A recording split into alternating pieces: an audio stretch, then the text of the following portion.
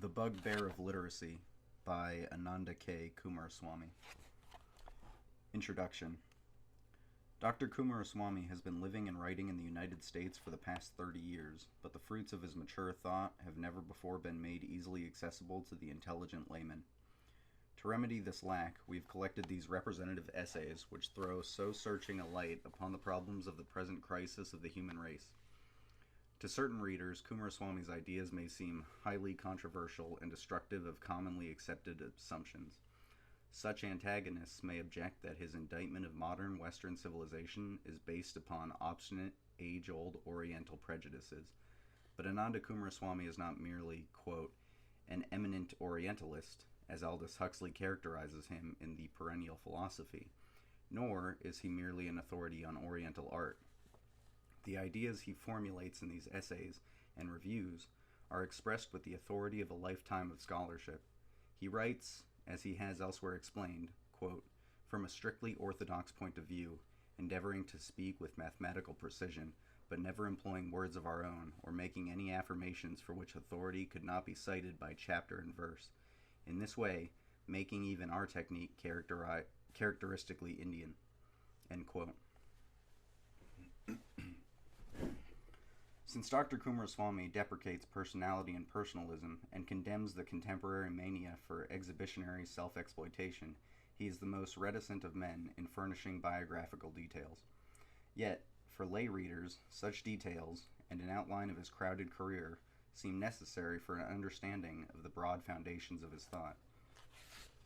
It may come as a surprise, for instance, to know that his mother was English, that he began his career as a geologist, a petrologist, that he holds a degree as a Doctor of Science from the University of London, and that though he is without doubt the most distinguished exponent of the Philosophia Perennis in the English-speaking world, he is by no means the advocate of the vague, synthetic, quote, theosophy vulgarized in our Western world, nor of that theory of, quote, reincarnation, meaning the return of deceased individuals to rebirth on this earth, which is popularly and erroneously associated in certain circles with Hindu, quote, philosophy.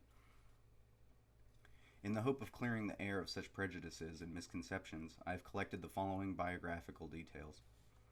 Ananda Kentish Coomaraswamy was born on August 22, 1877, in Colombo, Ceylon, the son of a distinguished Ceylonese gentleman, Sir Muthu Coomaraswamy, the first Hindu to have been called to the bar in London, and author of the first translation into English of a Pali Buddhist text.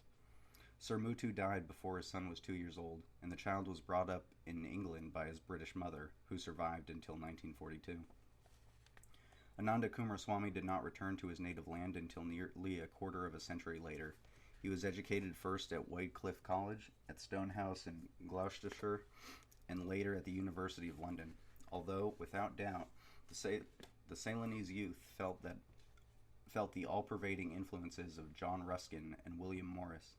In the awakening 90s, his deeper interests were focused upon science, in particular upon geology and mineralogy. At 22, he contributed a paper on Ceylon rocks and graphite to the Quarterly Journal of the Geological Society, and at 25, he was appointed director of the Mineralogical Survey of Ceylon. A few years later, his work on the geology of Ceylon won him the degree of Doctor of Science from the University of London. Life in Ceylon opened his eyes to the withering blight cast upon her native arts and crafts by the invasion of Occidental industrialism. Courageously and unequivocally, the young Coomaraswamy became the champion of those native cultures and handicrafts which were threatened with extermination by the proselytizing fury of Occidental civilization. Since 1917, Coomaraswamy has been with the Boston Museum of Fine Arts as a research fellow in Oriental art, building up its unsurpassed Department of Indian Art, collecting, interpreting, expounding to museum curators the traditional philosophy of life and the function of art in human society, demonstrating that all significant expressions, whether in the crafts or in games and other, quote, play, are varying dialects and symbolic activities of one language of the spirit. Coomaraswamy has been labeled as an expert in Oriental art, but his, quote, Orientalism has nothing in common with the pseudo-occultism and syncretic theosophistry that are volatilized by the self-appointed prophets of the, quote, cults. He likes to puncture the stereotyped fallacy of the, quote, mysterious and, quote, mystifying East, and has asserted that a faithful account of Hinduism might be attained by a categorical denial of most of the statements, for example, about, quote, reincarnation, that have been made about it not only by European scholars, but even by Indians trained in the contemporary skeptical and evolutionary habits of thinking. His pen is an instrument of precision.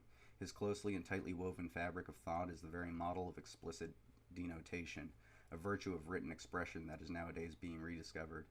For this scholar, the exegesis of ancient texts is above all else a scientific pursuit, considered as means to a more abundant life. He prides himself upon never introducing phrases of his own, and never makes any claims for which he cannot cite chapter and verse. His compact, condensed prose often presents a forbidding mosaic on the printed page, offering nothing in the way of enticement to slothful contemporary eyes, but challenging attention nonetheless because of its rigorous exactitude, like that of a mathematical demonstration. Not infrequently, matter that would suffice for a whole article is compressed into a footnote. But even when he is thus writing for scholars, it is certainly not only for scholars, and when expressly for those who are not scholars, he can, as the essays in the present collection show, write very simply, relegating footnotes to concluding pages where the reader can ignore them if he so desires. In the unfolding of this, quote, myriad-minded intellect, from geology to archaeology, and thence to all the arts and expressions, from the humblest to the highest aspirations of all mankind, one is tempted to find a parallel to Leonardo's universal interests. Beginning, as we have seen, with geology and mineralogy, Coomaraswamy's researches have become universal and all-embracing, ranging from philology in a dozen languages to music and iconography, and from the most ancient metaphysics to the most contemporary problems in politics, sociology, and anthropology. As an admirer has recently stated, quote, never has he had time for, nor interest in, presenting personal ideas or novel theories, so constantly and so tirelessly has he devoted his energies to the rediscovery of the truth and the relating of the principles by which cultures rise and fall, end quote. Nor does he ever compromise or pull his punches in stating these truths as he has discovered them. This courage is especially manifest in Coomaraswamy's essays devoted to art. He is today our most eloquent defender of the traditional philosophy of art, the doctrine exemplified in the artifacts that have come down to us from the Middle Ages and the Orient.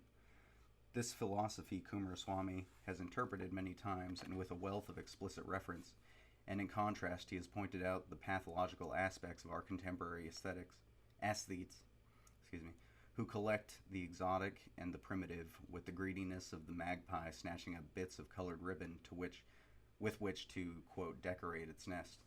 The arts of the great timeless tradition move ever from within outward and are never concerned merely with the idealization of objective fact. Modern art, on the other hand, has no resource or end beyond itself. It is too, quote, fine to be applied and too, quote, significant to mean anything precisely. For Coomaraswamy, as spokesman of tradition, quote, disinterested aesthetic contemplation, end quote, is a contradiction in terms and nonsense. The purpose of art has always been, and still should be, effective communication. But what, ask the critics, can works of art communicate? Quote, let us tell the painful truth, end quote. Coomaraswamy retorts, quote, that most of these works are about God, whom nowadays we never mention in polite society, end quote. One is reminded of the fact that our modern treatises on ukiyo-e, U-K-I-Y-O-Y-E, ukiyo-e, rarely mentions the heteri upon whose lives the great part of this art centers. Let me reread that sentence, because I butchered it.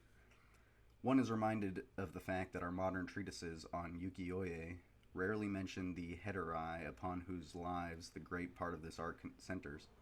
Youthful anthropologists like Deacon or Tom Harrison, retracing the continuous line sand drawings on a lonely beach of the New Hebrides, reenacting the dramenon of the last survivors of a forgotten culture in this process of feeling with, may come closer toward understanding alien races to the heart of true art than does the most ecstatic and hysterical of the Picassolators in a Picassolators in a 57th Street gallery for to understand and to appreciate the art of any people, one must become united with it in spirit. One must have learned to feel and to understand the cosmos as they have felt and understood it, never approaching them with condescension or contempt, or even with the sort of objectivity that, while it may succeed in depicting, always fails to interpret their works and days. This is not the place to enlarge upon these arresting and challenging ideas. If we are, quote, off the beam today in our, quote, appreciation of art, as Coomaraswamy diagnoses our current ailment, it may be, as he asserts, because we are living through, quote, one of the two most conspicuous ages of human decadence, end quote, that first being the late classical. Narcissistic exhibitionism and magpie aestheticism, with its greedy acquisition of the irrelevant, are but twin symptoms of our cultural schizophrenia. The manufacture of, quote, art in studios, coupled with the artless facture of the things that are made in factories, represents for him a reduction of the standard of living to subhuman levels. The coincidence of beauty and utility, significance and aptitude, must determine all human values. Artifacts serving such values are possible only in a cooperative society of free and responsible craftsmen, a vocational society in which men are free to be concerned with the good of the work to be done, and individually responsible for its quality. Coomaraswamy's ideas on art may be studied in, quote, Why Exhibit Works of Art, and Figures of Speech or Figures of Thought. Now this traditional philosophy as art is integrated with the whole traditional philosophy of human society, or in other words, and as the readers of the following essays will learn, with the concept of a kingdom of God on earth. Coomaraswamy's work is a monumental achievement in integration. He has become the foremost exponent of the Philosophia Perennis of St. Augustine's, quote, wisdom uncreate, the same now that it ever was, and the same to be forevermore, end quote. Across far continents and over centuries and millennia of recorded and unrecorded time, this doctrine speaks in varying dialects, but with a single voice. It is the Sanatana Dharma, the Hagia Sophia, the, quote, justice or, quote, righteousness of the tradition, unanimous and universal. All of Coomaraswamy's, quote, myriad-minded, end quote, concentration, together with an almost fabulous self-discipline and purposive drive, have been yoked together to demonstrate the single voice of human aspiration. It is we, the contemporaries, with our genius for fission and division, who are lost. Nous sommes les égarés. We are at war with ourselves, as Coomaraswamy insists at the end of his compact essay on René Guénon, quote, and therefore at war with one another. Western man is unbalanced, and the question, can he recover himself, is a very real one, end quote. Coomaraswamy's essay on Guénon, included in this book, may be studied as a model of his precision, accuracy, and mathematical brevity. Within the space of a few pages, we are presented with a complete and accurate guide to the intellectual career of one of the most arresting and most significant of contemporary thinkers. This introduction to Guénon is worth the price of admission, for the author of The Reign of Quantity, of East and West, and The Crisis of the Modern World seems to have been, for the American public at least, one of the casualties of the war. It is reassuring to know that the Etudes Traditionales, the monthly periodical for which many years had been the vehicle of Guénon's expression, has now resumed publication, and La Règne de la Quantité has appeared in book form in Paris, The Reign of Quantity. I can only hope that the present volume may open the door, to some readers at least, to a whole new realm of thought, new in quotes, as did my belated discovery of Coomaraswamy some years ago. Even his footnotes contain more provocative reading and point the way to more explorations and discoveries than one can ever find in any of the standard brand, ready-made, ready-to-wear opinions proffered in many noisily advertised bestsellers. Robert Allerton Parker, New York, March 1946.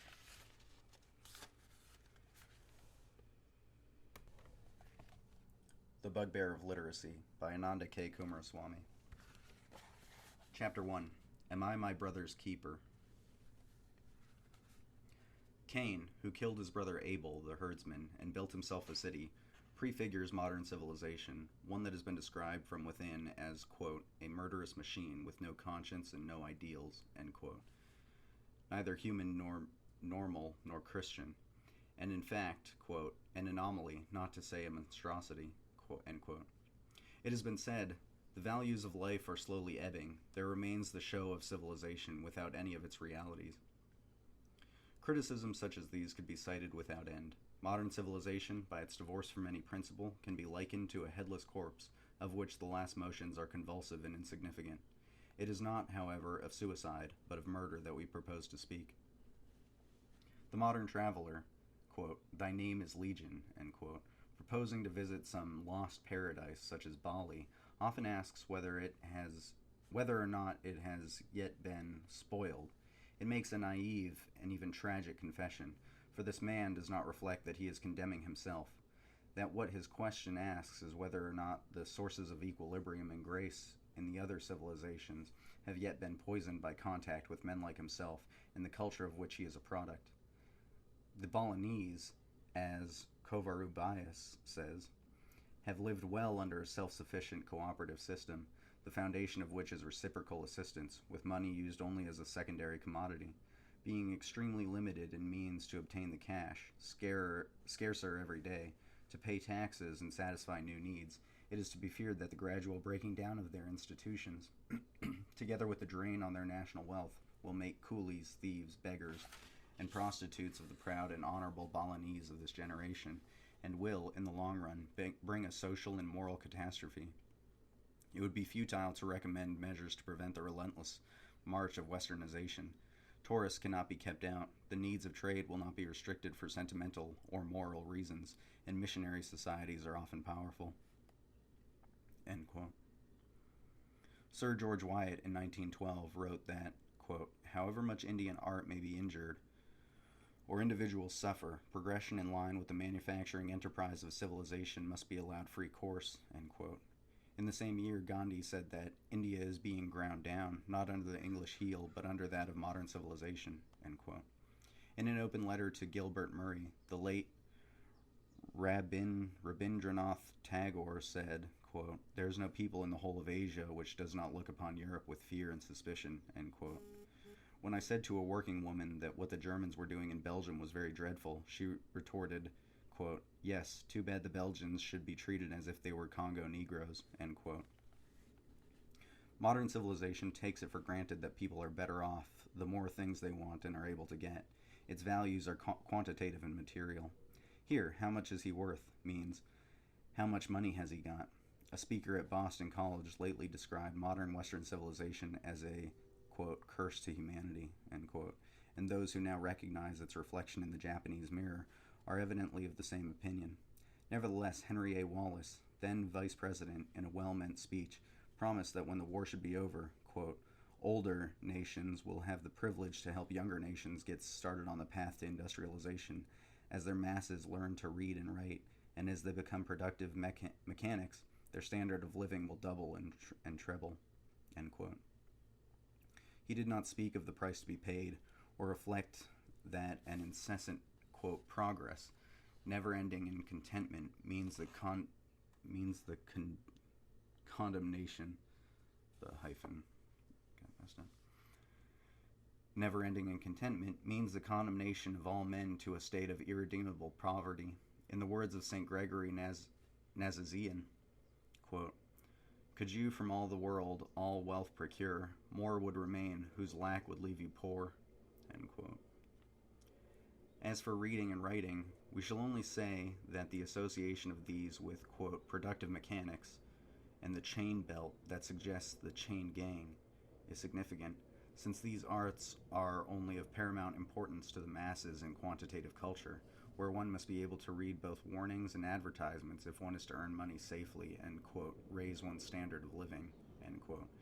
If reading and writing are to enable the Indian and Chinese masses to read what the Western proletariat reads, they will remain better off, from any cultural point of view, with their own more classical literature, of which all have oral knowledge, and to add that it is still true that, as Sir George Birdwood wrote in 1880, quote, our education has destroyed their love of their own literature. their delight in their own arts, and, worst of all, their repose in their own traditional and national religion. It has disgusted them with their own homes, their parents, their sisters, their very wives. It has brought discontent into every family so far as its baneful influences have reached." End quote. Systems of education should be extensions of the cultures of the people concerned, but of these the Western educator knows little and cares less. For example, O.L. Reiser assumed that, after the war, American ideals and policies, so far from allowing for other people's cultural self-determination, would dominate the world, and that all divergent religions and philosophies could and should be discarded in favor of the, quote, scientific humanism, which should now become the, quote, religion of humanity. We can only say that if Western races are in the future to do anything for the peoples whose cultures have been broken down in the interests of commerce and, quote, religion, they must begin by renouncing what has been aptly called their, quote, proselytizing fury. "Hypocrites, for ye compass sea and land to make one proselyte," end quote. It is overlooked that while many Asiatic peoples, for reasons sufficiently obvious, are inadequately provided with the necessities of life, this is by no means true of all Asiatic peoples. In any case, it is overlooked that it is a basic Asiatic conception that, given the necessaries of life, it is a fallacy to suppose that the further we can go beyond that, the better. Where the European seeks to become economically independent in old age, the Indian map of life proposes for old age an independence of economics, the, quote, guinea pigs of a well-known book. In other words, you and I, whose wants are perpetually exacerbated by the sight and sound of advertisements, it has been recognized that, quote, whole industries are pooling their strength to ram home a higher standard of living, end quote, have been compared by an Indian writer to another animal, quote, the donkey before which the driver has dangled a much coveted carrot hanging from a stick fastened to its own harness. The more the animal runs to get at the carrot, the further is the cart drawn, end quote. For example, the higher the dividends paid. We are the donkey, the manufacturer, the driver, and this situation pleases us so well that we, in the kindness of our hearts, would like to make donkeys also of the Balinese, at the same time that we ask, quote, have they been spoiled yet? Spoiled means degraded, but the word also has another sinister meaning, that of, quote, plundered, and there are ways of life as well as material goods of which one can be robbed. Let us make it clear that if we approach the problem of intercultural relationships largely on the ground of art, it is not with the special modern and aesthetic or sentimental concept of art in mind, but from that Platonic and once universally human point of view in which art is the principle of manufacture and nothing but the science of the making of things, whatever for man's good use, physical and metaphysical, and in which, accordingly, agriculture and cookery, weaving and fishing are just as much arts as painting and music. However strange this may appear to us, let us remember that we cannot pretend to think for others unless we can think with them. In these contexts, then, art involves the whole of the active life and presupposes the contemplative. The disintegration of a people's art is the destruction of their life, by which they are reduced to the proletarian status of hewers of wood and drawers of water, in the interests of a foreign trader, whose is the profit. The employment of Malays on rubber estates, for example, in no way contributes to their culture, and certainly cannot have made them our friends. They owe us nothing. We are irresponsible in a way that Orientals are not yet, for the most part, irresponsible. Let me illustrate what I mean by responsibility. I have known Indians who indignantly refused to buy shares in a profitable hotel company because they would not make money out of hospitality, and an Indian woman who refused to buy a washing machine because then, quote, what would become of the washerman's livelihood, end quote. For an equal sense of responsibility in a European, I can cite the infinite pains that Marco Pallas took in selecting gifts for his Tibetan friends, not to choose anything that might tend towards a destruction of the quality of their standard of living. The modern world has, in fact, as was recently remarked by Aldous Huxley, abandoned the concept of right livelihood, according to which a man could not be considered a Christian in good standing if he made his living by usury or speculation, or considered a Buddhist if he made his living by the manufacture of weapons or of intoxicating drinks. And as I have said elsewhere, if there are any occupations that are not consistent with human dignity or manufactures, however profitable, that are not of real goods, such occupations and manufactures must be abandoned by any society that has in its view the dignity of all its members. It is only when measured in terms of dignity, and not merely in terms of comfort, that a, quote, standard of living can properly be called high. The bases of modern civilization are to such a degree rotten to the core that it has forgotten, even by the learned, that man ever attempted to live otherwise than by bread alone. It had been assumed by Plato that, quote, it is contrary to the nature of the arts to seek the good of anything but their object, end quote. And by St. Thomas Aquinas that, quote, the craftsman is naturally inclined by justice to do his work faithfully, end quote. To what a level industrialism must have lowered the workman's sense of honor and natural will to do a good job if, in a reference to the mechanics and groundmen who make and service airplanes, Gilbert Murray could propound that it is, quote, a quite wonderful fact that masses of men have been made so trustworthy and reliable, end quote, and could say that, quote, it is the age of machines that, for the first time in history, has made them so, end quote. That was a part of his apology for Western civilization in an open letter to Rabindranath Tagore. All that this cock and bull airplane story really means, of course, is that where production is really for use and not mainly or only for profit, the workman is still, quote, naturally inclined to do his work faithfully, end quote.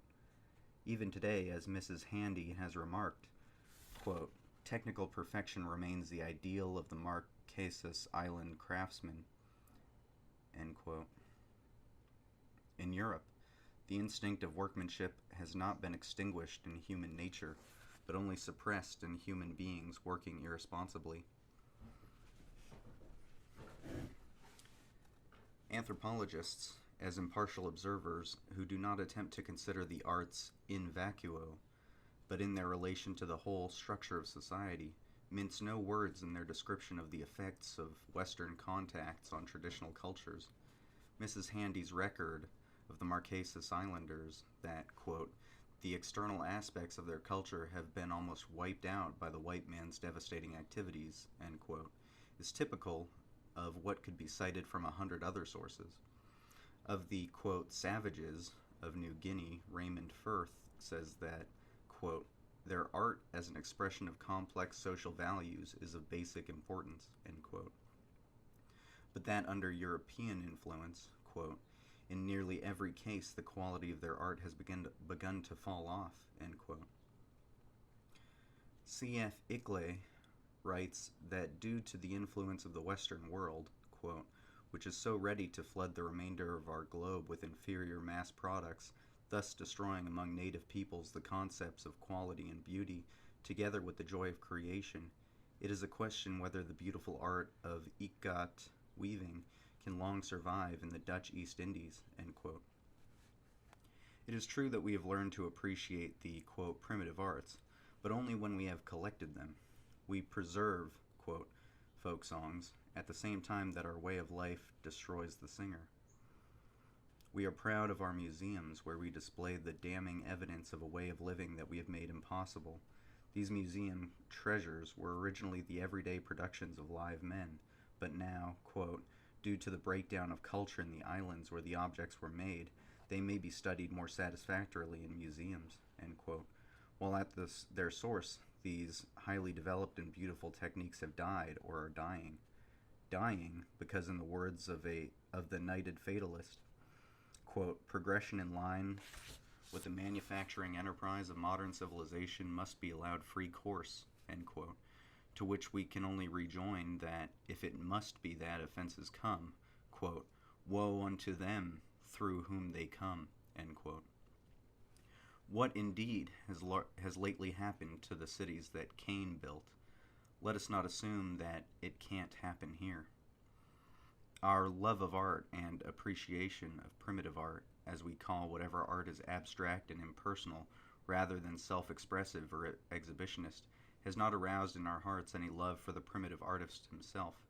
a more loveless and at the same time more sentimentally cynical culture than that of modern Europe and America, it would be impossible to imagine.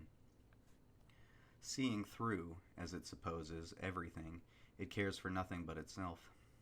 The passionless reason of its objective scholarship, applied to the study of what men have believed, is only a sort of frivolity in which the real problem, that of knowing what should be believed, is evaded.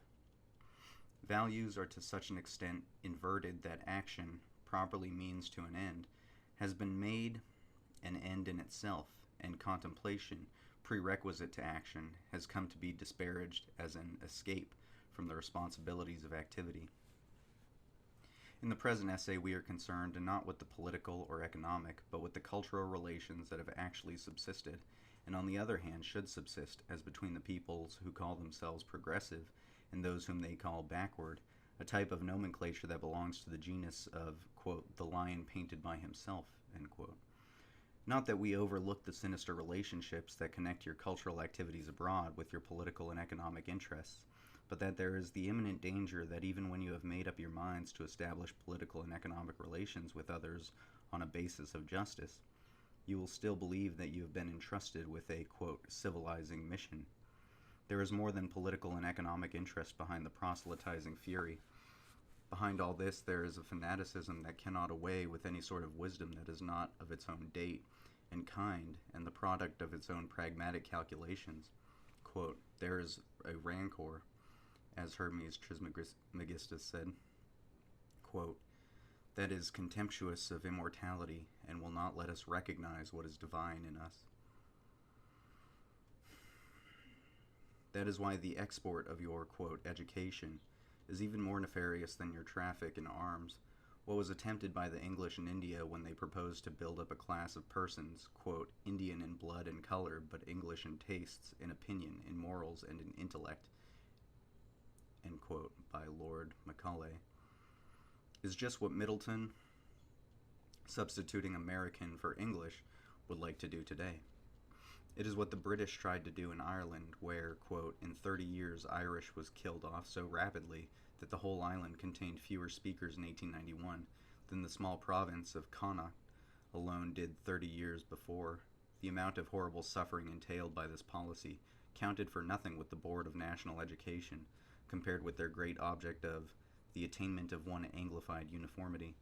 The children are taught, if nothing else, to be ashamed of their own parents, ashamed of their own nationality, ashamed of their own names, end quote.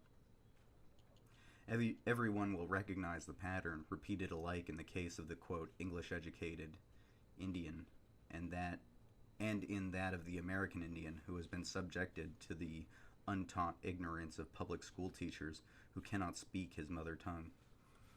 Such are the fruits of, quote, civilization, and the fruit betrays the tree. All that can only be atoned for by repentance, recantation, and restitution. Of these, the last is a virtual impossibility. The fallen redwood cannot be replanted. A traditional culture still, however, survives precariously in unspoiled oases, and the least that we can say to the modern world is this: whatever else you dispense in wars of pacification or by way of peaceful penetration, be good enough to reserve your college education and your finishing schools for home consumption. What you call your civilizing mission is, in our eyes, nothing but a form of megalomania. Whatever we need to learn from you, we shall come to ask you for as the need is felt. At the same time, if you choose to visit us, you will be welcome guests, and if there is anything of ours that you admire, we shall say, it is yours. For the rest, it is much more for its own sake than in order to make restitution that the modern world must, quote, change its mind, or repent, end quote. For, as Philosophia said to Boethius in his distress, quote, you have forgotten who you are, end quote. But how can this, quote, reasoning immortal animal, end quote, this extroverted mentality, be awakened, reminded of itself, and converted from its sentimentality and its sole reliance on estimative knowledge to the lack of the intellect? How can this world be given back its meaning? Not, of course, by a return to the outward forms of the Middle Ages, nor, on the other hand, by assimilation to any surviving, Oriental or other, pattern of life. But why not by a recognition of the principles on which the patterns were based? These principles, on which the, quote, unspoiled life of the East is still supported, must at least be grasped, respected, and understood if ever the Western provincial is to become a citizen of the world. Even the goodness of the modern world is unprincipled. Its, quote, altruism is no longer founded on a knowledge of the self, of all beings, and therefore in the love of self, with a capital S, but only on selfish inclination. And what of those who are not inclined to be unselfish? Is there any intellectual standard by which they can be blamed? If ever the gulf between East and West, of which we are made continually more aware as physical intimacies are forced upon us, is to be bridged, it will only be by an agreement on principles, and not by any participation in common forms of government or methods of manufacture and distribution. It is not, as Kierkegaard said, new forms of government, but another Socrates that the world needs. A philosophy identical with Plato's is still a living force in the East. We called the modern world a headless body. In the Eastern books there is a teaching how to put heads on bodies again. It is one of sacrifice and of preoccupation with realities, outwardly a right and inwardly a being born again. To propose an agreement on principles does not involve or imply that the Western world should be orientalized. Propaganda is out of the question as between gentlemen, and everyone must make use of the forms appropriate to his own psychophysical constitution. It is the European that wants to practice yoga. The Oriental points out that he is already contemplative disciple. Let me repeat that again. It is the European that wants to practice yoga. The Oriental points out that he is already contemplative disciplines of his own. What is implied is that a recognition of the principles by which the East still lives, and which can, therefore, be seen in operation, and few will question that peoples as yet unspoiled are happier than those that have been spoiled, could lead the modern, quote, world of impoverished reality, end quote, in which it is maintained that, quote, such knowledge as is not empirical is meaningless, end quote, back to the philosopher who denied the dependence of knowledge on sensation and maintained that all learning is recollection. They cannot help us who, in the words of Plato, quote, think that nothing is except what they can grasp firmly with their hands, end quote. I repeat what I have said elsewhere, that the European for his own sake and all men's sake in a future world must not only cease to harm and exploit the other peoples of the world, but must also give up the cherished and flattering belief that he can do them any good otherwise than by being good himself. I am far from believing that the European is incapable of goodness. In conclusion, let me say that the few European workers in the Eastern field to whom my criticisms do not apply will be the last to disagree with them. Also, that what I have been saying is not what you will hear from the already English-educated and too often spoiled Orientals with whom you are able to converse. I am speaking for a majority, literate and illiterate, that is not vocal, partly by inclination, and partly because, in more than one sense, they do not speak your language. I am speaking for those who once before, quote, bowed low before the West in patient, deep disdain, end quote, and are not less a power today because you cannot know or hear them. Chapter 2. The Bugbear of Literacy. It was possible for Aristotle, starting from the premise that a man, being actually cultured, may also become literate, to ask whether there is a necessary or merely an accidental connection of literacy with culture. Such a question can hardly arise for us, to whom illiteracy implies, as a matter of course, ignorance, backwardness, unfitness for self-government. For us, unlettered peoples are uncivilized peoples, and vice versa. As a recent publisher's blurb expresses it, quote, the greatest force in civilization is the collective wisdom of a literate people, end quote. There are reasons for this point of view. They inhere in the distinction of a people or folk from a proletariat, that of a social organism from a human ant heap. For a proletariat, literacy is a practical and cultural necessity. We may remark in passing that necessities are not always goods in themselves. Out of their context, some, like wooden legs, are advantageous only to men already maimed. However that may be, it remains that literacy is a necessity for us, and from both points of view. Number one, because our industrial system can only be operated and profits can only be made by men provided with at least an elementary knowledge of the 3 R's. And number two, because where there is no longer any necessary connection between one's skill, now a time-saving economy of motion rather than a control of the product, and one's wisdom, the possibility of culture depends so much on our ability to read the best books. We say possibility here because whereas the literacy actually produced by compulsory mass education often involves little or no more than an ability and the will to read the newspapers and advertisements, an actually cultured man under these conditions will be one who has studied many books in many languages, and this is not a kind of knowledge that can be handed out to everyone under compulsion, even if any nation could afford the needed quantity and quality of teachers, or that could be acquired by everyone, however ambitious. We have allowed that in industrial societies, where it is assumed that man is made for commerce and where men are cultured, if at all, in spite of rather than because of their environment, literacy is a necessary skill. It will naturally follow that if, on the principle that misery loves company, we are planning to industrialize the rest of the world, we are also in duty bound to train it in basic English, or words to that effect. American is already a language of exclusively external relationships, a tradesman's tongue, lest the other peoples should be unable to compete effectively with us. Competition is the life of trade, and gangsters must have rivals. In the present article, we are concerned with something else, viz. the assumption that, even for societies not yet industrialized, literacy is, quote, an unqualified good and an indispensable condition of culture, end quote. The vast majority of the world's population is still unindustrialized and unlettered, and there are peoples still unspoiled, in the interior of Borneo, for example, but the average American who knows of no other way of living than his own judges that, quote, unlettered means, quote, uncultured, as if this majority consisted only of a depressed class in the context of his own environment. It is because of this, as well as for some meaner reasons, not unrelated to, quote, imperial interests, that when we propose not merely to exploit, but also to educate, quote, the lesser breeds without the, for example, R, law, end quote, we inflict upon them profound and often lethal injuries. We say lethal rather than fatal here, because it is precisely a destruction of their memories that is involved. We overlook that, quote, education is never creative, but a two-edged weapon, always destructive, whether of ignorance or of knowledge depending upon the educator's wisdom or folly.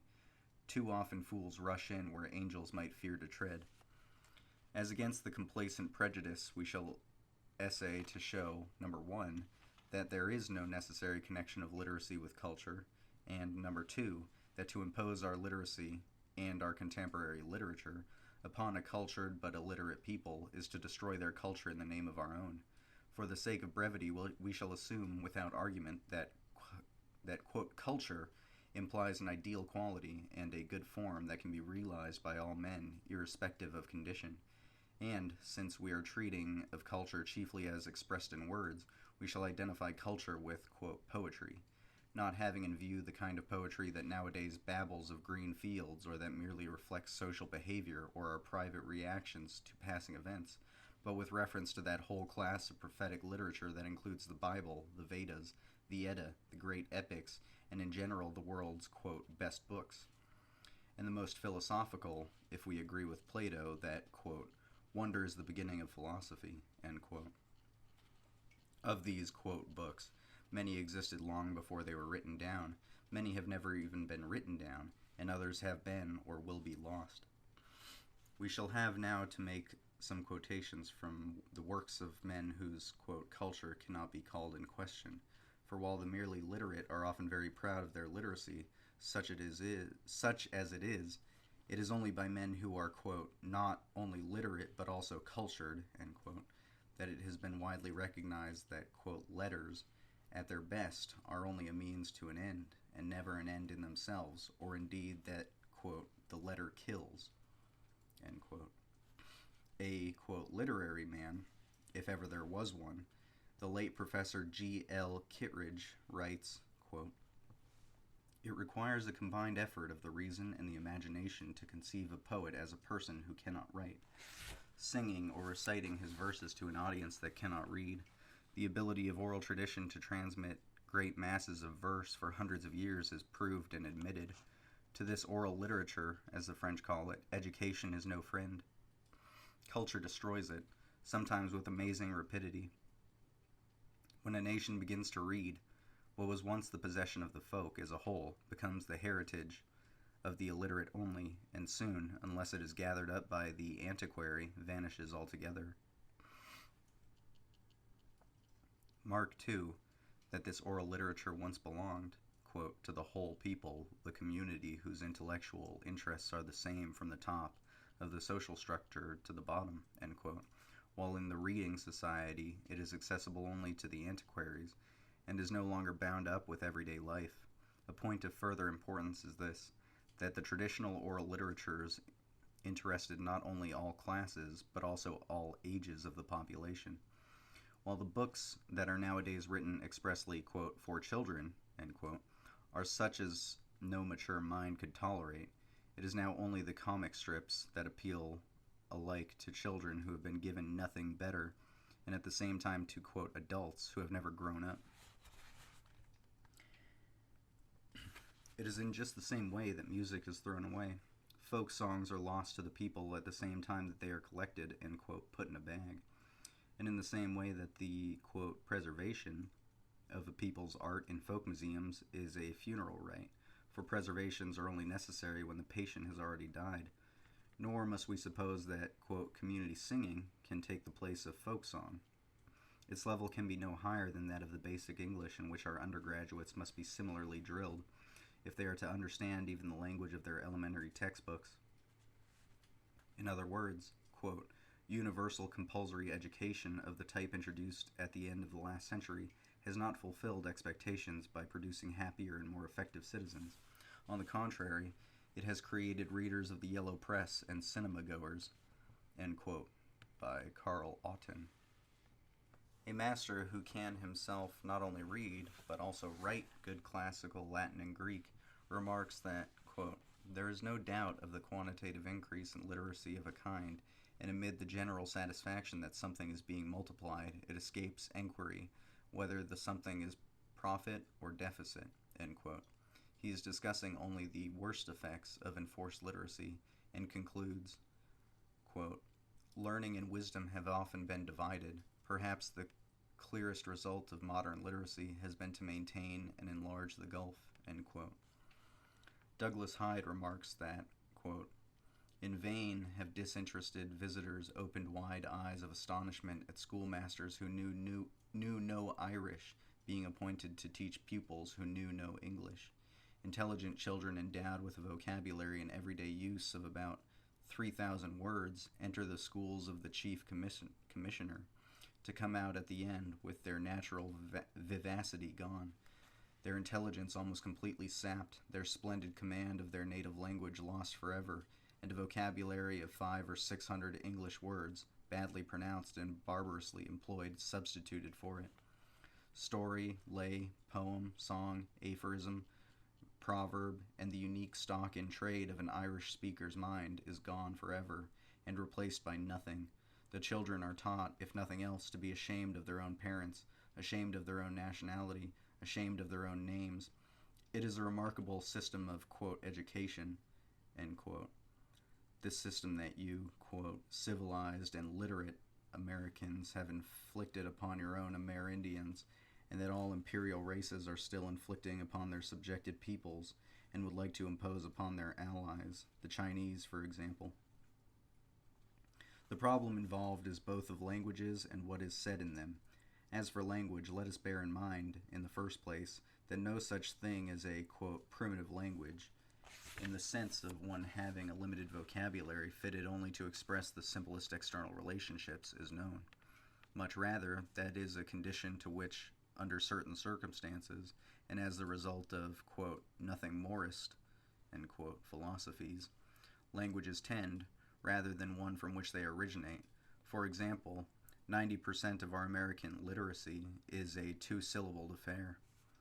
In the 17th century, Robert Knox said of the Sinhalese that, quote, their ordinary ploughmen and husbandmen do speak elegantly and are full of compliment, and there is no difference of ability in speech of a countryman and a courtier, end quote. Abundant testimony to the like effect would be cited from all over the world. Thus, of Gaelic, J.F. Campbell wrote, quote, I am inclined to think that dialect is the best which is spoken by the most illiterate in their islands, men with clear heads and wonderful memories, generally very poor and old, living in remote corners of remote islands and speaking only Gaelic, end quote.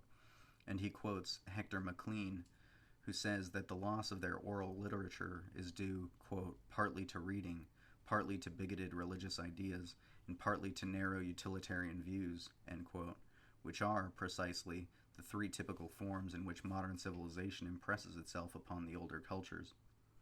Alexander Carmichael says that, quote, the people of Lews, Lews, like the people of the highlands and islands generally, carry the scriptures in their minds and apply them in their speech.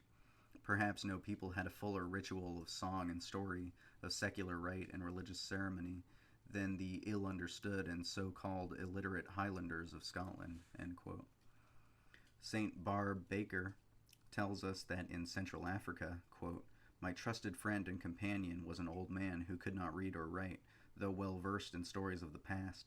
The old chiefs listened enthralled. Under the present system of education, there is a grave risk that much of this may be lost, end quote. W.G. Archer points out that, quote, unlike the English system, in which one could pass one's life without coming into contact with poetry, the Urayon tribal system uses poetry as a vital appendix to dancing, marriages, and the cultivation of a crop, functions in which all Urayons join as part of their tribal life, end quote, adding that, quote, if we have to single out the factor which caused the decline of English village culture, we should have to say it was literacy, end quote. In an older England, as Prior and Gardiner remind us, quote, even the ignorant and unlettered man could read the meaning of sculptures that now only trained archaeologists can interpret, end quote. The anthropologist Paul Radin points out that, quote, the distortion in our whole psychic life and in our whole a perception of the external realities produced by the invention of the alphabet, the whole tendency of which has been to elevate thought and thinking to the rank of the exclusive proof of all verities, never occurred among primitive peoples, end quote, adding that, quote, it must be explicitly recognized that in temperament and in capacity for logical and symbolical thought, there is no difference between civilized and primitive man, end quote, and as to, quote, progress, that none in ethnology will ever be achieved, quote, until scholars rid themselves once and for all of the curious notion that everything possesses an evolutionary history, until they realize that certain ideas and certain concepts are as ultimate for man, end quote, as his physical constitution. Quote, the distinction of peoples in a state of nature from civilized peoples can no longer be maintained, end quote. We have so far considered only the dicta of literary men. A really, quote, savage situation and point of view are recorded by Tom Harrison from the New Hebrides. Quote, the children are educated by listening and watching. Without writing, memory is perfect, tradition exact. The growing child is taught all that is known. Intangible things cooperate in every effort of making, from conception to canoe building. Songs are a form of storytelling. The layout and content in the 1,000 myths which every child learns, often word perfect and one story may last for hours, are a whole library. The hearers are held in a web of spun words, end quote. They converse together, quote, with that accuracy and pattern of beauty in words that we have lost, end quote. And what do they think of us? Quote, the natives easily learn to write after white impact. They regard it as a curious and useless performance. They say, cannot a man remember and speak? End quote. They consider us mad and may be right. When we set out to educate the South Sea Islanders, it is generally in order to make them more useful to ourselves. This was admittedly the beginning of English education in India, or to convert them to our way of thinking, not having in view to introduce them to Plato. But if we or they should happen upon Plato, it might startle both to find that their protest, quote, cannot a man remember, end quote, is also his. For, he says, quote, this invention of letters will produce forgetfulness in the minds of those who learn to use it, because they will not exercise their memory. Their trust in writing, produced by external characters which are no part of themselves, will discourage the use of their own memory within them. You have invented an elixir not of memory, but of reminding, and you offer your pupils the appearance of wisdom, not true wisdom, for they will read many things without teaching, and will therefore seem to know many things. When they are, for the most part, ignorant and hard to get along with, since they are not wise, but only wise acres. End quote.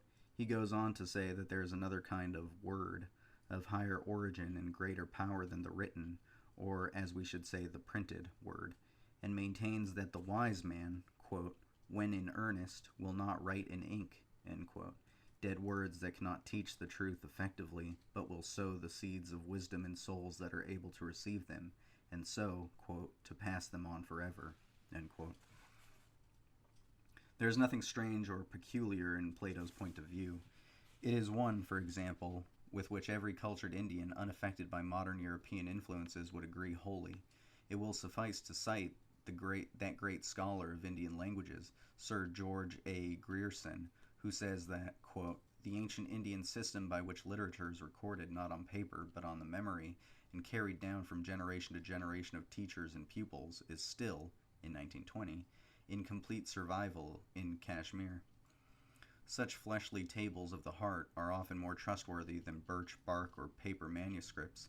The reciters, even when learned pandits, take every care to deliver the messages word for word, and records taken down from professional storytellers are thus, quote, in some respects more valuable than any written manuscript, end quote. From the Indian point of view, a man can only be said to know what he knows by heart. What he must go to a book to be reminded of, he merely knows of. There are hundreds of thousands of Indians even now who daily repeat from knowledge by heart either the whole or some large part of the Bhagavad Gita. Others more learned can recite hundreds of thousands of verses of longer texts. It was from a traveling village singer in Kashmir that I first heard sung the odes of the classical Persian poet Jalaluddin Rumi. From the earliest times, Indians have thought of the learned man not as one who has read much, but as one who has been profoundly taught. It is much rather from a master than from any book that wisdom can be learned. We come now to the last part of our problem, which has to do with the characteristic preoccupations of the oral and the written literature. For although no hard and fast line can be drawn between them, there is a qualitative and thematic distinction, as between literatures that were originally oral and those that are created, so to speak, on paper. Quote, in the beginning was the word, end quote. The distinction is largely of poetry from prose and myth from fact. The quality of oral literature is essentially poetical, its content essentially mythical, and its preoccupation with the spiritual adventures of heroes. The quality of originally written literature is essentially prosaic, its content literal, and its preoccupation with secular events and with personalities. In saying poetical, we mean to imply mantic, and are naturally taking for granted that the poetic is a literary quality and not merely a literary versified form. Contemporary poetry is essentially and inevitably of the same caliber as modern prose. Both are equally opinionated, and the best in either embodies a few, quote, happy thoughts, rather than any certainty. As a famous gloss expresses it, quote, unbelief is for the mob, end quote. We who call an art significant, knowing not of what, are also proud to, quote, progress. we know not whither. Plato maintains that one who is in earnest will not write, but teach, and that if the wise man writes at all, it will be either only for amusement, mere belles lettres, or to provide reminders for himself when his memory is weakened by old age. We know exactly what Plato means by the word in earnest. It is not about human affairs or personalities, but about the eternal verities, the nature of real being, and the nourishment of our immortal part, that the wise man will be in earnest. Our mortal part can survive, quote, by bread alone, but it is by the myth that our inner man is fed. Or, if we substitute for the true myths, the propagandist myths of race, uplift, progress, and civilizing mission, the inner man starves. The written text, as Plato says, can serve those whose memories have been weakened by old age. Thus, it is that in the senility of culture we have found it necessary to preserve the masterpieces of art in museums, and at the same time to record in writing and also to preserve, if only for scholars, as much as can be collected of oral literatures that would otherwise be lost forever, and this must be done before it is too late. All serious students of human societies are agreed that agriculture and handicraft are essential foundations of any civilization, the primary meaning of the word being that of making a home for oneself. But, as Albert Schweitzer says, quote, we proceed as if not agriculture and handicraft, but reading and writing were the beginning of civilization, and from schools, which are mere copies of those of Europe, they, the natives, are turned out as, quote, educated persons, that is, who think themselves superior to manual work and want to follow only commercial or intellectual callings. Those who go through the schools are mostly lost to agriculture and handicraft, end quote. As that great missionary Charles Johnson of Zululand also said, quote, the central idea of the mission schools was to prize individuals off the mass of the national life, end quote. Our literary figures of thought, for example, the notions of culture, analogous to agriculture, wisdom, originally skill, and asceticism, originally hard work, are derived from the productive and constructive arts. For, as Saint Bonaventura says, quote, there is nothing therein which does not bespeak a true wisdom, and it is for this reason that Holy Scripture very properly makes use of such similes, end quote. In normal societies, the necessary labors of production and construction are no mere jobs, but also rites, and the poetry and music that are associated with them are a kind of liturgy. The lesser mysteries of the crafts are a natural preparation for the greater mysteries of the kingdom of heaven.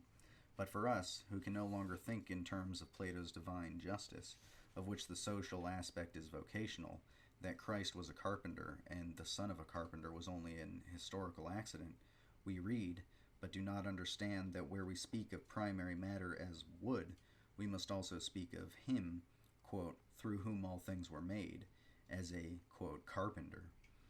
At the best, we interpret the classical figures of thought, not in their universality, but as figures of speech invented by individual authors.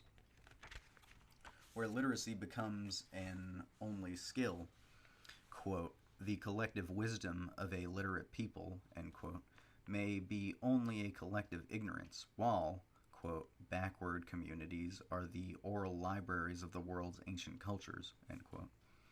The purpose of our educational activities abroad is to assimilate our pupils to our ways of thinking and living. It is not easy for any foreign teacher to acknowledge Ruskin's truth, that there is one way only to help others, and that is not to train them in our way of living, however bigoted our faith in it may be, but to find out what they have been trying to do and were doing before we came, and if possible, help them to do it better. Some Jesuit missionaries in China are actually sent to remote villages and required to earn their living there by the practice of an indigenous craft for at least 2 years before they are allowed to teach at all. Some such condition as this ought to be imposed upon all foreign teachers, whether in mission or government schools. How dare we forget that we are dealing with peoples, quote, whose intellectual interests are the same from the top of the social structure to the bottom, end quote, and for whom our unfortunate distinctions of religious from secular learning, fine from applied art, and significance from use have not yet been made? When we have introduced these distinctions and have divided and, quote, educated, unquote, from a still, quote, illiterate class, it is to the latter that we must turn if we want to study the language, the poetry, and the whole culture of these peoples before it is too late. In speaking of a proselytizing fury in a former article, I had not only in view the activities of professed missionaries, but more generally those of everyone bent by the weight of the white man's burdens and anxious to confer the, quote, blessings of our civilization upon others. What lies below this fury, of which our punitive expeditions and, quote, wars of pacification, end quote, are only more evident manifestations?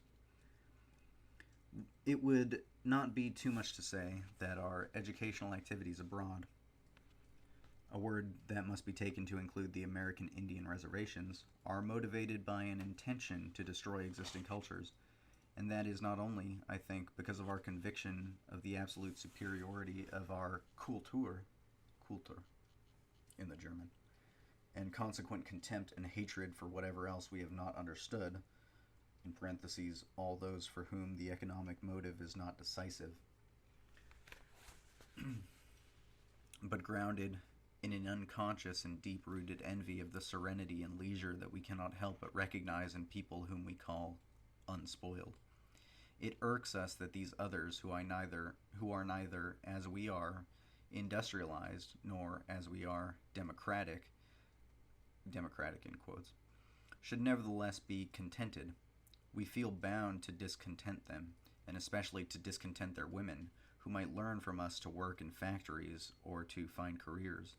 I use the word Kultur deliberately just now because there is not much real difference between the Germans' will to enforce their culture upon the backward races of the rest of Europe and our determination to enforce our own upon the rest of the world.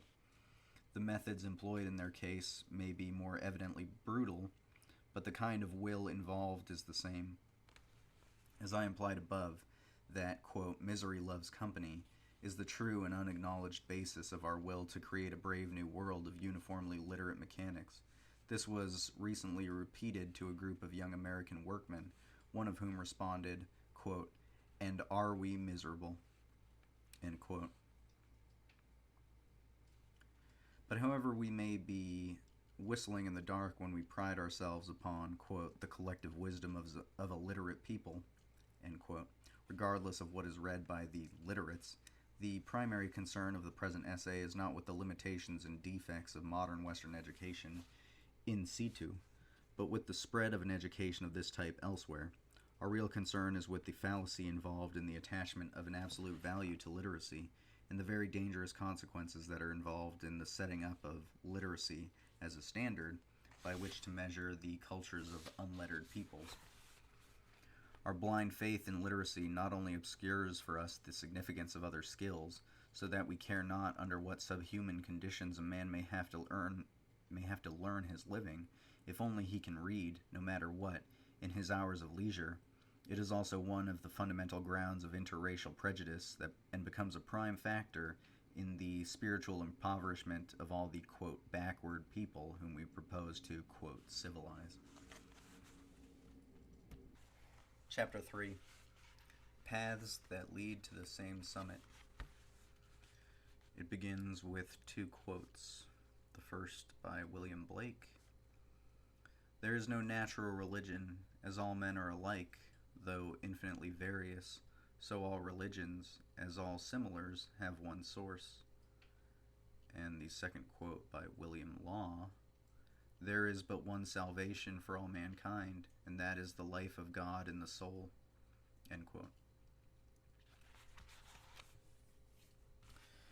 The constant increase of contacts between ourselves, who for the purposes of the present essay may be assumed to be Christians, and other peoples who belong to the great non-Christian majority, has made it more than ever before an urgent necessity for us to understand the faiths by which they live.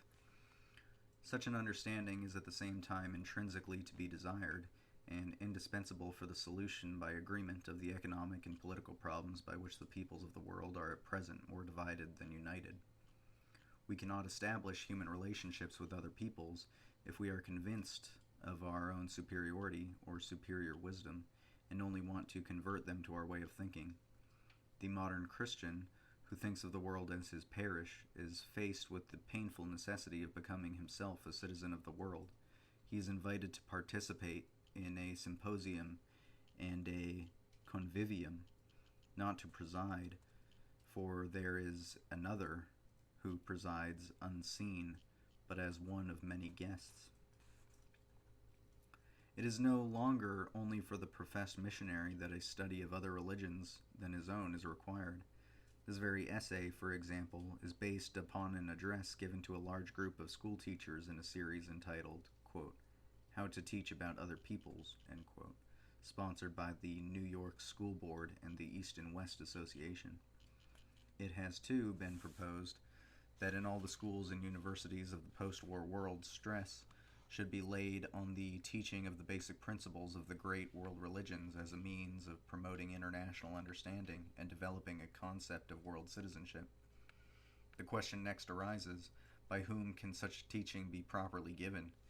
It will be self-evident that no one can have understood and so be qualified to teach a religion who is opposed to all religion. This will rule out the rationalist and scientific humanist, and ultimately all those whose conception of religion is not theological but merely ethical. The obvious ideal would be for the great religions to be taught only by those who confess them, but this is an ideal that can only be realized, for the present, in our larger universities. It has been proposed to establish a school of this kind at Oxford. As things are, a teaching about other than Christian faiths is mainly given in theological seminaries and missionary colleges by men who do not believe that Christianity is the only true faith, who approve of foreign missions, and who wish to prepare the missionary for his work. Under these conditions, the study of comparative religion necessarily assumes a character quite different from that of other disciplines. It cannot but be biased. It is obvious that if we are to teach at all, it should be our intention to communicate only truth, but where a teaching takes for granted that the subject matter to be dealt with is intrinsically of inferior significance, and the subject is taught not con amore, but only to instruct the future schoolmaster in the problems that he will have to cope with, one cannot but suspect that at least a part of the truth will be suppressed, if not intentionally, at least unknowingly. If comparative religion is to be taught as other sciences are taught, the teacher must surely have recognized that his own religion is only one of those that are to be, quote, compared. He may not expound any pet theories of his own, but is to present that truth without bias, to the extent that it lies in his power. In other words, it will be, quote, necessary to recognize that those institutions which are based on the same premises, let us say the supernatural, must be considered together, our own amongst the rest, end quote. Whereas, quote, today, whether it is a question of imperialism or of race prejudice or of a comparison between Christianity and paganism, we are still preoccupied with the uniqueness of our own institutions and achievements, our own civilization, end quote. One cannot but ask whether the Christian whose conviction is ineradicable, that his is the only true faith, can conscientiously permit himself to expound another religion, knowing that he cannot do so honestly. We are then, in proposing to teach about other peoples, faced with the problem of tolerance. The word is not a pretty one. To tolerate is to put up with, endure, or suffer the existence of what are or appear to be other ways of thinking than our own.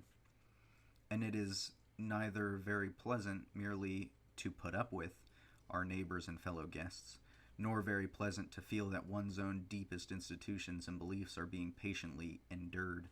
Moreover, if the Western world is actually more tolerant today than it was some centuries ago, or has been since the fall of Rome, it is largely because men are no longer sure that there is any truth of which can be certain, and are inclined to the, quote, democratic belief that one man's opinion is as good as another's, especially in the field of politics, art, and religion. Tolerance, then, is a merely negative virtue, demanding no sacrifice of spiritual pride and involving no abrogation of our sense of superiority. It can be commended only insofar as it means that we shall refrain from hating or persecuting others who differ or seem to differ from ourselves in habit or belief. Tolerance still allows us to pity those who differ from ourselves and are consequently to be pitied. Tolerance, carried further, implies indifference and becomes intolerable. Our proposal is not that we should tolerate heresies, but rather come to some agreement about the truth. Our proposition is that the proper objective of an education in comparative religion should be to enable the pupil to discuss with other believers the validity of particular doctrines, leaving the problem of the truth or falsity, superiority or inferiority of whole bodies of doctrine in abeyance until we have had at least an opportunity to know in what respects they really differ from one another, and whether in essentials or in accidentals. We take it for granted, of course, that they will inevitably differ accidentally, since, quote, nothing can be known except in the mode of the knower, end quote. One must at least have been taught to recognize equivalent symbols, for example, rose and lotus, Rosa Mundi and Padmavati, that Soma is the, quote, bread of water and life, end quote, or that the capital maker of all things is by no means accidentally, but necessarily a, quote, carpenter, wherever the material of which the world is made is Heilig. The proposed objective has this further and immediate advantage that it is not in conflict with even the most rigid Christian orthodoxy. It has never been denied that some truths are embodied in the pagan beliefs, and even St. Thomas Aquinas was ready and willing to find in the works of the pagan philosophers, quote, extrinsic and probable proofs, end quote, of the truths of Christianity.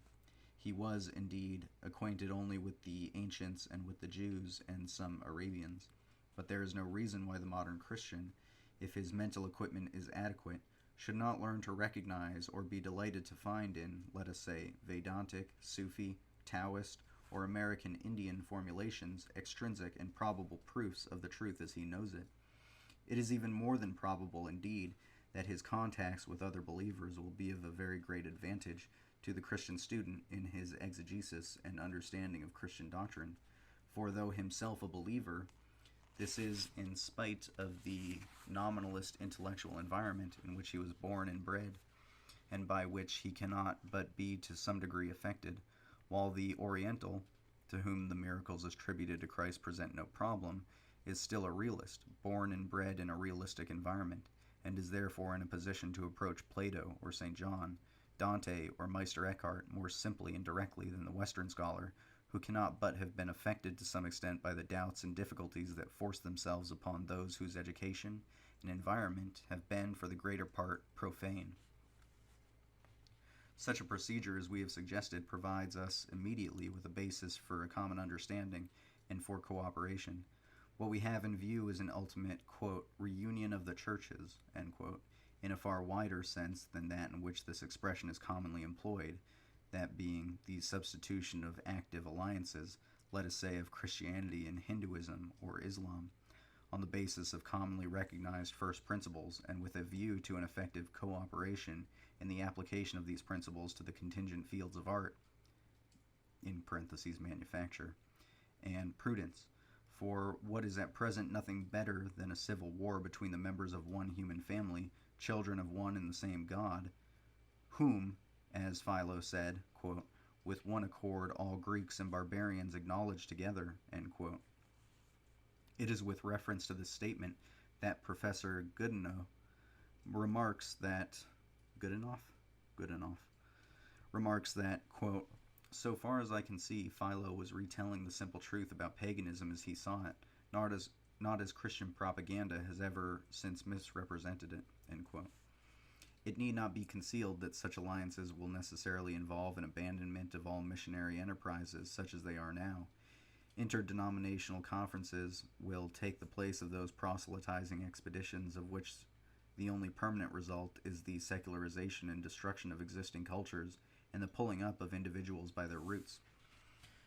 You have already reached the point at which culture and religion, utility and meaning have been divorced and can be considered apart, but this is not true of those peoples whom you propose to convert, whose religion and culture are one and the same thing, and none of the functions of whose life are necessarily profane or unprincipled.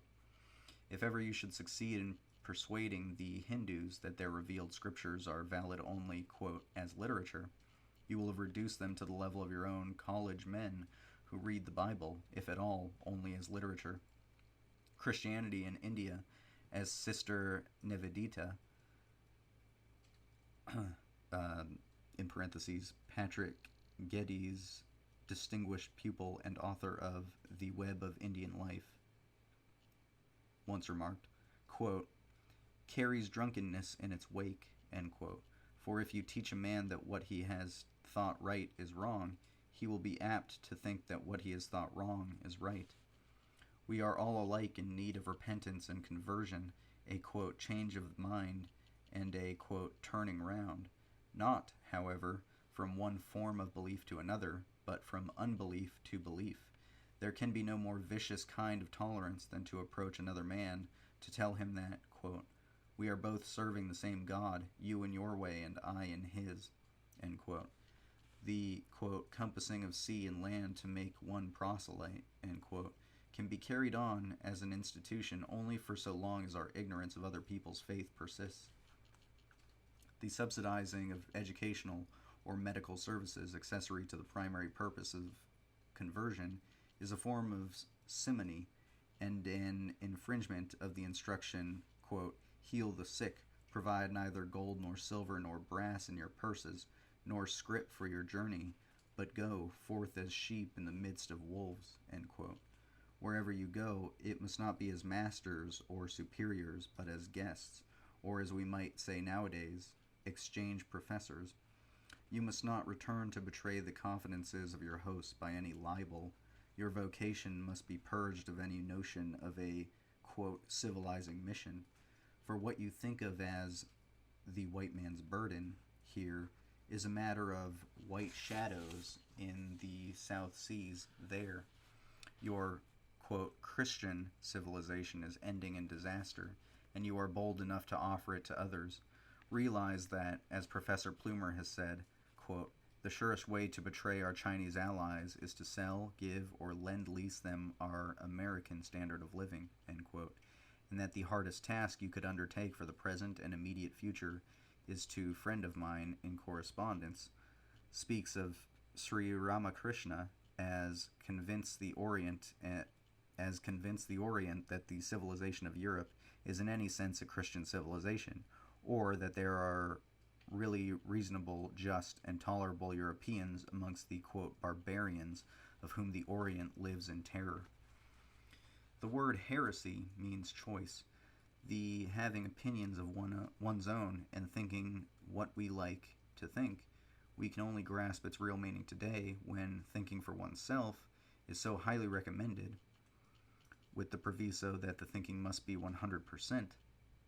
If we realize that the modern equivalent of heresy is treason, the one outstanding and perhaps the only real heresy of modern Christianity in the eyes of other believers is its claim to exclusive truth, for this is treason against him who, quote, never left himself without a witness, end quote, and can only be paralleled by Peter's denial of Christ, and whoever says to his pagan friends that, quote, the light that is in you is darkness, end quote, in offending these is offending the Father of lights, in view of St. Ambrose's well-known gloss on 1 Corinthians 12:3, quote, all that is true, by whomsoever it has been said, is from the Holy Ghost, end quote, a dictum endorsed by St. Thomas Aquinas. You may be asked, quote, on what grounds do you propose to distinguish between your own revealed religion and our natural religion, for which, in fact, we also claim a supernatural origin, end quote? You may find this question hard to answer. The claim to an exclusive validity is by no means calculated to make for the survival of Christianity in a world prepared to prove all things. On the contrary, it may weaken enormously its prestige in relation to other traditions in which a very different attitude prevails, and which are under no necessity of engaging in any polemic. As a great German theologian has said, quote, human culture. There's a German word here, but I don't think I'm going to read it. I'm going to try to read it. Human culture, Menschheitsbildung, Menschheitsbildung. Human culture is a unitary whole. Let me begin that sentence again. As a great German theologian has said, human culture is a unitary whole, and its separate cultures are the dialects of one and the same language of the spirit, end quote. The quarrel of Christianity with other religions seems to an Oriental as much a tactical error in the conflict of ideal with sensate motivations as it would have been for the Allies to turn against the Chinese on the battlefield. Nor will he participate in such a quarrel. Much rather, he will say, what I have often said to Christian friends, quote, even if you are not on our side, we are on yours, end quote. The converse attitude is rarely expressed, but twice in my life I have met a Roman Catholic who could freely admit that for a Hindu to become a professing Christian was not essential to salvation. Yet could we believe it, the capital truth, or capital justice, with which we are all alike and unconditionally concerned, is like the round table to which, quote, all the world christen and heathen repairen, end quote, to eat of one and the same bread and drink the same wine, and at which, quote, all are equal, the high and the low, end quote. A very learned Roman Catholic friend of mine in correspondence speaks of Sri Ramakrishna as, quote, another Christ, Christ's own self, end quote. Let us now, for a moment, consider the points of view that have been expressed by the ancients and other non-Christians when they speak of religions other than their own. We have already quoted Philo. Plutarch, first with bitter irony, disposing of the Greek euhemerists, quote, who spread atheism all over the world by obliterating the gods of our belief and turning them all alike into the names of generals, admirals, and kings, end quote, and of the Greeks who could no longer distinguish Apollo, the intelligible sun, from Helios, the sensible sun, goes on to say, quote, nor do we speak of the different gods of different peoples, or of the gods as barbarian and Greek, but as common to all, though differently named by different peoples, so that for the one reason, logos, that orders all these things, and the one providence that oversees them, and for the minor powers, i.e. gods, angels, that are appointed to care for all things, there have arisen among different peoples different epithets and services, according to their different manners and customs, end quote. Apuleius recognizes that the Egyptian Isis, our Mother Nature, and Madonna, Natura Naturans, Creatrix, Deus, quote, is adored throughout the world in diverse manners, in variable customs, and by many names, end quote. The Musalman emperor of India, Jahangir, writing of his friend and teacher, the Hindu hermit Jadrup, says that, quote, his Vedanta is the same as our Tasawwuf, end quote, and, in fact, northern India abounds in a type of religious literature in which it is often difficult, if not impossible, to distinguish Musalman from Hindu factors. The indifference of religious forms is indeed, as Professor Nicholson remarks, quote, a cardinal Sufi doctrine, end quote. So we find Ibn al-Arabi saying, quote, my heart is capable of every form. It is a pasture for gazelles and a convent for Christian monks, an idol temple and the pilgrim's Kaaba, Mecca, and the tables of the Torah and the book of the Quran. I follow the religion of love, whichever way his camels take. My religion and my faith is the true religion, end quote. That is to say that you and I, whose religions are distinguishable, can each of us say that, quote, mine is the true religion, and to one another that yours is the true religion. Whether or not either or both of us be truly religious, depending not upon the form of our religion, but upon ourselves and on grace.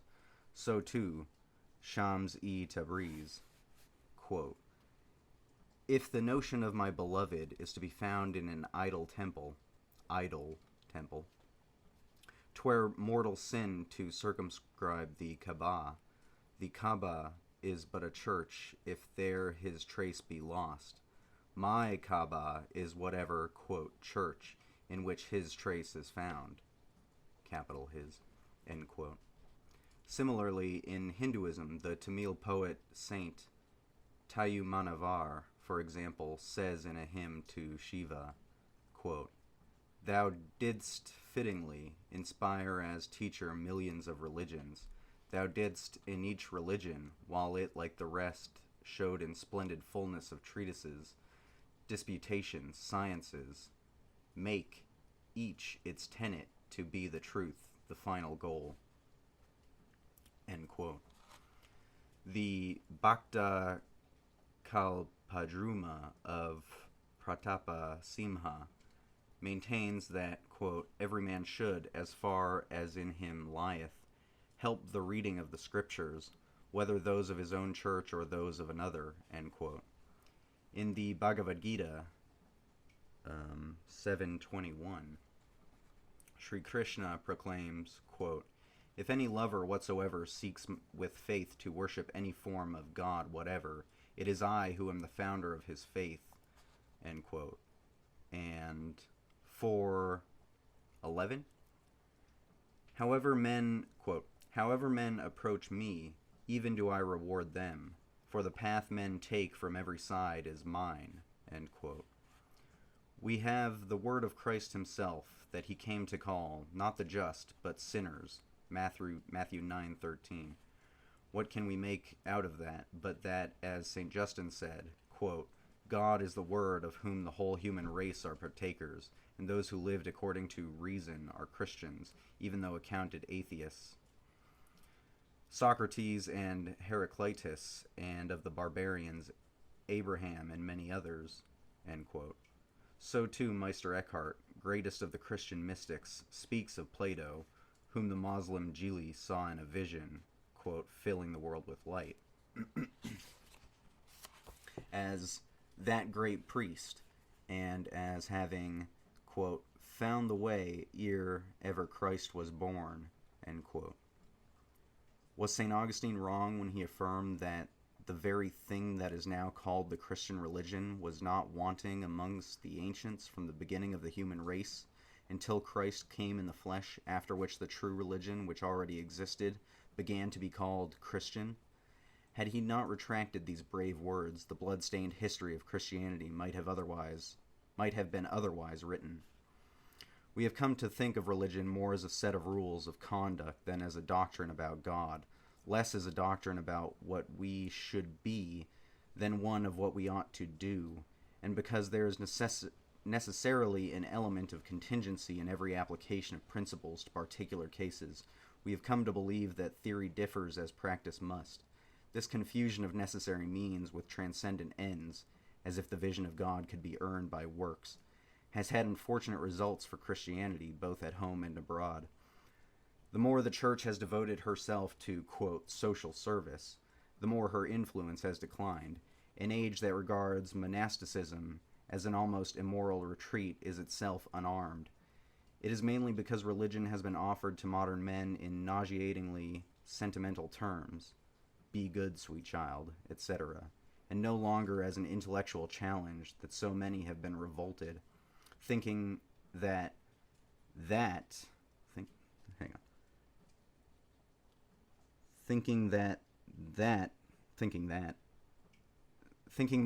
okay, hold on. It was a weird way he phrased this. Let me reread the sentence. It is mainly because religion has been offered to modern men in nauseatingly sentimental terms, be good, sweet child, etc., and no longer as an intellectual challenge, that so many have been revolted, thinking that is all there is to religion. Such an emphasis on ethics, and incidentally forgetfulness that Christian doctrine has as much to do with art, for example, manufacture, making, what and how, as it has to do with behavior. Such an emphasis on ethics plays into the skeptic's hands, for the desirability and convenience of that of the social virtues is such and so evident that it is felt that if that is all that religion means, why bring in a god to sanction forms of conduct of which no one denies the propriety? Why, indeed? At the same time, this excessive emphasis upon the moral and neglect of the intellectual virtues, which last alone in Orthodox Christian teaching, are held to survive our dissolution, invite the retorts of the rationalists who maintain that religion has never been anything but a means of drugging the lower classes and keeping them quiet. Against all that, the severe intellectual discipline that any serious study of Eastern or even, quote, primitive religion and philosophy demands can serve as a useful corrective. The task of cooperation in the field of comparative religion is one that demands the highest possible qualifications. If we cannot give our best to the task, it would be safer not to undertake it. The time is fast coming when it will be as necessary for the man who is to be called educated to know either Arabic, Sanskrit, or Chinese as it is now for him to read Latin, Greek, or Hebrew. And this, above all, in the case of those who are to teach about other people's faiths, for existing translations are often in many different ways inadequate, and if we are to know whether or not it is true that all believing men have hitherto worshipped and still worship one and the same God, whether by his English, Latin, Arabic, Chinese, or Navajo names, one must have searched the scriptures of the world, never forgetting that sine desiderio mens non intelligit. Sine desiderio mens non intelligit. Nor may we undertake these activities of instruction with ulterior motives. As in all other educational activities, so here the teacher's effort must be directed to the interest and advantage of the pupil himself, not that he may do good, but that he may be good. The dictum that, quote, charity begins at home, is by no means necessarily a cynicism. It rather takes for granted that to do good is only possible when we are good, and that if we are good, we shall do good, whether by action or inaction, speech or silence. It is sound Christian doctrine that a man must first have known and loved himself, his inner man, before he loves his neighbor. It is then the pupil who comes first in our conception of the teaching of comparative religion. He will be astounded by the effect upon his understanding of Christian doctrine that can be induced by the recognition of similar doctrines stated in another language and by means of what are to him strange or even grotesque figures of thought. In the following of the Vestigia Pedis, the soul, quote, in hot pursuit of her quarry, Christ, end quote, he will recognize an idiom of the language of the spirit that has come down to us from the hunting cultures of the Stone Age, a cannibal philosophy in that of the Eucharist and the Soma sacrifice, and the doctrine of the 7 rays, of the intelligible sun in that of the 7 gifts of the Spirit, and in the 7 eyes of the apocalyptic Lamb, and of Cuchulain. He may find himself far less inclined than he is now to recoil from Christ's harder sayings, or those of St. Paul on the, quote, sundering of soul from spirit, end quote, if he balks at the command to hate not merely his earthly relatives, but, quote, yea, and his own soul also, end quote, and prefers the milder wording of the authorized version, where life replaces soul, or if he would like to interpret in a merely ethical sense the command to, quote, deny himself, although the word that is rendered by deny means utterly reject. If he now begins to realize that the soul is of the dust that returns to the dust when the spirit returns to God who gave it, and that equally for Hebrew and Arabic theologians, this soul, nefesh nas, imports that carnal individuality of which the Christian mystics are thinking when they say that the soul must put itself to death, or that our existence, distinguishing esse from essentia. There's some Greek here that I do not know. I will come back to it later. Distinguishing esse from essentia, one Greek word from another Greek word, bu from as, is a crime. And if he correlates all these ideas with the Islamic and Indian exhortation to, quote, die before you die, and with St. Paul's I live, yet not I, then he may be less inclined to read into Christian doctrine any promise of eternal life for any, quote, soul that has been concreated with the body, and better equipped to show that the spiritualists' quote proofs of the survival of human personality, however valid, have no religious bearings whatsoever. The mind of the democratic student to whom the very name of the concept of a, quote, divine right may be unintelligible is likely to be roughly awakened if he ever realizes that, as Professor Buckler often reminds us, the very notion of a kingdom of God on earth, quote, depends for its revelation on the inner meaning of Eastern kingship, end quote. For he may have forgotten that in his righteous detestation of all dictatorships, that the classical definition of, quote, tyranny is that of, quote, a king ruling in his own interests, end quote. Nor is this a one-sided transaction. It would not be easy to exaggerate the alteration that can be brought about in the Hindus' or Buddhists' estimate of Christianity when the opportunity is given him to come into closer contact with the quality of thought that led Vincent of Beauvais to speak of Christ's ferocity, and Dante to marvel at the multitude of teeth with which this love bites. Quote, some contemplate one name and some another. Which of these is the best? All are eminent clues to the transcendent, immortal, unembodied Brahma. These names are to be contemplated, lauded, and at last denied, for by them one rises higher and higher in these worlds, but where all comes to its end, there he attains to the unity of the person, end quote. Maitri Upanishad. Whoever knows this text, but nothing of Western technique, will assuredly be moved by a sympathetic understanding when he learns that the Christian also follows a via affirmativa and a via remotionis.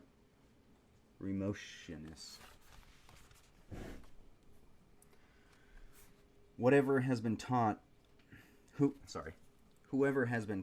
a doctrine of, quote, liberation from the pairs of opposites, past and future, pleasure and pain, etc., the Symplegades of folklore, will be stirred by Nicholas of Cusa's description of the wall of paradise wherein God dwells as built of contradictories, and by Dante's of what lies beyond this wall as not in space, nor hath it poles, but where and every when is focused. We all need to realize with Xenophon that when God is our teacher, we come to think alike. For there are as many of these Hindus and Buddhists whose knowledge of Christianity and of the greatest Christian writers is virtually nil, as there are Christians equally learned whose real knowledge of any other religion but their own is virtually nil, because they have never imagined what it might be to live these other faiths, just as there can be no real knowledge of a language if we have never even imaginatively participated in the activities to which the language refers. So, there can be no real knowledge of any life that one has not in some measure lived. The greatest of modern Indian saints actually practiced Christian and Islamic disciplines, that is, worshipped Christ and Allah, and found that all led to the same goal. He could speak from experience of the equal validity of all these ways, and feel the same respect for each, while still preferring for himself the one to which his whole being was naturally attuned by nativity, temperament, and training. What a loss it would have been to his countrymen and to the world, and even to Christianity, if he had, quote, become a Christian. There are many paths that lead to the summit of one and the same mountain. Their differences will be the more apparent the lower down we are, but they vanish at the peak. Each will naturally take the one that starts from the point at which he finds himself. He who goes round about the mountain looking for another is not climbing.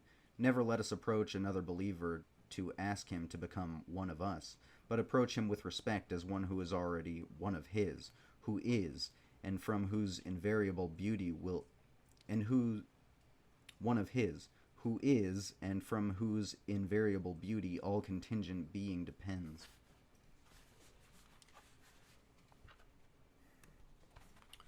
Chapter 4. Eastern Wisdom and Western Knowledge. East and West, the Crisis of the Modern World, Introduction to the Study of the Hindu Doctrines, and Man and His Becoming are the first of a series in which the majority of René Guénon's works, already published in French, will appear in English. Another version of Man and His Becoming had appeared earlier.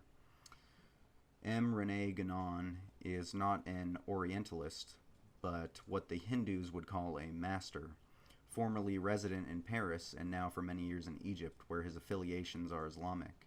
His Introduction Generale à l'étude des doctrines hindoues appeared in 1921.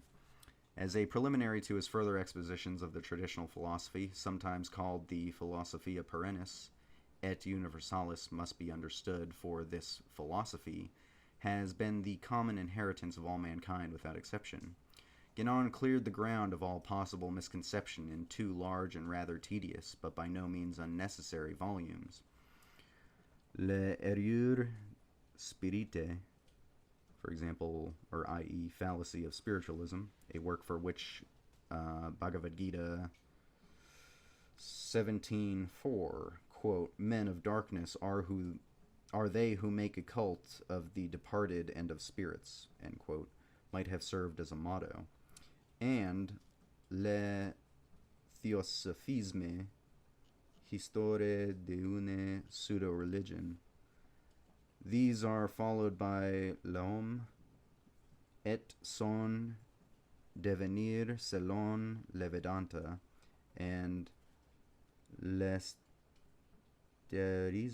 Esotérisme de Dante, the esotericism of Dante, Le Roi du Monde, Saint Bernard, Orient et Occident, and Autorité Spirituale et I should just read these in English.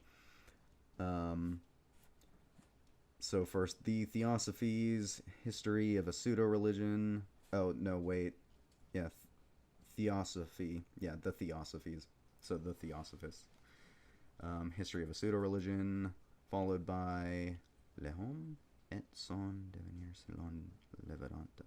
I don't really know that one, sorry.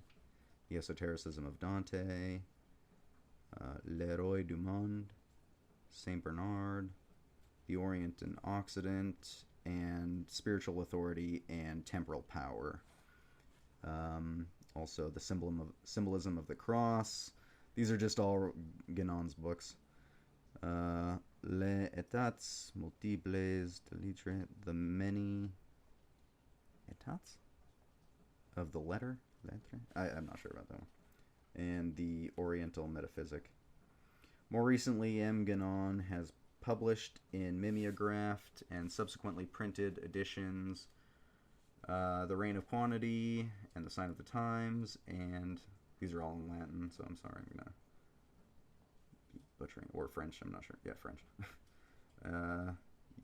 Reign of Quantity, Sign of the Times, and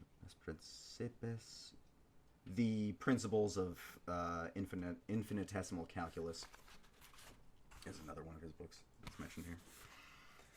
I hope there's not too much French. Jeez. In the meantime, important articles from Guénon's pen appeared monthly in La Voile de Isis, later Etudes Traditionales, a journal of which the appearance was interrupted by the war, but which has been continued as from September-October 1945. Etudes Traditionales is devoted to la tradition perpetuelle et unanime,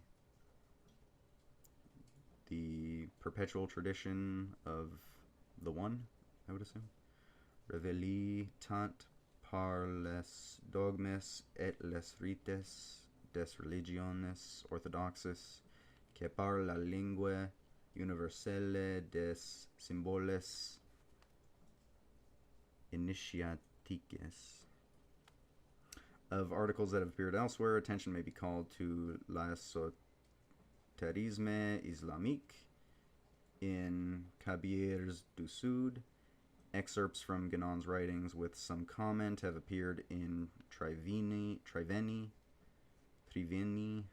1935, and in the Visva Bharati Quarterly, 1935 and 1938, a work by L. de Gaijneron entitled Vers la connaissance interdite is closely connected with Ganon's.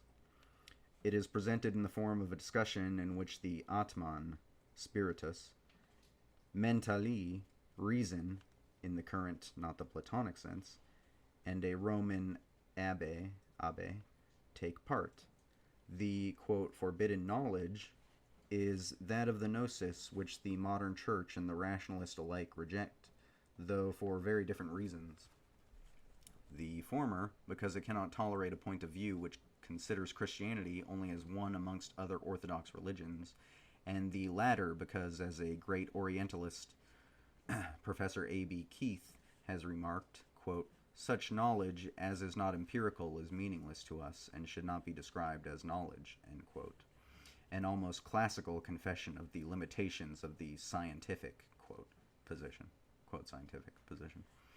Ganon's French is at once precise and limpid, and inevitably loses it in translation. His subject matter is of absorbing interest, at least to anyone who cares for what Plato calls the really serious things. Nevertheless, it has often been found unpalatable, partly for reasons already given, but also for reasons that have been stated, paradoxically enough, by a reviewer of Blakeney's Meister Eckhart in the Harvard Divinity School Bulletin, who says that to an age which believes in personality and personalism, the impersonality of mysticism is baffling, and to an age which is trying to quicken its insight into history, the indifference of the mystics to events in time is disconcerting, end quote. As for history, Ganon's he who cannot escape from the standpoint of temporal succession so as to see all things in their simultaneity is incapable of the least conception of the metaphysical order, adequately complements Jacob Behmen's designation of the, quote, history that was once brought to pass, end quote, as merely the outward form of Christianity.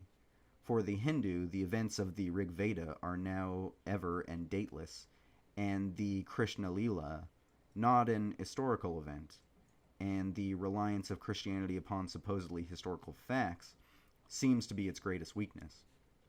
The value of literary history for doxography is very little, and it is for this reason that so many Orthodox Hindus have thought of Western scholarship as a crime. Their interest is not in what men have believed, but in the truth. A further difficulty is presented by Ganon's uncompromising language, quote, Western civilization is an anomaly, not to say a monstrosity, end quote. Of this, a reviewer has remarked that such sweeping remarks cannot be shared even by critics of Western achievements. I should have thought that now that its denouement is before our eyes, the truth of such a statement might have been recognized by every unprejudiced European. At any rate, Sir George Birdwood in 1915 described modern Western civilization as secular, joyless, inane, and self-destructive, and Professor LaPiana has said that what we call our civilization is but a murderous machine with no conscience and no ideals, and might well have said suicidal as well as murderous. It would be very easy to cite innumerable criticisms of the same kind. Sir S. Radhakrishnan holds, for example, that civilization is not worth saving if it continues on its present foundations, and this it would be hard to deny. Professor A.N. Whitehead has spoken quite forcibly, quote, there remains the show of civilization without any of its realities, end quote. In any case, if we are to read Ganon at all, we must have outgrown the temporally provincial view that has for so long and so complacently envisaged a continuous progress of humanity culminating in the 20th century, and be willing at least to ask ourselves whether there has not been rather a continued decline from the Stone Age until now, as one of the most learned men in the USA once put it to me. It is not by science that we can be saved. The possession of the sciences as a whole if it does not include the best, will in some few cases aid, but more often harm the owner. We are obliged to admit that our European culture is a culture of the mind and senses only. Quote, the prostitution of science may lead to world catastrophe. Our dignity and our interests require that we shall be the directors and not the victims of technical and scientific advance.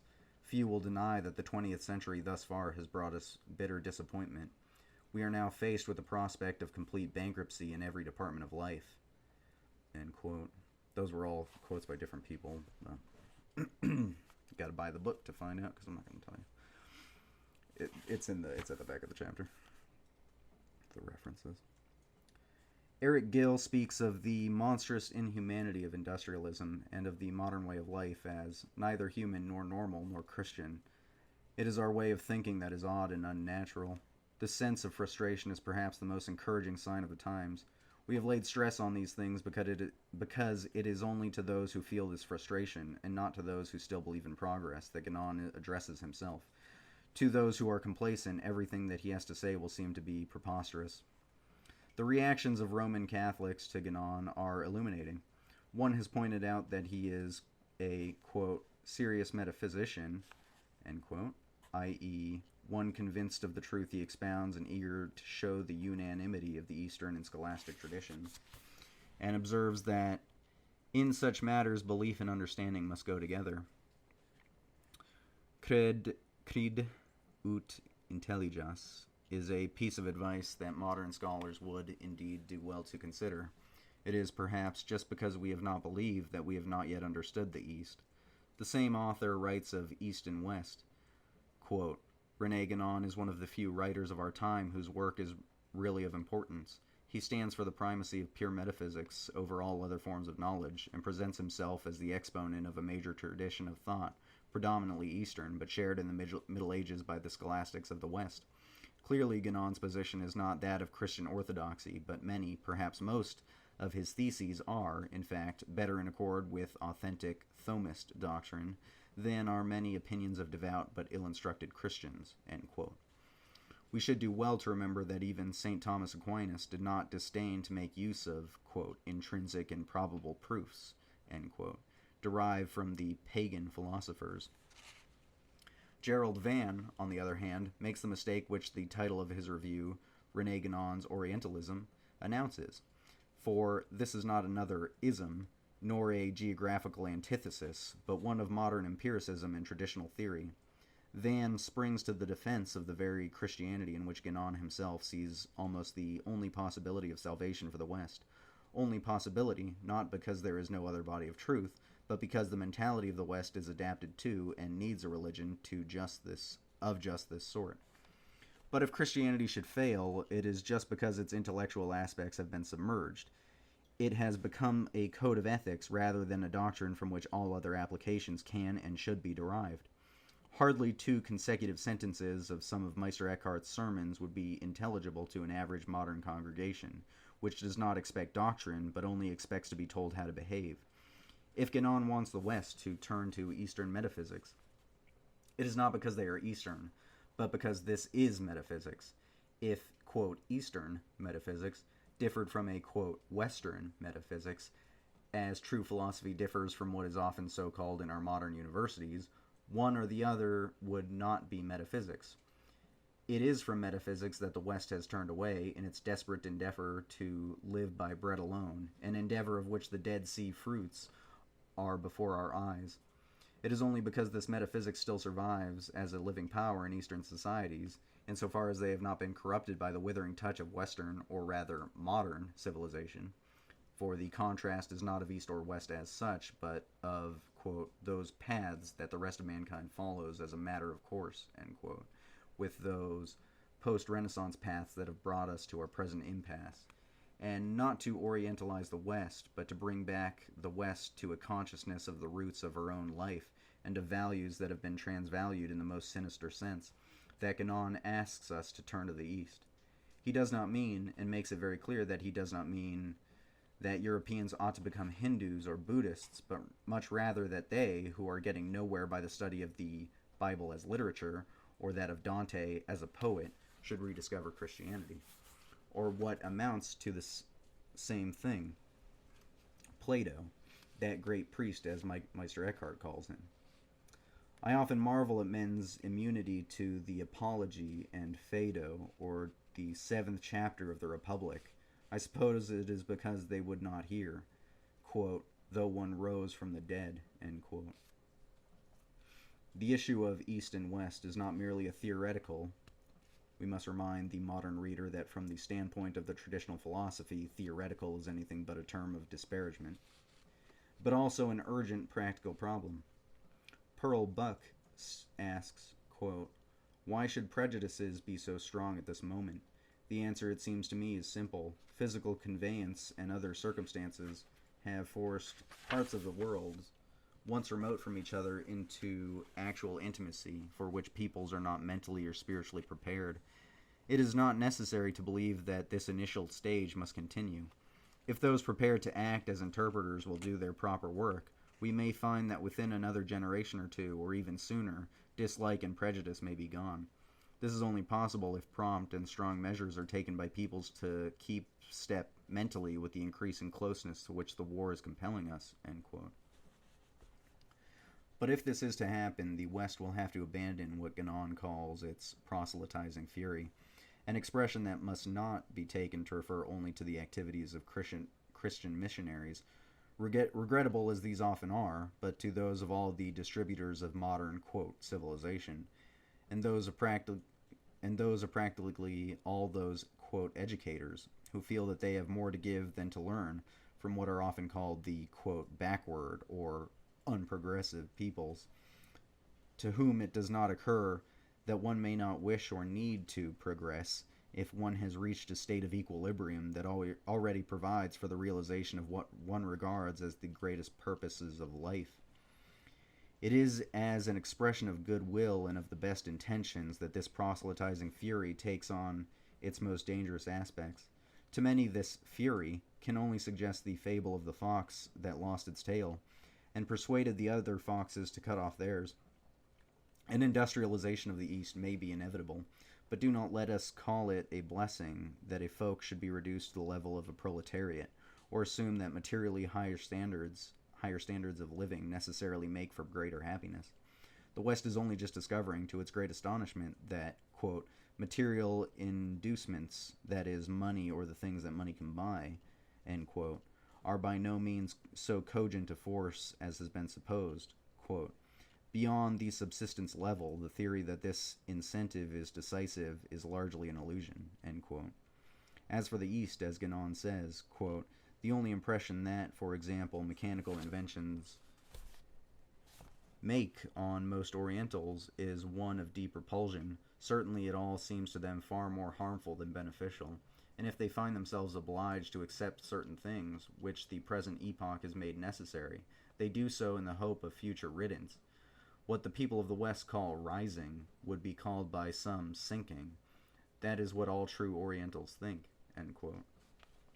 It must not be supposed that because so many Eastern peoples have imitated us in self-defense, that they have therefore accepted our values. On the contrary, it is just because the conservative East still challenges all the presuppositions on which our illusion of progress rests, that it deserves our most serious consideration. There is nothing in economic intimacies that is likely to reduce prejudice or promote mutual understandings automatically.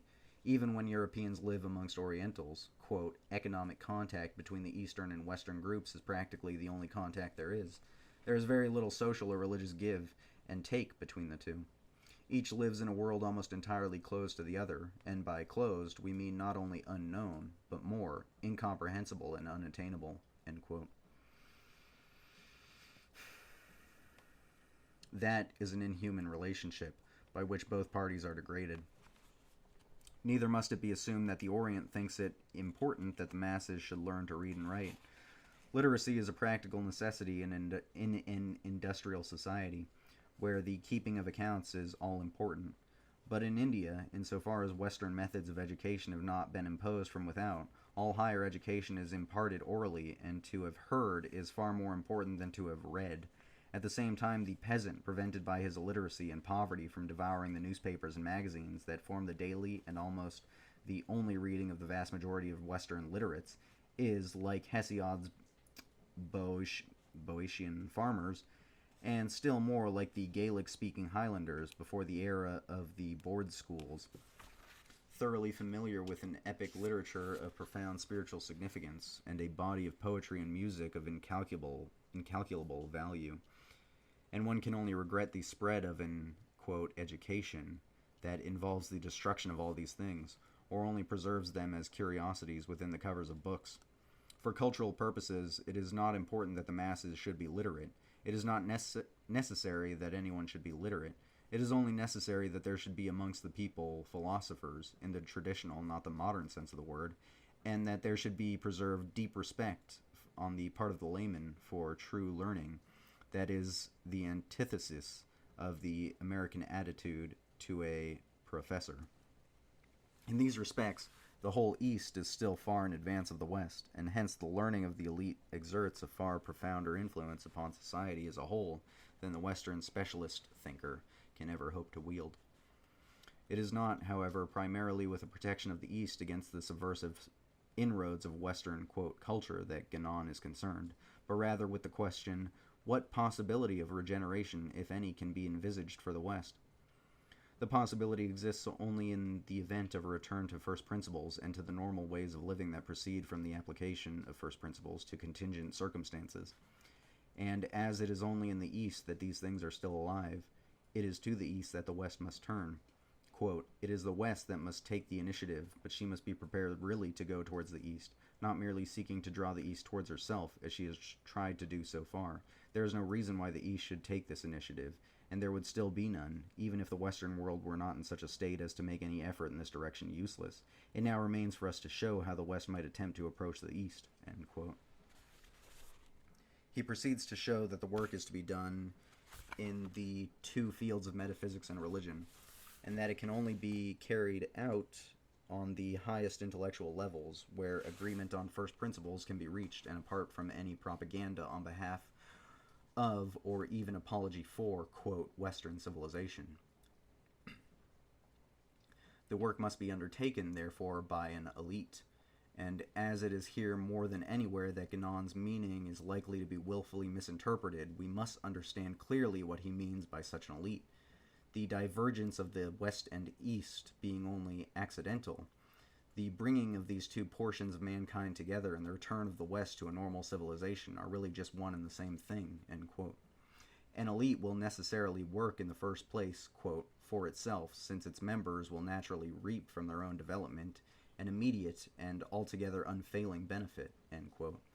An indirect result, indirect, because on this intellectual level one does not think of doing good to others or in terms of service, but seeks truth because one needs it oneself, would, or might, under favorable conditions, bring about, quote, a return of the West to a traditional civilization, i.e., one in which everything is seen as the application and extension of a doctrine whose essence is purely intellectual and metaphysical, end quote. It is emphasized again and again that such an elite does not mean a body of specialists or scholars who would absorb and put over on the West the forms of an alien culture, nor even persuade the West to return to such a traditional civilization as existed in the Middle Ages. Traditional cultures develop by application of principles to conditions. The principles, indeed, are unchangeable and universal, but just as nothing can be known except in the mode of the knower, so nothing valid can be accomplished socially without taking into account the character of those concerned and the particular circumstances of the period in which they live. There is no, quote, fusion of cultures to be hoped for. It would be nothing like an eclecticism or syncretism that an elite would have in view. Neither would such an elite be organized in any way so as to exercise such a direct influence as that which, for example, the technocrats would like to exercise for the good of mankind. If such an elite ever came into being, the vast majority of Western men would never know of it. It would operate only as a sort of leaven, and certainly on behalf of, rather than against, whatever survives of traditional essence in, for example, the Greek Orthodox and Roman Catholic domains. It is indeed a curious fact that some of the most powerful defenders of Christian dogma are to be found amongst Orientals who are not themselves Christians, or ever likely to become Christians, but recognize in the Christian tradition an embodiment of the universal truth to which God has never nor anywhere left himself without a witness. In the meantime, M. Guénon asks, quote, Is this really the beginning of an end for the modern civilization? At least there are many signs which should give food for reflection to those who are still capable of it. Will the West be able to regain control of herself in time? End quote. Few would deny that we are faced with the possibility of a total disintegration of culture. We are at war with ourselves, and therefore at war with one another. Western man is unbalanced, and the question, can he recover himself, is a very real one. No one to whom the question presents itself can afford to ignore the writings of the leading living exponent of a traditional wisdom that is no more essentially Oriental than it is Occidental, though it may be only in the uttermost parts of the earth that it is still remembered and must be sought. Chapter 5. East and West. East and West imports a cultural rather than a geographical antithesis, an opposition of the traditional or ordinary way of life that survives in the East to the modern and irregular way of life that now prevails in the West. It is because such an opposition as this could not have been felt before the Renaissance that we say that the problem is one that presents itself only accidentally in terms of geography. It is one of times much more than of places. For if we leave out of account the modernistic and individual philosophies of today and consider only the great tradition of the magnanimous philosophers, whose philosophy was also a religion that had to be lived if it was to be understood, it will soon be found that the distinctions of cultures in East and West, or for that matter North and South, are comparable only to those of dialects. All are speaking what is essentially one and the same spiritual language, employing different words but expressing the same ideas, and very often by means of identical idioms. Otherwise stated, there is a universally intelligible language, not only verbal but also visual, of the fundamental ideas on which the different civilizations have been founded. There exists, then, in this commonly accepted axiology, or body of first principles, a common universe of discourse, and this provides us with the necessary basis for communication, understanding, and agreement, and so for effective cooperation in the application of commonly recognized spiritual values to the solution of contingent problems of organization and conduct. It is clear, however, that all this understanding and agreement can be reached and verified only by philosophers or scholars, if such were to be found, who are more than philologues and to whom their knowledge of the great tradition has been a vital and transforming experience. Of such is the leaven or ferment by which the epigonous and decaying civilizations of today might be renewed in knowledge. I quote St. Paul's "in knowledge," not with reference to a knowledge of the facts of science, in quotes, or any power to, quote, conquer nature, but as referring to the knowledge of our self, capital self, which is the true philosophers of East and West alike have always considered the sine qua non of wisdom. And because this is not a matter of anyone's, quote, illiteracy or ignorance of, quote, facts, but one of the restoration of meaning or value to a world of impoverished reality. East and West are at cross purposes only because the West is determined, i.e., at once resolved and economically determined, to keep on going it knows not where, and calls this rudderless voyage progress. It is far more, of course, by what our ideal philosophers and scholars, functioning as mediators, might be, far more by the simple fact of their presence as of a catalyst than by any kind of intervention in political or economic activities that they could operate effectively. They would have no use for votes or wish to, quote, represent their several nations at Geneva, and remaining unseen they could arouse no opposition. At the present moment I can think of only 2 or 3 of this kind: René Guénon, Frithjof Schuon, Marco Pallas. One cannot consider from this point of view those who know only the West or only the East, however well.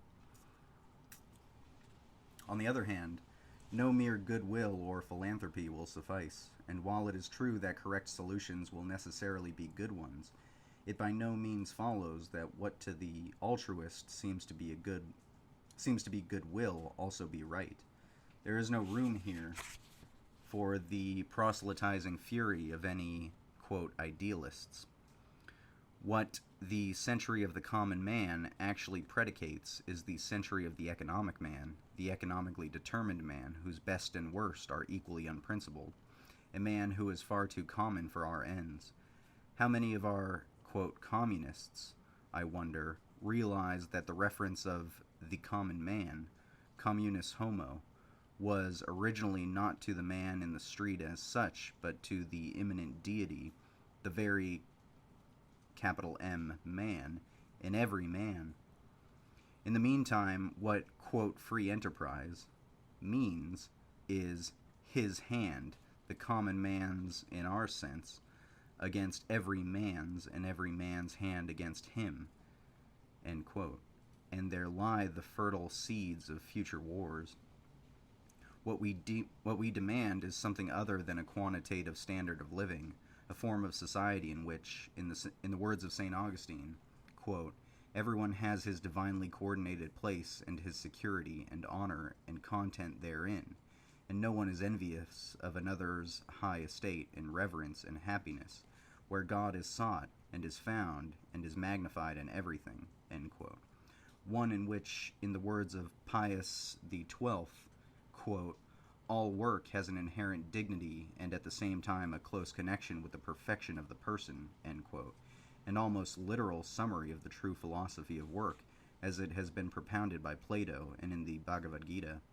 I know of no form of society in which such a condition has been more nearly realized than the Indian, of which the late Sir George Birdwood, himself a convinced and exemplary Christian, said that, quote, such an ideal order we should have held impossible of realization, but that it continues to exist, however precariously, and to afford us, in the yet living results of its daily operation in India, a proof of the superiority in so many unsuspected ways of the hieratic civilization of antiquity over the secular, joyless, inane, and self-destructive civilization of the West, end quote.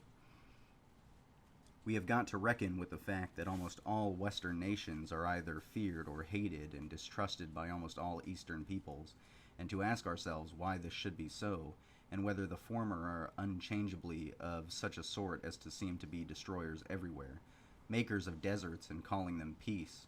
Already in 1761, William Law asked men to, quote, look at all European Christendom sailing round the globe with fire and sword and every murdering art of war to seize the possessions and kill the inhabitants of both the Indies. What natural right of man, what supernatural virtue, which Christ brought down from heaven, was not here trodden under foot? All that you have ever read or heard of heathen barbarity was here outdone by Christian conquerors, and to this day what wars of Christians against Christians, for a miserable share in the spoils of a plundered heathen world, end quote. Written immediately after a year of British military triumphs, quote, in every quarter of the world, end quote, these words, like those of the concluding chapters of Gulliver's Travels, might have been written 20 years ago when the news of the Amritsar massacre had first leaked out, or today when it is officially admitted that since the beginning of the present war, British soldiers have repeatedly fired on unarmed crowds, when flogging is a common punishment for political offenses, and thousands of elected representatives and other, quote, political offenders, most of them committed to the employment of only, quote, non-violent means, have been long in prison without charge or trial, and no man knows when he may not be arrested and detained incommunicado in the same way. And all that because, quote, the loss of India would consummate the downfall of the British Empire, end quote, and the British government, the holdfast, in parentheses, Nemuki, the Indian Fafnir, or, quote, Pharaoh, as described in Ezekiel 29:3, of the present age means to, quote, hold its own, end quote, ill-gotten gains in the name of a, quote, moral responsibility to peoples who may have been divided against themselves, divide et impera, but are certainly not divided in wanting to be freed to solve their own difficulties. It is no wonder that the heathen rage, not in their blindness, in quotes, but because they see only too clearly that empire is a commercial financial institution having theft as its final object. But politics and economics, although they cannot be ignored, are the most external and least part of our problem. It is not through them that understanding and agreement can be reached, but on the contrary, through understanding that the political and economic problems can be solved, the first spiritual problem in the solution of which there must be a cooperation, if we are thinking of anything better than a mere imposition of our own manners and customs on other peoples, and with respect to which a common theory has been entertained, is that of the elimination of the profit motive by which capital and labor are nowadays equally dominated and inhabited. In other words, the problem is that of the restoration of the concept of vocation, not as a matter of arbitrary choice or of passive determination by monetary needs or social ambition, but of occupations to which one is imperiously summoned by one's own nature, and in which, accordingly, every man can be working out at the same time the perfection of his product and his own intellecti. For it is inevitably true that in this way, as Plato says, quote, more will be done, and better done, and more easily than in any other way, end quote, a proposition of which the command, quote, seek first the kingdom of God and his righteousness, end quote, and the promise that all these things shall be added unto you is an almost literal paraphrase. In a vocational order, it is assumed that every trade, i.e. walk of life, is appropriate to someone and consonant with human dignity, and this means in the final analysis that if there are any occupations that are not consistent with human dignity, or any things intrinsically worthless, such occupations and manufactures must be abandoned by a society that has in view the dignity of all its members. This is, then, the problem of the use and abuse of machines. Use, if the instrument enables the workman to make well what is needed, and in the making of which he can delight, or abuse, if the instrument in which some other party has a vested interest opposed to the workman's own, itself controls the kind and quality of his product. The distinction is that of the tool, however complicated, that helps the man to make the thing he wants to make, from the machine, however simple, that must be served by the man whom it, in fact, controls. This is a problem that must be solved if the world is to be made, quote, safe for democracy, end quote, and safe from exploitation, and that can be solved by agreement only when the intentions of the traditional caste systems have been understood, and it has been fully realized that these intentions can never be fulfilled within the framework of a capitalist industrialism, however, quote, democratic, and can only be fulfilled where production is primarily, quote, for good use. Nor is this a matter to be regarded only from the producer's point of view. There are values also from a consumer's point of view, and who is not a consumer? It must be recognized, the proofs are ready to hand in any good museum, that machines, as defined above, are not the equivalent of tools, but substitutes for tools, and that whatever is made by such machines directly for human use is qualitatively inferior to what can be made with the help of tools. I have observed the standing advertisement of a dealer in used carpets. Up to $50 is offered for Americans, and up to $500 for Orientals. It is ultimately for the consumer to decide whether he wants to live on a $50 or a $500 level, and no society organized upon the basis of, quote, the law of the sharks, end quote, can expect to do the latter. The combination of quality with quantity is a chimera in the likeness of the service of God and mammon, and equally impossible. Where we shall not be able to agree is in the thinking that wealth, or high standards of living, can be measured in terms of quantity and competitive pricing.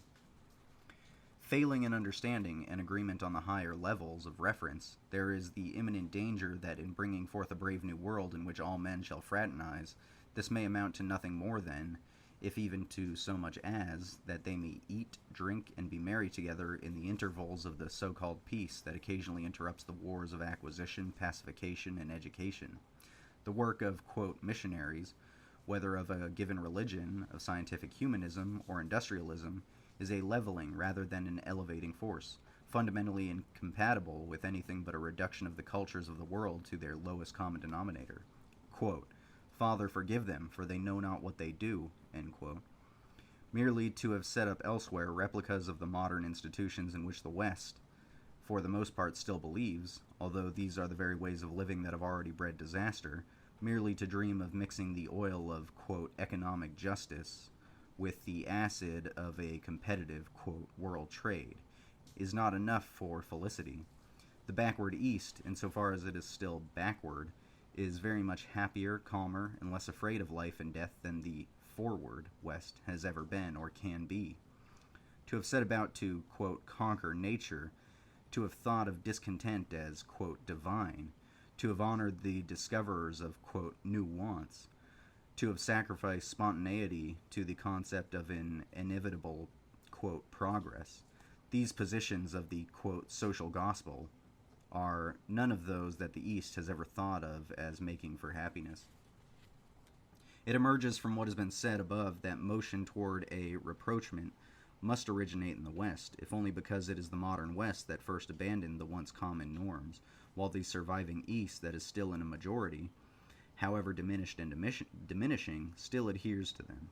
It is true that there is another and modernized, uprooted East with which the West can compete, but it is only with the surviving, the superstitious East, Gandhi's East, the one that has never attempted to live by bread alone, that the West can cooperate. Who knows this East? It is from our philosophers, scholars, and theologians that we have a right to expect such a knowledge, and it is actually in the first place upon our Western universities and churches, our, quote, educators, that the responsibility of the future of international relations tests. However little they are presently and really able to play their part in, quote, dissipating the clouds of ignorance which hide the East from the West, end quote. We need scholars, and that in the pulpit, in college classrooms, and, quote, on the air, to whom not only Latin and Greek, but also Arabic or Persian, Sanskrit or Tamil, and Chinese or Tibetan are still living languages in the sense that there are to be found formulations of principles pertinent to all men's lives. We need translators, bearing in mind that to translate without betrayal, one must have experienced oneself the content that is to be, quote, carried across.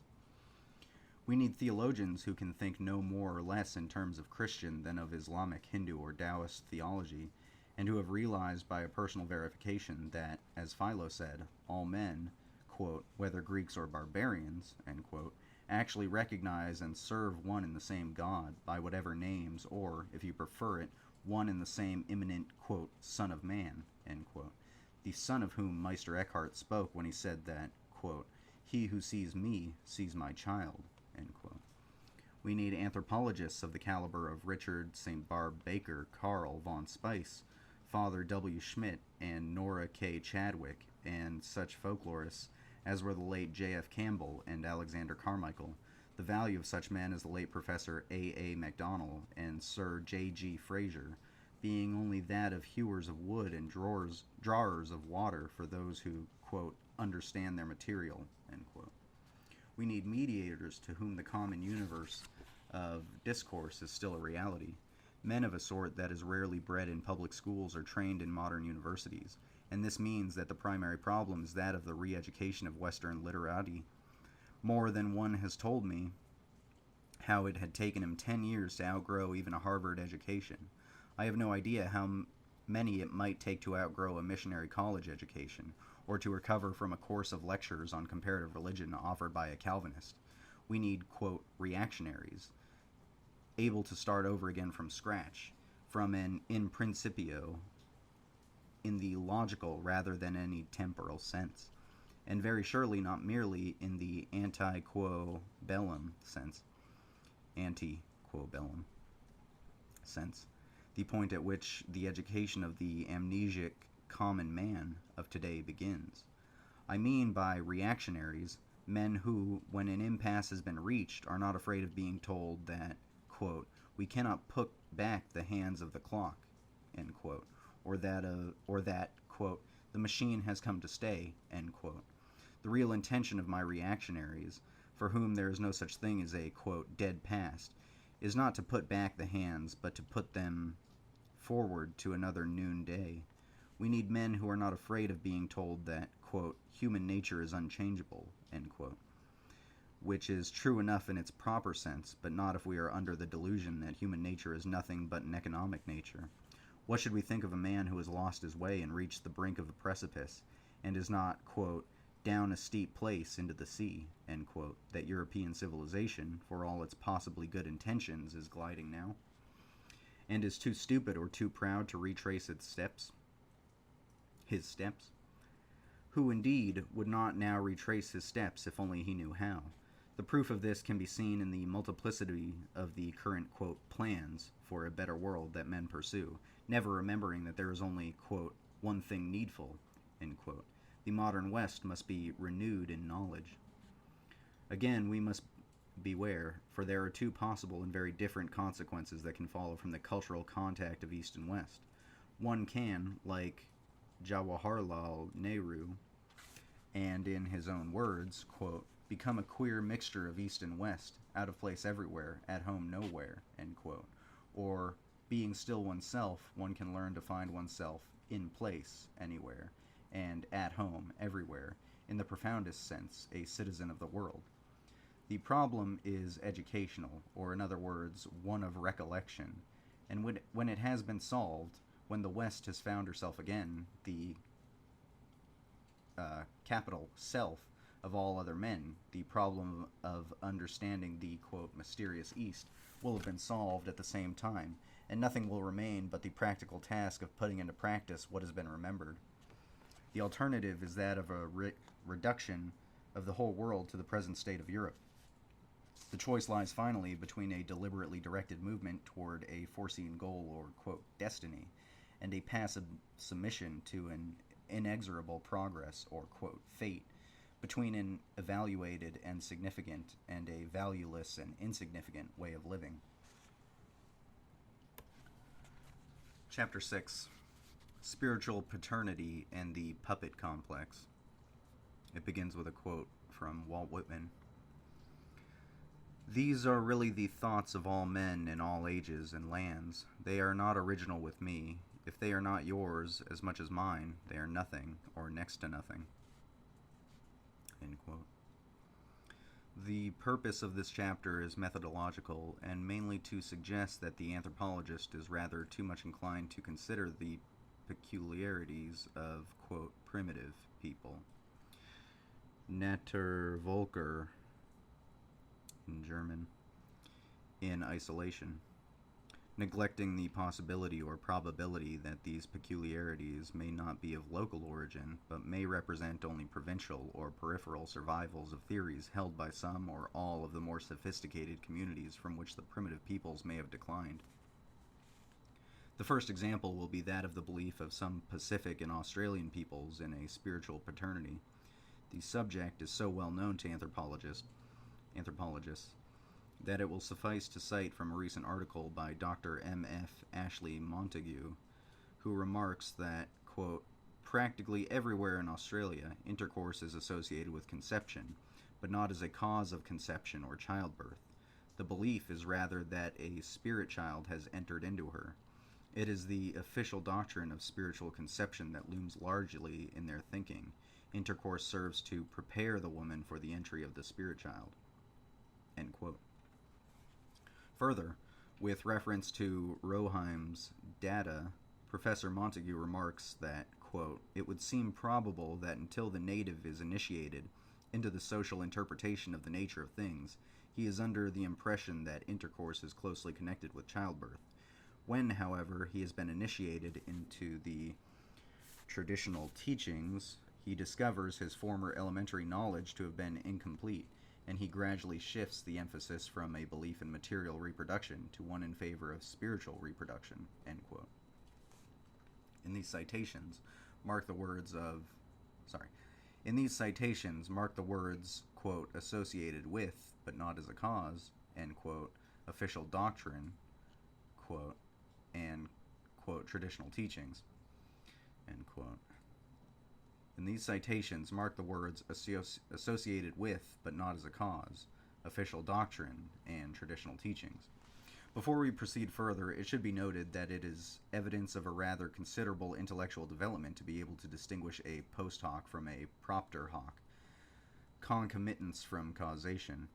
Nor is this by any means the only available evidence of the, quote, intellectuality, end quote, of the Australian Aborigines. But are they any more likely Are they any more likely than any other peoples to have invented, in any datable sense, their own, quote, official doctrines? Or should an explanation of such phenomena as the universality of the simplegades motive be sought in the notion of the, quote, common denominator?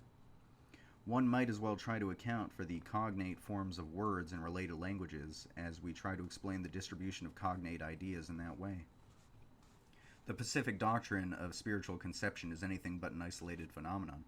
For example, it is explicitly stated in the Buddhist canonical literature that 3 things are necessary for conception: the union of father and mother, the mother's period, and the presence of the Gandharva, the divine and solar Eros. The Gandharva here corresponds to the divine nature that Philo calls, quote, the highest, elder, and true cause, end quote, of generation, while the parents are merely concomitant causes, and to Plato's, quote, ever-productive nature, end quote, and to St. Paul's, quote, Father, ex quo omnis paternitas in coelis et terra nominator. It would be difficult to distinguish these formulations from that of the Australian Aborigines with their initiatory, quote, official doctrine, in which sexual intercourse is associated with conception, but not as its cause. It would be equally difficult to distinguish the Australian from Aristotle's doctrine that, quote, the man of the sun, Aristotle's doctrine that, quote, man of the sun generate man, end quote, or from Dante's designation of the sun, a pregnant light, as, quote, the father of each mortal life, end quote, whose re-glowing rays enable each to say, subsisto. These formulations in turn correspond to those of the Satapatha Brahmana, where it is inasmuch as they are, quote, kissed, that is breathed upon by the sun, that each of the children of men can say, I am, asmi, or, in the commentator's words, quote, acquires a self, with a lower case s, end quote. Again, the Australian distinction of the immediate from the first cause of conception is closely paralleled in the Jaiminya Upanishad Brahmana, quote, when the human father thus emits him as seed into the womb, it is really the son that emits him as seed into the womb. Thence is he born after that seed, that breath, end quote. One cannot, indeed, distinguish him, quote, who puts the seed in plants, in cows, in mares, and in women, end quote, from Dante's sun, or from the, quote, fertility spirit of the primitives. In greater detail, quote, say not from semen, but from what is alive, or therein, end quote. That is, quote, he who present in tistan instans, he who present in the semen, whom the semen knoweth not, whose body, or vehicle, the semen is, the immortal, with a capital I, end quote. And, quote, it is that prescient spiritual capital self, prajnatman, the sun, that grasps and erects the flesh, end quote. This, or in other words, that, quote, light is the progenitive power, end quote, are familiar in Christian doctrines. Quote, present in the semen, for example, has its equivalent in St. Thomas Aquinas, quote, the power of the soul which is in the semen through the spirit enclosed therein fashions the body, end quote. And so, quote, the power of generation belongs to God, end quote. And in the words of Schiller, es ist der Geist, der sich den Körper schafft, end quote. Similarly, Saint Bonaventura wrote, quote, this is Latin, I'm sorry, generatio non potest fieri in materia generabili et corruptibili secundum rationis seminales nisi beneficio luminis corporum super caelestium. quae elongater e generation et corruptione silicet a sole lune et stellis, end quote. And Jalaluddin Rumi, quote, when the time comes for the embryo to receive the vital spirit, at that time the sun becomes its helper. This embryo is brought into movement by the sun, for the sun is quickly endowing it with spirit. From the other stars, this embryo received only an impression, until the sun shone upon it. By which way did it become connected in the womb with the beauteous sun? By the hidden way, that is remote from our sense perception, end quote. It would be possible to cite still more material from other sources, for example, from the American Indians, in whose mythologies virgin is expressed by non-sunstruck. But enough has been said to show that there is, or has been, a more or less general agreement that spiritus est qui vivificant, caro non prodest quiquam. And even today there are many who can take seriously the commandment, quote, call no man your father on earth, for one is your Father, which is in heaven, end quote. It is difficult to see how these distinctions of social from spiritual paternity differ essentially from the, quote, official doctrine of the Australian Aborigines. It seems to me that one cannot claim to have considered their, quote, traditional teachings in their true perspective if their universality is ignored. In any case, for so long as their beliefs are considered somewhat strange and peculiar, and as the products of an alien type of mentality, the question, how is it that so many and different kinds of men have thought alike, will also be ignored. And is not this a question of the most absorbing interest, and one that is most essentially anthropological? If it be true, as Alfred Jeremias said, that the various human cultures are really only dialects of one and the same spiritual language, it is surely proper for the student of man to ask himself when and where this spiritual language may have originated. In any event, how much easier it becomes to understand another people's culture, how much easier to recognize their full humanity, to think with them rather than merely of or even for them, if the scholar realizes that their, quote, official doctrines are the same as those that have long been current and even now survive in his own environment. A second example is that of the, quote, puppet complex. Dr. Margaret Mead makes use of this expression in her account of Balinese character, where she remarks, quote, the animated puppet, the doll which dances on a string, the leather puppets manipulated by the puppeteer, and finally the little girl trance dancers, who themselves become exaggeratedly limp and soft as they dance to the commands of the audience, all dramatize this whole picture of involuntary learning, in which it is not the will of the learner, but the pattern of the situation and the manipulation of the teacher which prevail, end quote. And speaks of, quote, the fantasy of the body made of separate independent parts, the notion that the body is like a puppet just pinned together at the joints, end quote. It is implied that these are especially Balinese peculiarities, although the observation is unregulated to any governing first principle, and so not fully understood. It is excellent in itself, for it is realized that the dancer's puppet-like relaxation is that of an obedient pupil, who would be guided not by her own will, but by a teacher's. One cannot but recall the words of Christ, quote, I do nothing of myself, end quote, and, quote, not what I will, but what thou wilt, end quote.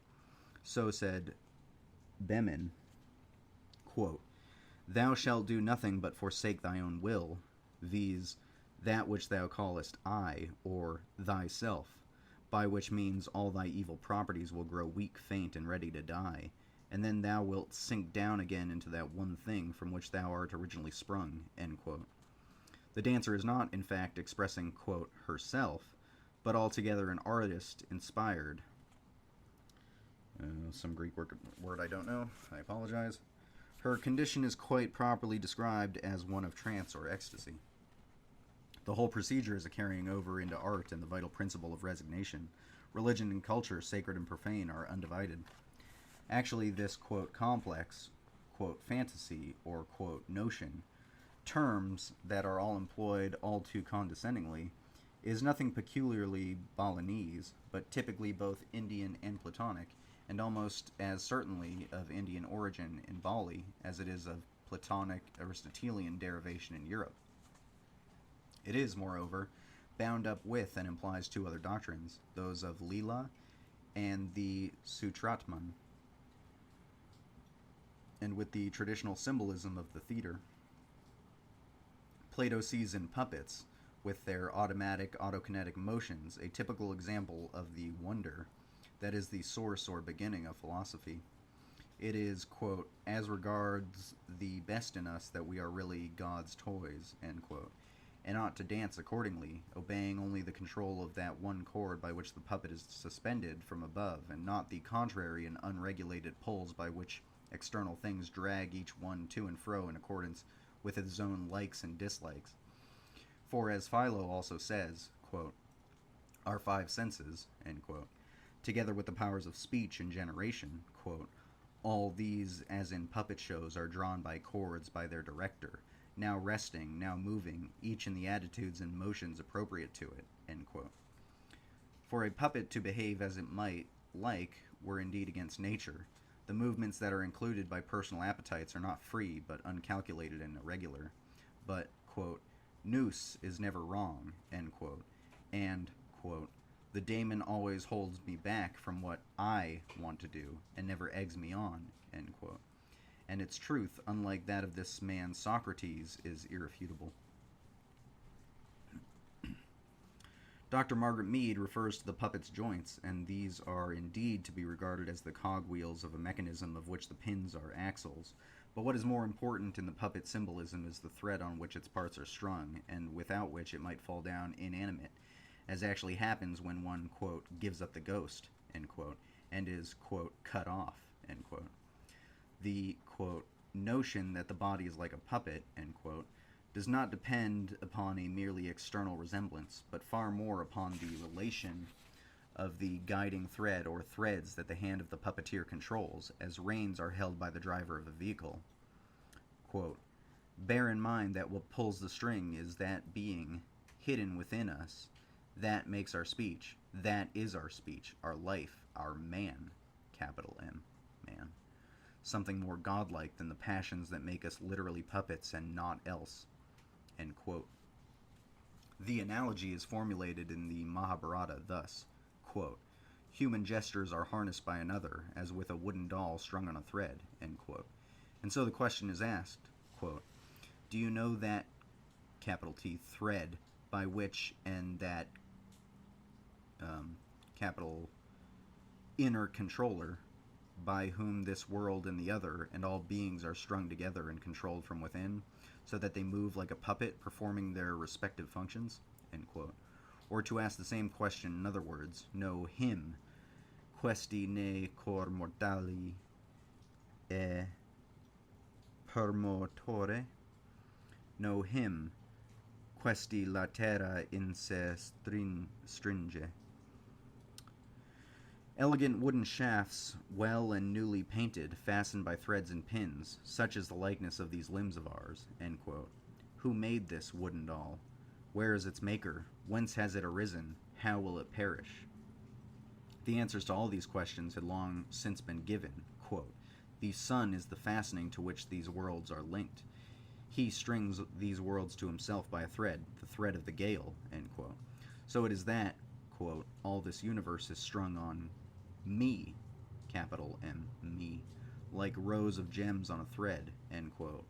And, quote, verily he who knows that thread and the inner controller from who within controls this and the other world and all beings, he knows Brahma, he knows the gods, the Vedas, being, self, and everything, end quote. This is the background of the puppet complex of the Balinese, apart from which it cannot be said that their, quote, character has been explained, however carefully it may have been observed. Puppets seem to move of themselves, but are really activated and controlled from within by the thread from which they are suspended from above, and only move intelligently in obedience to this leash. And it is in this automatism, or appearance of free will and self-motion, that the puppet most of all resembles man. Puppets are automata, yes, but actually no more than any other machines able to move without a power put into them or continuously transmitted to them by an intelligent principle distinct from any or all of their moving parts. Could they also speak the language of the traditional philosophy, they would say, quote, "It is not myself, that of these wooden parts, but another capital self, the capital self of all puppets, that moves me. And if I seem to move of my own will, this is only true to the extent that I have identified myself in all my being and willing with the puppeteers who made and moves me." End quote. Man-made automata are imitations of the creations of the mythical craftsmen, such as Maya, Hephaestus, Daedalus, Regin, and if one is not to misunderstand their significance, it must always be borne in mind that, quote, automatic, end quote, which nowadays implies an involuntary and merely reflex activity, had originally an almost exactly opposite meaning, that of, quote, acting of one's own will, end quote, or that of self-moving. The automatic doors of the Janua Coeli, the Simpligatis generally, and their automatic janitors will be misinterpreted if it is not realized that it is meant that they are, quote, alive. An animation that is explicitly denoted by the representation of the doors as winged in the iconography of the sun door on Babylonian seals. One may now be in a position to understand the transparent myth of the city of wooden automata in the Kathasarit Sagara. Here the hero, Nara Vahanadata,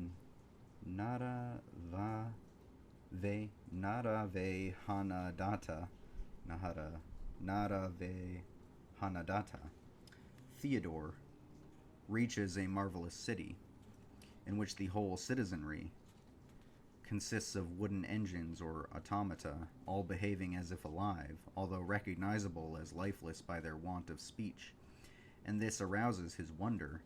He enters the palace and sees there a comely man, enthroned and surrounded by janissaries and female guards. This man is the only consciousness there, and is the cause of motion in the insensible folk, quote, even as the spirit overstands the powers of perception and action, end quote. In reply to questions, the king explains that he, Rajyadhara, the royal power, is one of the two sons of King Bahubala, Armstrong, and that his brother, Pranadhara, the pneumatic power, having robbed his father's treasury and dallied with his fortune, both have fled. Both of us, he says, are carpenters, expert in the making of artful wooden and other automata or engines, like those produced by Maya.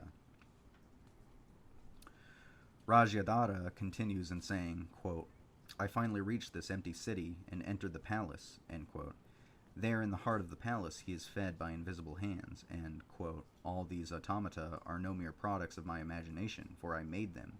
It is by the will of the disposer that I, even being a carpenter, have come here, and am enjoying the sport of a king, as a god all alone by myself, end quote. No one at all familiar with the traditional Indian or Greek psychology will doubt that the city of wooden automata is macrocosmically the world and microcosmically man, the man whose, quote, person, Purusha, is so called because of his being the citizen in every political, quote, body.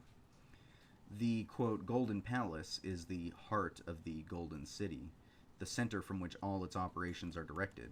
To Rajyadhara, his retainers, the psychic powers of perception and action, like the subjects of earthly kings, bring all kinds of food by which the spirit is nourished when it thus comes eating and drinking, that his food of all kinds is thus served by invisible hands, and that he repeoples a wasteland, is a reminder that he is effectively the rich king of a Grail castle, and the sole consciousness in the city of wooden automata, as the sole consciousness in the city of wooden automata, Rajyadhara corresponds to the only thinker, your capital self, the inner controller, immortal, of the Upanishads.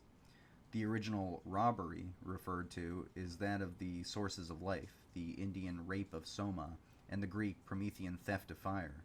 It is only by such a theft that the world can be quickened, but it necessarily involves the separation or exile of the immanent principles from their transcendent source. Rajyadhara rightly speaks of himself as God. As a god.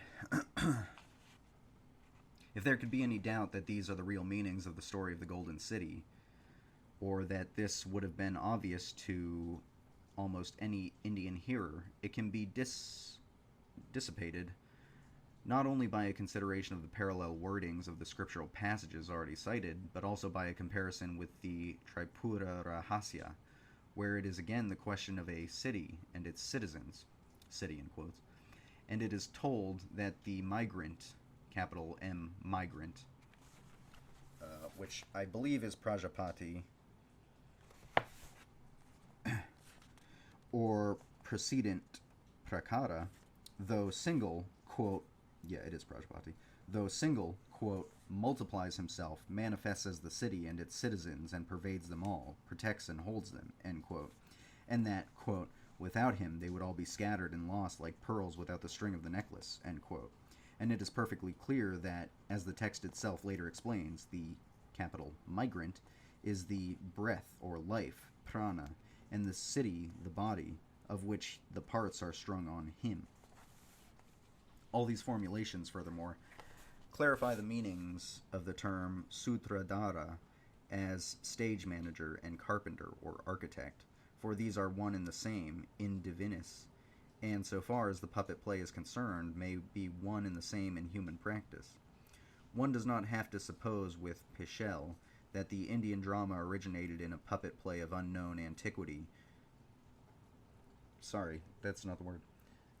That the Indian drama originated in a puppet play of unknown antiquity, okay, or on the other hand, that the Sutradhara is a carpenter merely because he carries a measuring line. The origins of drama and of architecture are mythical, and both are equally imitations of divine prototypes. It is because, whether as the artist who makes or as the controller who manages his toys, as Plato calls them, the all-maker, Visvakarma, is the, quote, holder of every thread, Visvasutra Dirk. That the human artist and the stage manager are, in the likeness and image of God, equally holders of a thread. Enough has been said to show that the doctrine of spiritual paternity is nothing peculiarly Pacific or Australian, and that the so-called puppet complex is nothing peculiarly Balinese. Enough also to show that the Australian official doctrine is an intellectual formulation rather than a proof of nescience, and that the expression complex, implying a psychosis, is quite irrelevant to describe what is in fact a metaphysical theory. Such formulations cannot be properly evaluated or seen in any true perspective, as long as they are treated as purely local phenomena to be explained in some evolutionary or psychological way on the sole premise of the environment in which they happen to have been observed, but only if they are related to the whole spiritual cultural horizon and to the pattern of which they naturally fit, and of which they may be only the peripheral superstitions, in quotes. In the strictly etymological sense of this excellent but much abused term, the student of primitive beliefs and of folklore must be, if he is not to betray his vocation, not so much a psychologist in the current sense as he must be an accomplished theologian and metaphysician. These general considerations are also of the highest importance if anthropology is to amount to anything more than another satisfaction of our curiosity. If, that is to say, it is to subserve the good of mankind by enabling men to understand one another, and even to think with one another, rather than merely of one another as strangers. For example, Marsilio Ficino, Meister Eckhart, William Law, and Hafiz are thinking with one another when they all employ the figure of the hook with which the Fisher King angles for his human prey. Or the Celt is thinking with the Buddhist when both are agreed that, quote, he who would be chief, let him be your bridge, end quote. Even so, the Australian is thinking with Christ when, in fact, having been initiated, he too calls, quote, no man father on earth, end quote. And so, as was previously indicated, there is a real connection, though it may have been prehistoric, between Margaret Mead's observation, quote, limp and soft, end quote, Jacob Bemen's, quote, weak, faint, and ready to die, end quote, and the fact that, quote, all scripture cries aloud for freedom from self, end quote. It is because of their acceptance of this point of view that, to the modern mentality to which it is so repugnant, The members of traditional and unanimous societies seem not yet to have distinguished themselves from their environment, and the irony of the situation is this, that the modern proletarians, to whom the notions of individuality and self-expression are so important, are themselves of all peoples the least individualized and the most like a herd. A culture such as the Balinese is so completely molded and pervaded by its inherited, quote, official doctrine that a, quote, correct or, quote, orthodox deportment in any given situation has become a second nature. It is now no longer necessary to remember the rules of the game because the habit of the art of life is now ingrained in, quote, forsaking her own will, viz., that which thou callest I or thyself, end quote. The Balinese dancer in her rapt ecstasy is not a product of any peculiarly Balinese, quote, complex, but of the philosophia perennis. Plato says that it is as regards the best in human beings that they are most really God's playthings, and this notion that what is called their, in quotes, life is really a divine sporting, in which their part is free and active only to the extent that their wills are merged in his who plays the game, is one of man's deepest insights. As Jalaluddin Rumi states, quote, whoso hath not surrendered will, no will hath he, end quote. So says also Angelus Silesius. Jeez, here we go. Dieses alles ist ein Spiel, das ihr der Gottheit macht. Sie hat die Kreatur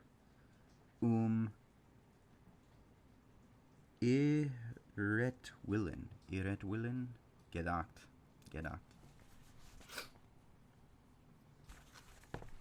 End quote. Whoever accepts this point of view will feel that he, quote, ought to act accordingly, and as the expression, quote, walking with God, Plato, and as the expression walking with God, Plato's Theho Zunopadein in Greek, in Sanskrit, Brahmacharya, implies this is for the puppet his true way, with a capital W. The only alternative is that of a passive subjection to the pullings and haulings of the ruling passions, rightly so called when they become the determinants of conduct. Ought is expressed in Greek by de, from deo, bind, the root in desmos, that is the bond by which, as Plutarch says, Apollo binds, snude, all things to him and orders them. That bond is precisely Plato's golden cord, by which the puppet should be guided if it is to play its proper part, avoiding the disorderly movements that are provoked by its own desires, and the rein, R-E-I-N, by which these sensitive steeds must be controlled if they are not to miss the way. This is the clue, C-L-E-W, to which one must hold fast if one is to play the game intelligently and spontaneously or automatically.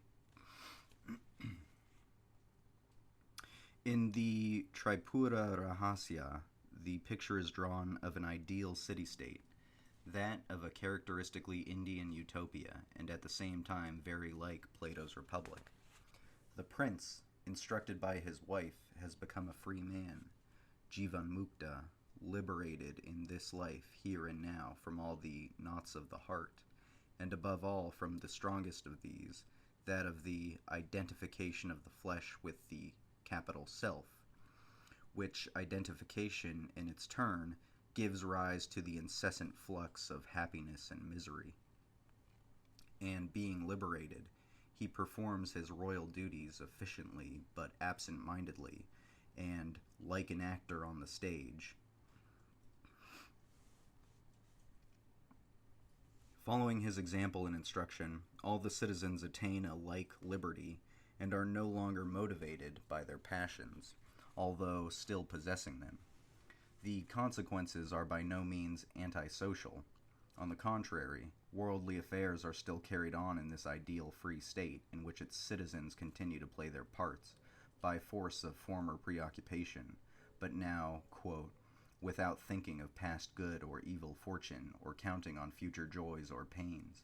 In their everyday life, laughing, rejoicing, wearied or angered, like men intoxicated and indifferent to their own affairs. Wherefore Sanaka and other sages who visited there called it the city of resplendent wisdom, end quote. That in this ideal city of God, it is the actor that represents the norm of conduct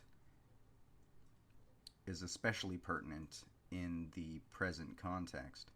Here, quote, all the world's a stage, end quote, without distinction of action as conduct from action as drama, and everyone still plays the part that he ought to play, if the city is to prosper. The true actor, then, whether in life or in his own profession, acts without acting, in the sense of the Bhagavad Gita and the Taoist Wei Wu Wei doctrine. He does not identify himself with the part and is not infected, na lipiate, by what he does on the stage. His role, as men regard it, may be that of either saint or sinner, but like God, he remains himself and untroubled by the thought, quote, thus I did right, or thus I did wrong, end quote, being above the battle. So, the Balinese dancer who is not expressing herself, but playing her part impersonally, is by no means the victim of a complex, but merely a perfect actress, and the members of any other society, all of whom have their part to play but for the most part want to be stars, might learn from her, if they would, what is the distinction of acting from merely behaving, which is that of spontaneity from license. It is not enough to have observed, however accurately. It is only when the anthropologist has profoundly understood what he sees, when he has really entertained the ideas of which the spectacle is a demonstration, that it can become for him a serious experience. Chapter 7. Gradation, Evolution, and Reincarnation. The so-called conflicts of religion and science are, for the most part, the result of a mutual misunderstanding of their respective terms and range. As to range, one deals with the why of things, the other with their how, one with intangibles, and the other with things that can be measured, whether directly or indirectly. The question of terms is important. At first sight, the notion of a creation completed in the beginning seems to conflict with the observed origin of species in temporal succession. But in erce, in principio, agre, do not mean only in the beginning, with respect to a period of time, but also in principle, that is, in an ultimate source logically rather than temporally prior to all secondary causes, and no more before than after the supposed beginning of their operation. So, as Dante says, quote, neither before nor after was God's moving on the face of the waters, end quote. And Philo, quote, at that time indeed all things took place simultaneously, but a sequence was necessarily written into the narrative because of their subsequent generation from one another, end quote. And Behmen, quote, it was an everlasting beginning, end quote. As Aristotle says, quote, eternal beings are not in time, end quote. God's existence is, therefore, now. The eternal now that separates past from future durations is not itself a duration, however short. Therefore, in Meister Eckhart's words, quote, God is creating the whole world now, this instant, end quote. Again, no sooner has some time elapsed, however little, but everything is changed. Pentare, quote, You cannot dip your feet twice in the same waters, end quote. So then, as for Rumi, quote, every instant thou art dying and returning. Muhammad hath said that this world is but a moment. Every moment the world is renewed. Life is ever arriving anew, like the stream. The beginning, which is thought, eventuates in action. Know that in such wise was the construction of the world in eternity. End quote. In all this, there is nothing to which the natural scientist can object. He may indeed reply that his interest is confined to the operation of mediate causes, and that it does not extend to questions of a first cause or of the whatness of life, but that is simply a definition of his self-chosen field. The ego is the only content of the capital self that can be known objectively, and therefore the only one that he is willing to consider. His concern is only with behavior. Empirical observation is always of things that change, that is, of individual things or classes of individual things, of which, as all philosophers are agreed, it cannot be said that they are, but only that they become or evolve. The physiologist, for example, investigates the body, and the psychologist the soul or individuality. The latter is perfectly aware that the continued being of individualities is only a postulate, convenient and even necessary for practical purposes, but intellectually untenable. And in this respect he is in complete agreement with the Buddhist, who is never tired of insisting that body and soul, composite and changeable, and therefore wholly mortal, quote, are not my capital self, end quote, not the reality that must be known if we are to become what we are. In the same way, St. Augustine points out that those who saw that both of these, body and soul, are mutable, have sought for what is immutable, and so found God, that one, of which or whom the Upanishads declare that art thou. Theology, accordingly, coinciding with ontology, prescinds from all that is emotional, to consider only that which does not move. Quote, change and decay in all around I see, O thou who changest not, end quote. It finds him in that eternal now that always separates the past from the future, and without which these paired terms would have no meaning whatsoever. Just as space would have no meaning if it were not for the point that distinguishes here from there. Moment without duration, point without extension, these are the golden mean and inconceivably straight way, leading out of time into eternity, from death to immortality. Our experience of life is evolutionary. What evolves? Evolution is reincarnation, the death of one and the rebirth of another in momentary continuity. Who reincarnates? Metaphysics prescinds from the animistic proposition of Descartes, cogito ergo sum, to say cogito ergo est, and to the question quid est, answers that this is an improper question, because its subject is not a what amongst others, but the whatness of them all, and of all that they are not. Reincarnation, as currently understood to mean the return of individual souls to other bodies here on earth, is not an orthodox Indian doctrine, but only a popular belief. So, for example, as Dr. B.C. Law remarks, quote, it goes without saying that the Buddhist thinker repudiates the notion of the passing of an ego from one embodiment to another, end quote. We take our stand with Sri Shankaracharya when he says, quote, in truth, there is no other transmigrant but the Lord, end quote.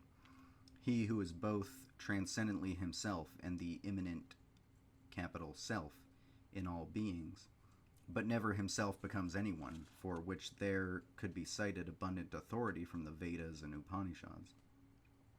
If then we find Sri Krishna saying to Arjuna, and the Buddha to his mendicants, quote, long is the road that we have trodden, and many are the births that you and I have known, end quote. The reference is not to plurality of essences, but to the common man in every man. who in most men has forgotten himself, but in the reawakened has reached the end of the road, and having done with all becoming, is no longer a personality in time, no longer anyone, no longer one of whom one can speak by a proper name. The Lord is the only transmigrant. That art thou, the very man, capital M, man, in every man. So as Blake says, quote, man looks out in tree, herb, fish, beast, collecting up the scattered portions of his immortal body.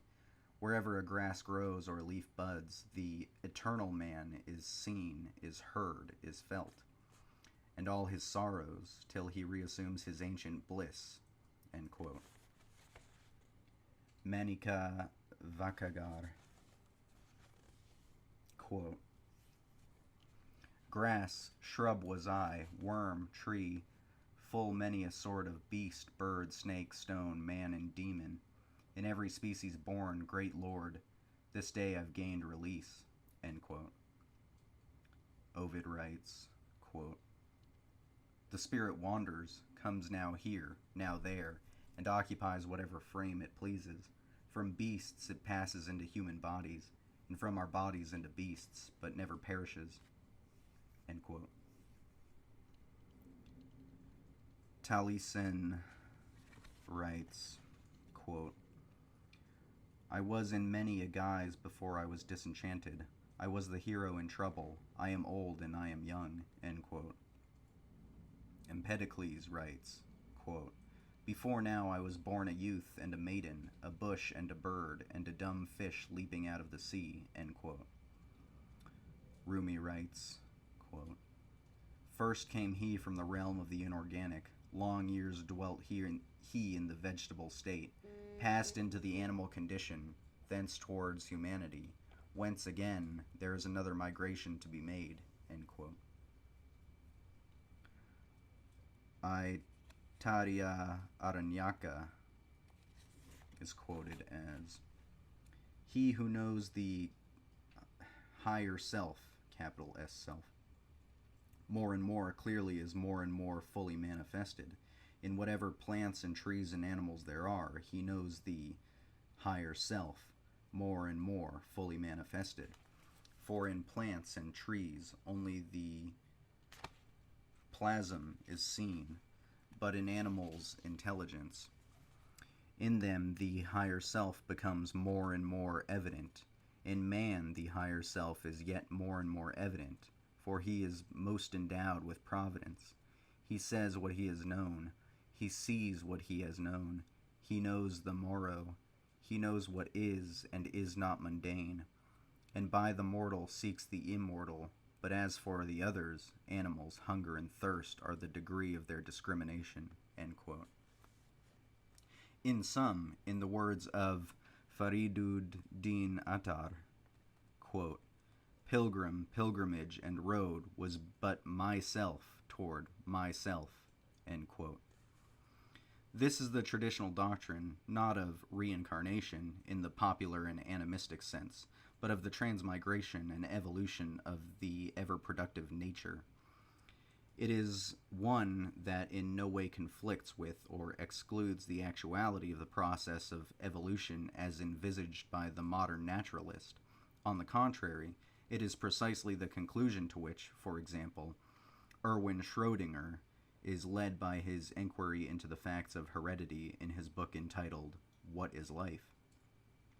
In his concluding chapter on determinism and free will, his only possible inference is that, quote, I, in the widest meaning of the word, that is to say, every conscious mind that has ever said or felt I, am the person, if any, who controls the motion of the atoms according to the laws of nature. Consciousness is a singular of which the plural is unknown, end quote.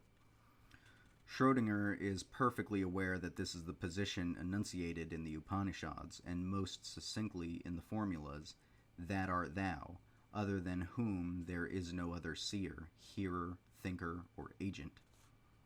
I cite him here not because I hold that the truth of traditional doctrines can be proved by laboratory methods, but because his position so well illustrates the main point I am making, namely that there are no necessary conflicts of science with religion, but only the possibility of a confusion of their respective fields, and the fact that for the whole man, in whom the integration of the ego with the higher self has been effected, there is no impassable barrier between the fields of science and religion. Natural scientist and metaphysician, one and the same man, can be both. There need be no betrayal of either scientific objectivity on the one hand or of principles on the other.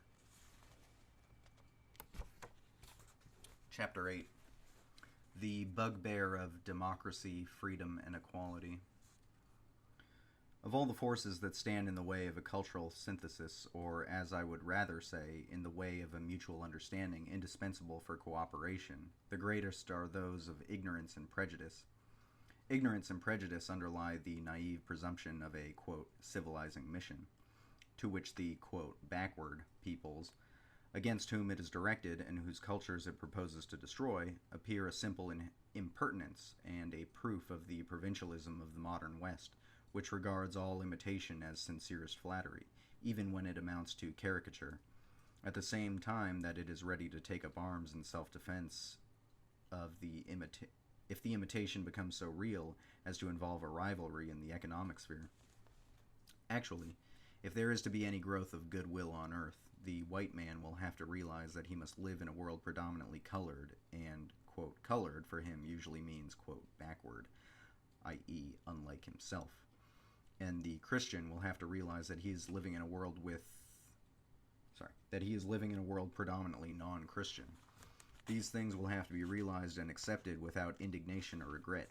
Before a world government can even be dreamed of, we must have citizens of the world who can meet their fellow citizens without embarrassment, as gentlemen meet gentlemen, and not as would-be schoolmasters meeting pupils who are ready to be compulsorily, even if also freely, educated. There is no more place in the world for the frog in a well who can judge others only by his own experience and mores.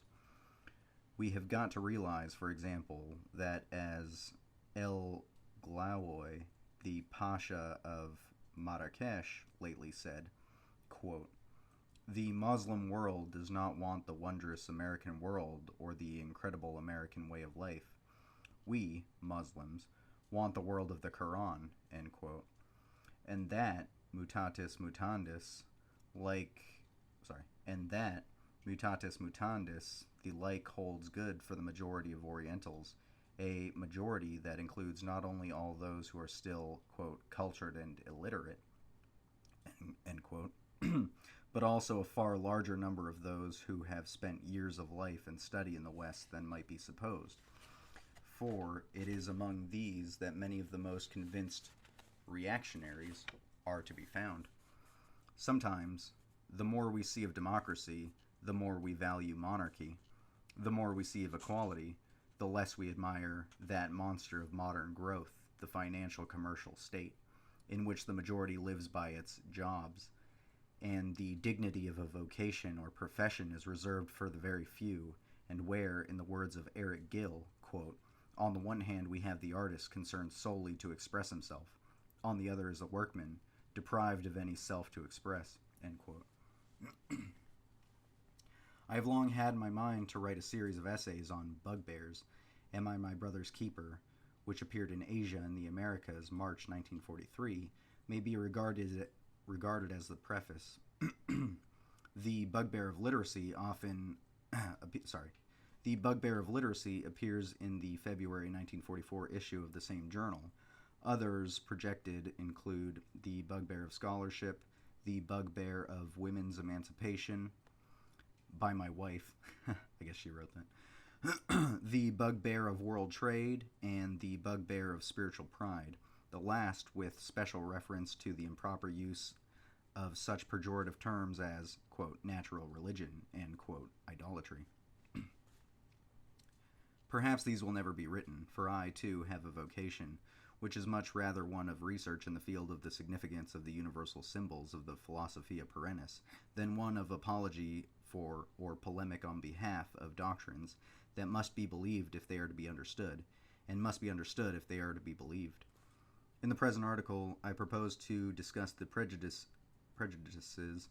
that are aroused in every 100% progressive and democratic egalitarian mind by the Portuguese word caste.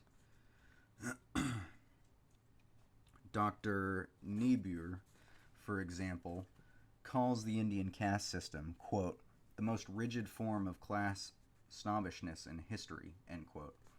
He means, of course, class arrogance, since he must have intended to criticize the supposed attitude of the higher castes, comparable to that of Englishmen in India, and to that of those who maintain the Mason-Dixon line in America.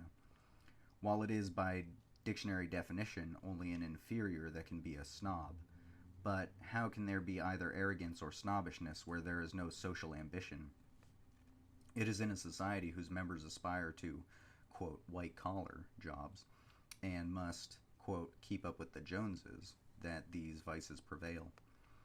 If you ask a man in India what he is, he will not say either that I am a Brahmin or that I am a Sudra, but that I am a devotee of Krishna or I am a Saiva, and that is not because he is either proud or ashamed of his caste, whatever it may be, but because he mentions first what seems to him more important than any social distinction.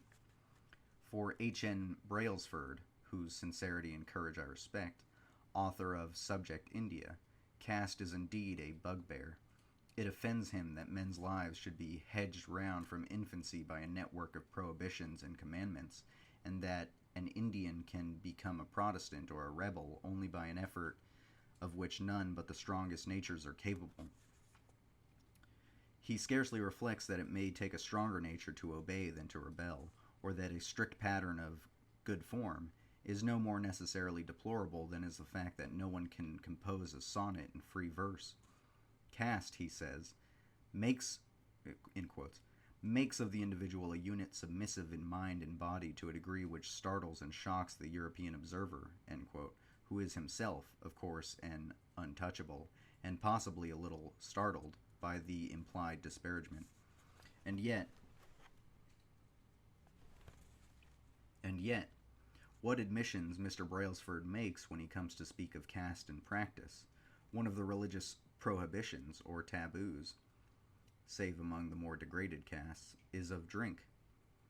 The late Sister Nivedita once observed that Christianity, quote, carries drunkenness in its wake, end quote. But Mr. Brailsford tells us that, quote, the Congress had Indian morality behind it when it organized a boycott of the government's toddy shops. No Indian dare brave the condemnation of his fellows by entering them. In some places, the all-powerful caste organization reinforced the prohibition of Congress, end quote. You see that when it suits his argument, prohibitions and commandments become a morality. There are other prohibitions and commandments that also pertain to our morality, and against which we do not feel called upon to rebel or protest against. And if there are some that he does not understand, has Mr. Brailsford ever thought of investigating their significance for us? Similarly, in the case of the boycott of English manufactured goods, he states, quote, its general success was an amazing proof of the solidarity of Indian society, end quote. How does he make that square with his statement that in India, quote, by far the most serious obstacle to social unity comes from caste and its rule of endogamy, end quote. Let us remember that in India, men of different castes are divided neither by religion, culture, or language, but only by rules against intermarriage and interdining. For example, no king could aspire to marry his own Brahmin cook's daughter. That different castes have never found it difficult to work together for common ends is amply demonstrated by the almost universal institution of the Panchayat, or village council, a committee of men of different castes. Again, it may be observed that caste is not, in Hindu law, a legal disability. Men of any caste may act as witnesses in suits, the only qualifications having to do with character and impartiality and being the same for all. From Manuvarta, maybe? Manu 8, 61 to 63. The Imperial Gazetteer remarks that the inhabitants of the typical Indian village, quote, are welded together in a little community with its own organization and government. its customary rules and its little staff of functionaries, artisans, and trades, end quote. Mr. Brailsford objects that, quote, the only obstacles to the growth of internal trade on a gigantic scale is the poverty of the villages and the self-sufficiency that belongs to its oldest traditions. There is still many a village in which the hereditary craftsmen who serve it for an allowance of grain or some acres of free land will weave all the cloth it needs, hammer its hoes for it, and turn its pots, end quote. Unfortunately, quote, the growth of internal trade on a gigantic scale, end quote, is by no means one of our primary ambitions. We still hold, with Philo, De Decalogo 69, that it is an obvious truth that the craftsman is of higher value than the product of his craft, and perceive that it is chiefly in industrial societies that this truth is ignored. Nor from what we know of factory conditions already existing in Bombay and elsewhere do we see the slightest prospect that the condition of even the lowest outcasts will ever be improved by a gigantic development of internal trade. Again, quote, we do not want the incredible American way of life, end quote. What we do see very clearly is that, in the words of A.M. Hocart, perhaps the only unprejudiced European sociologist who has written on caste, quote, hereditary service has been painted in such dark colors only because it is incompatible with the existing industrial system, end quote. Incompatible because caste involves human relationships and mutual responsibilities for which there is no room in a world of capital and labor and manufacture for profit on the one hand, or in the Soviet types of collective organization on the other. No type of civilization can be accepted that does not provide for the worker's happiness, and no man can be happy who is forced to earn a living otherwise than by the labors for which he is naturally fitted, and to which therefore he can literally devote himself with enthusiasm. I say that no man can be happy, but in, quote, that station of life to which it has pleased God to call him, end quote. That man is literally unfortunate, deprived of his due inheritance, if either the state or his own ambition bring it about that his fortune and his nature are incongruous. In Latin here, Deun vrai travail on ne peut... Oh no, I think it's French. I'm not going to read it. Sorry. What we said above on village organization ought to have made it clear that the traditional government of India is far less centralized and far less bureaucratic than any form of government knows to the modern democracies. One might indeed say that the castes are the stronghold of a self-government, far more real than could be achieved by any counting of the noses of all the millions of a proletariat. To a very large extent, the caste group coincides with the trade guild, and before the impact of industrialism and laissez-faire, and especially in the great cities, these trade guilds exercised very many of the functions that the bureaucracies now undertake with far less efficiency, and some that the bureaucracies scarcely attempt to fulfill. Thus, apart from their function of maintaining standards of quality both as to materials and workmanship, and providing for education through apprenticeship, or rather the master and disciple relationship, they covered the whole field of charity and what is now known as that of social security. One might say that if India was not in the Chinese or Islamic sense a democratic country, it was nevertheless a land of many democracies, i.e. self-governing groups in full control of all matters really falling within their competence, and that perhaps no other country in the world has been better trained in self-government. But, as Sir George Birdwood said, quote, under British rule in India, the authority of the trade guilds has necessarily been relaxed, end quote. The nature of such a necessity will hardly bear analysis. There are types of society that are by no means above, but on the contrary below caste. Societies in which there prevails what the traditional sociologies term a confusion of castes. Societies in which men are regarded primarily, if not indeed exclusively, as economic animals, and the expression, quote, standard of living, end quote, dear to the advertising manufacturer, has only quantitative connotations. Such societies as these have, indeed, progressed toward, and perhaps attained to, the pure and inorganic multiplicity of a kind of social atomism, and to the exercise of a purely mechanical activity in which nothing properly human subsists, so that a man can adopt any profession or even change it at will if this profession were something purely exterior to himself, end quote, by Rene Guénon. The mere existence of these great proletarian aggregates, whose members, exploited by one another, pullulate in capitals that have no longer any organic connection with the bodies on which they grew, but which depend on world markets that must be opened by wars of pacification, and continually stimulated by the creation of new wants, by suggestive advertisement, is destructive of the more highly differentiated traditional societies in which the individual has a status determined by his function, and in no sense merely by wealth or poverty. Their existence is automatically destructive of the individual, whom its efficiency reduces to the level of a producer of raw materials, destined to be worked up in the victors' factories and again unloaded upon the, quote, backward peoples, who must accept their annual quota of gadgets if business is to prosper. Even such a good, quote, progressive, as Mr. Brailsford is forced to ask, whether man, quote, is not too wicked to be trusted with powerful machines, end quote. The economic results of commercial exploitation, world trade, are typically summarized in Albert Schweitzer's words, quote, whenever the timber trade is good, permanent famine reigns in the Ogowe region, end quote. When thus commerce settles on every tree, the spiritual consequences are even more devastating. Civilization can destroy the souls as well as the bodies of whom it affects.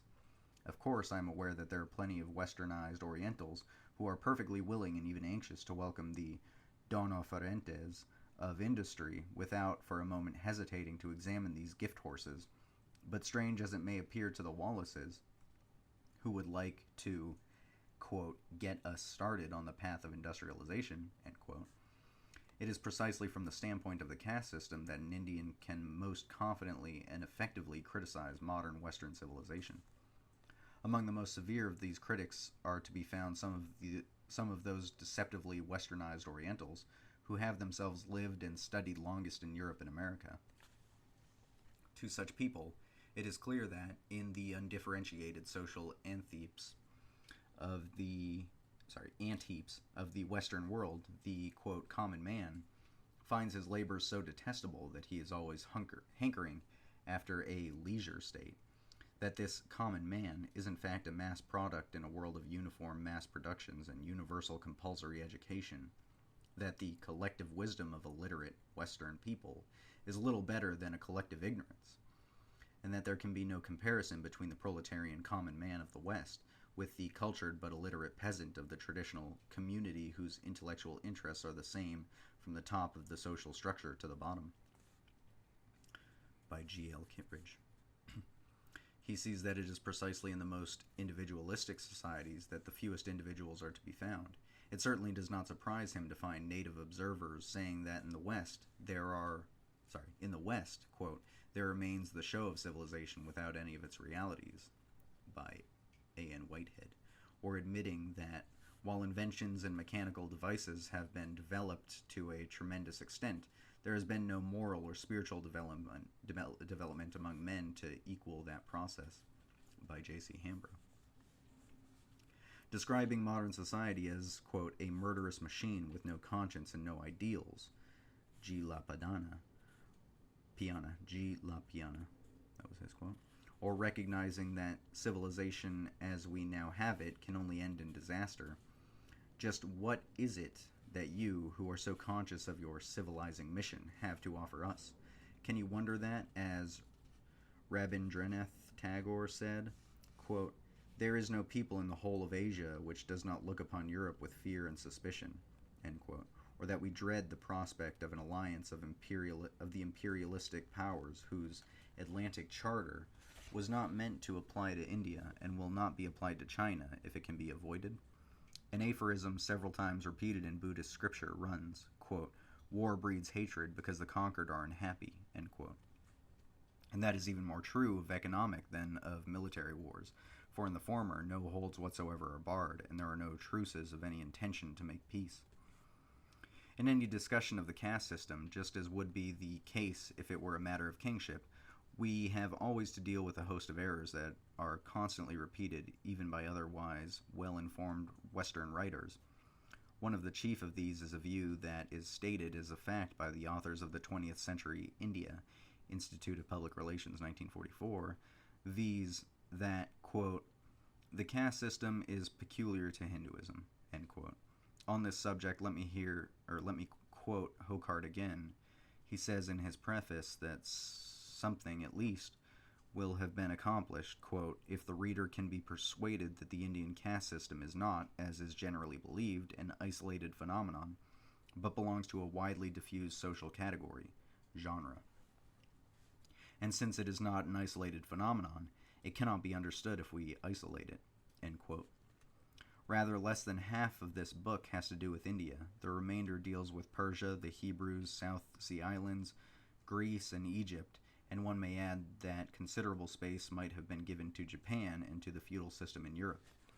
All we can say is that in India, the vocational structure of society has been more strongly emphasized and has longer survived intact than elsewhere. Another error is that of the scholars who attribute the caste system in India to the enslavement of the darker indigenous races by blonde conquerors. It suffices to point out, as Hocard has, that the four castes are connected with the four quarters and are of four colors, white, red, yellow, and black, and that to be consistent, the ethic theory ought to have presupposed invaders of three separate colors, a white race becoming the priests, a red race the rulers, and a yellow race the merchants of the invaded territory. The only real color distinction is between the three and the one, the colors in question being respectively those of day and night, or gold and iron. In the divine operation, the supreme identity assumes now the one, now the other, at will. The distinction is only partially reflected in the sensible world. The actual color of Indian peoples varies from blonde to black, and it is by no means the case that all Brahmins are blonde or that all Sudras are black. The word Brahmana is a patronymic from Brahma, God. The true Brahmin, as distinguished from the Brahmin by birth, is the knower of Brahma. In the sacrificial myth, we are told that the Brahmin is born from the mouth of the divine person, and that this implies a second birth. In parentheses, members of the three upper castes are all Dvija, twice born. It is clear from the fact that even the child of a Brahmin family receives only an existence from his parents, and is no better than a Shudra before his birth of the Veda. Manu 2, 147 and 172. He only becomes a Brahmin properly to be so called when he has been initiated by Brahmin teacher, who represents the progenitor in Divinas, and of whom he is reborn from his mouth. Satapatha Brahmana 11.541. So we find a man who has studied the scriptures at the feet of a competent teacher described in the Chandogya Upanishad as, quote, shining like a Brahma knower, end quote. And that is what it really means to be of the Brahmana complexion, Varna. The two Indian words for caste are Varna, color, and Jati, birth. Of these two, Varna, from a root meaning to cover or conceal, means a good deal more than just color or complexion. It means an appearance, individuality, or character that a given essence may assume. Varna and Jati are not synonymous, but normally concomitant. In a Buddhist context, we find a Brahmana explaining that a Brahmin is such who is of pure descent, Jati, knowledge of scripture, flower-like complexion, Varna Pushkarate, virtuous, Silavat, and cultured, Pandita. But of these five qualifications, only the two last are indispensable. It will be necessary now to consider the origin, nature, and implications of the caste system, mainly in India. This we shall attempt entirely from an Indian point of view, and quite independently of the conflicting, changeable, and often prejudiced theories of the Western sociologists. In the first place, It must be understood that the terms of the hierarchical classifications are applicable not merely to human beings, but in divinis, and throughout the universe. We must begin with the great distinction of the gods, devas, aryas, and titans, asuras, anarias, and aryas, who are nevertheless brothers and children of a common father. The distinction is as of day from night or light from darkness, and in this sense, one of color, varna.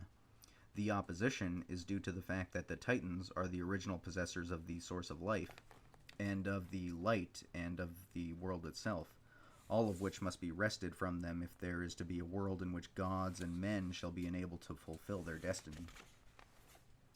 The power of exercising all function, whatever inheres in the unity of the primordial world man, or divine person, the Purusha, who is so called because in every political body, whether collective or individual, he is the essential citizen.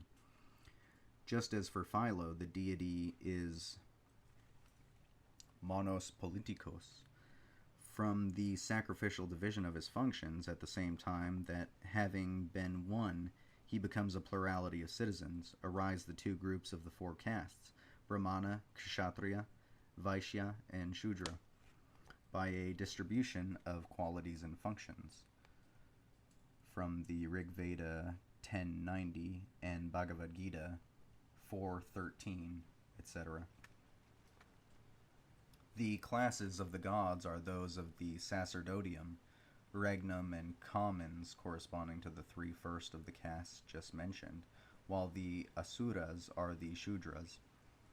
Humanly speaking, the hierarchy of the castes is the same. It is not a hierarchy of races, but of functions and of standards and ways of living.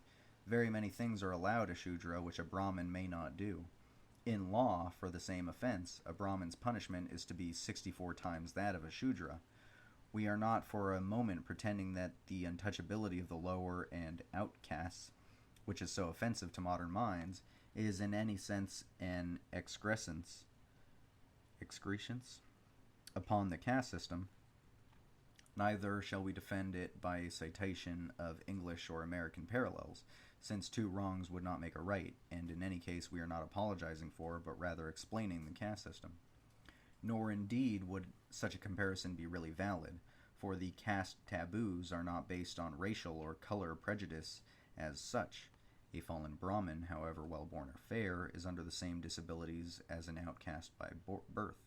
Manu 11, 245, 98, etc., but are, for the sake of the preservation of a ritual purity at once physical and psychic. I wonder sometimes if foreign reformers ever realize that if we should admit the Indian outcasts to our temple sanctuaries, we might as well admit Europeans. Actually, just as the Titans are by all means excluded from the sacrifices offered by the gods, so are Shudras from participation in the cults of the higher castes. At least as early as the 8th century BC, we find that the teacher of an esoteric doctrine, which may not be taught to anyone and everyone, but only to the qualified, may neither touch nor even look at a Shudra.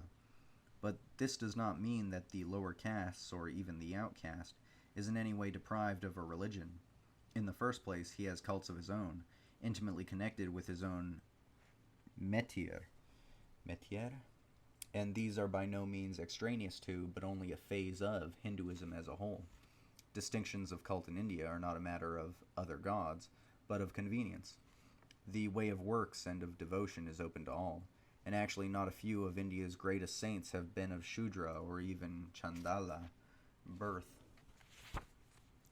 Nor can we ignore the case of the mother-son who comes, as is told in the Chandogya Upanishad, to a Brahmana teacher to be his disciple. He is asked of what family he is, and can only answer that he is the son of his mother, and cannot possibly say who his father may have been. The Brahmana accepts him on the ground that such candor is tantamount to Brahmin lineage, and withholds nothing of his doctrine, so that he in turn becomes a knower of God and a teacher of disciples of his own. However, we are not so much concerned here with the secular history of caste as a social institution as with its spiritual significance.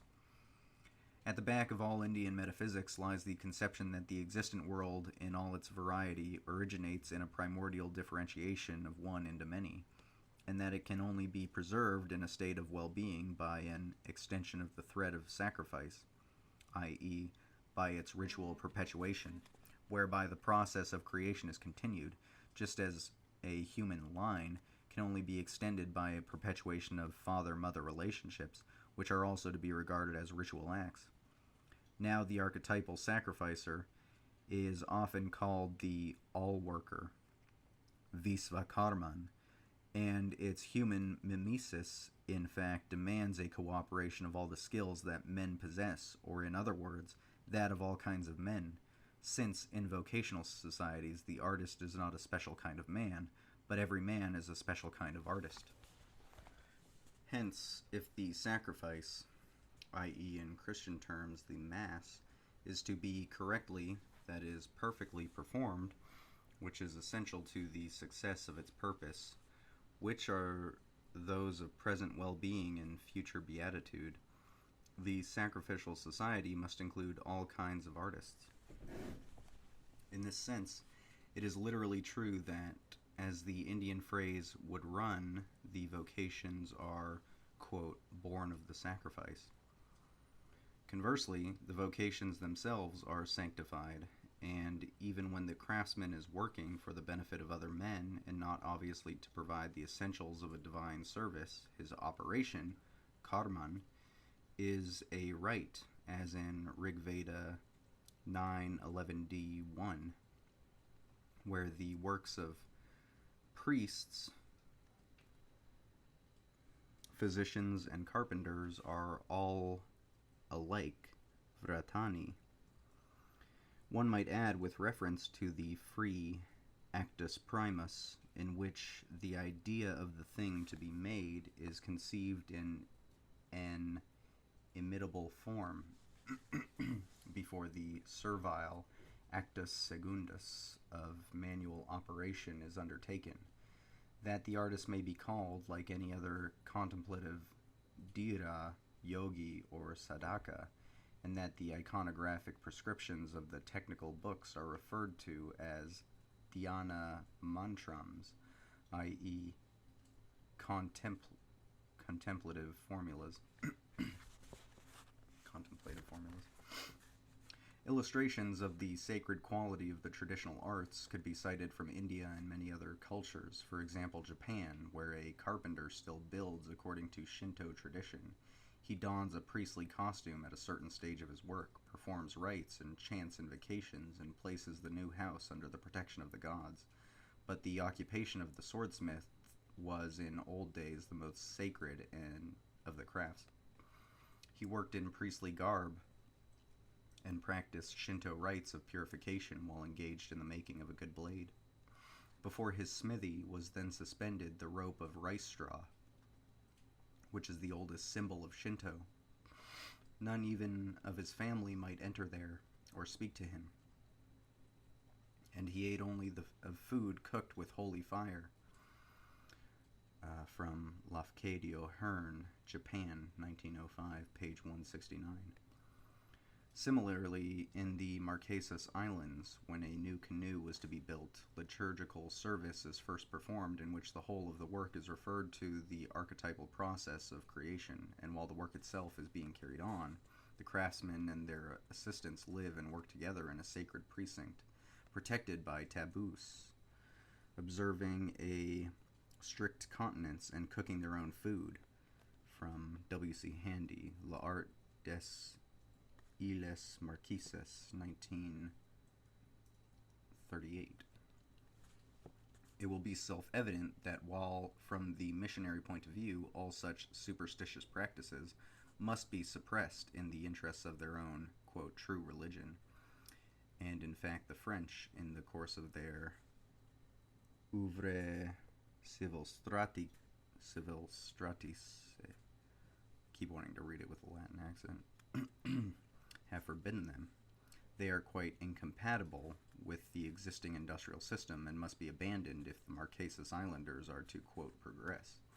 It might be no exaggeration to say that modern civilization is fundamentally a racket, needless to name the gangsters.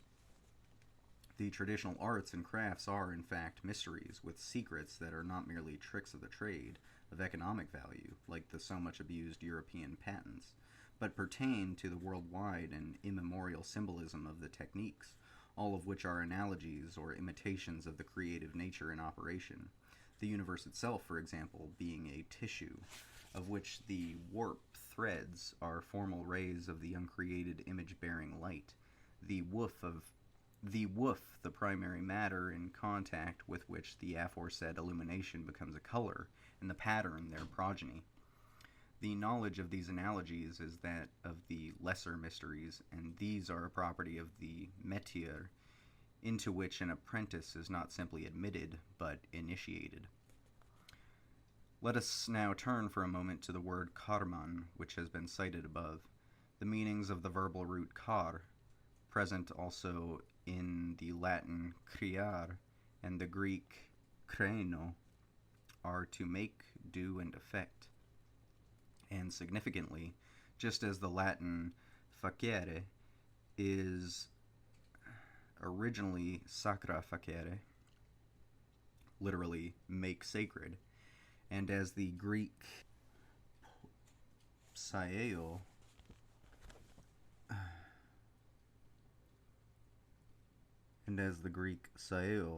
psaeo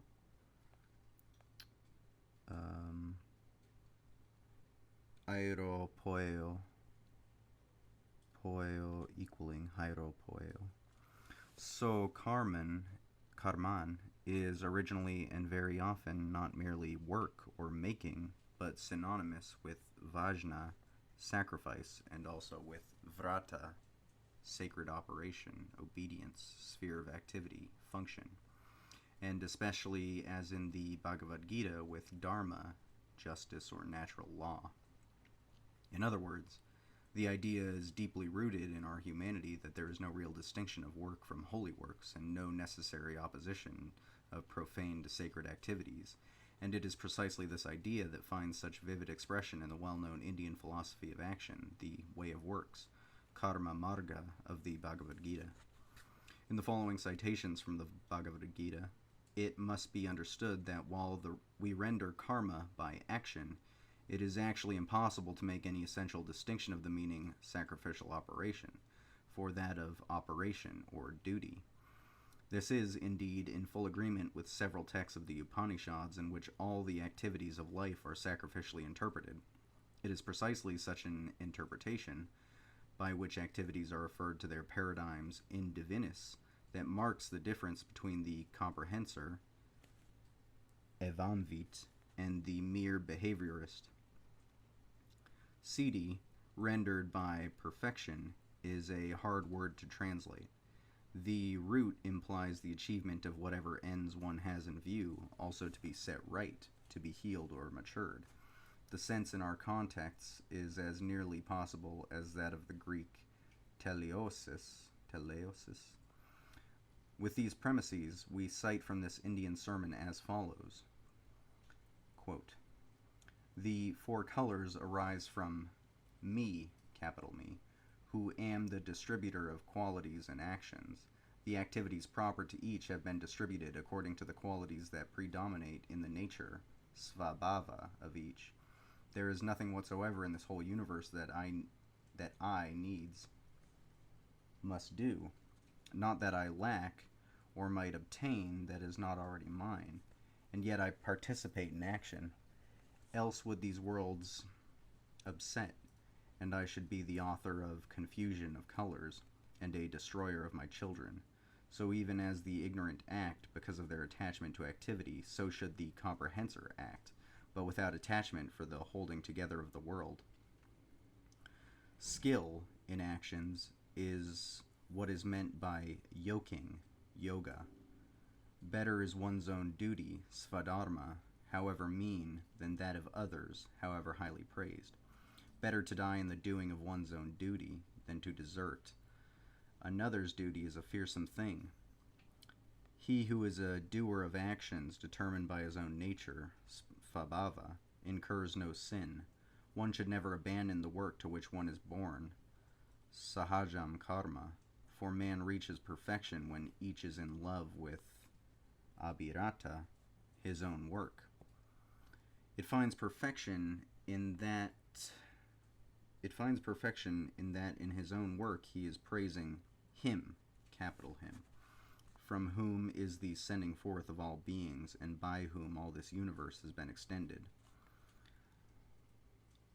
From laborare est orare. End quote. In other words, every man's capital way to become what he is, what he has it in him to become, is one of perfectionism in that station of life to which his own nature, i.e., nativity, imperiously summons him. The pursuit of perfection is every man's, quote, equality of opportunity.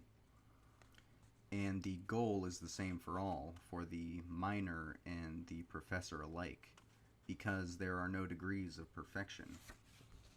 This whole point of view is already implicit in the old equation. Karma equals yajna, i.e. facere,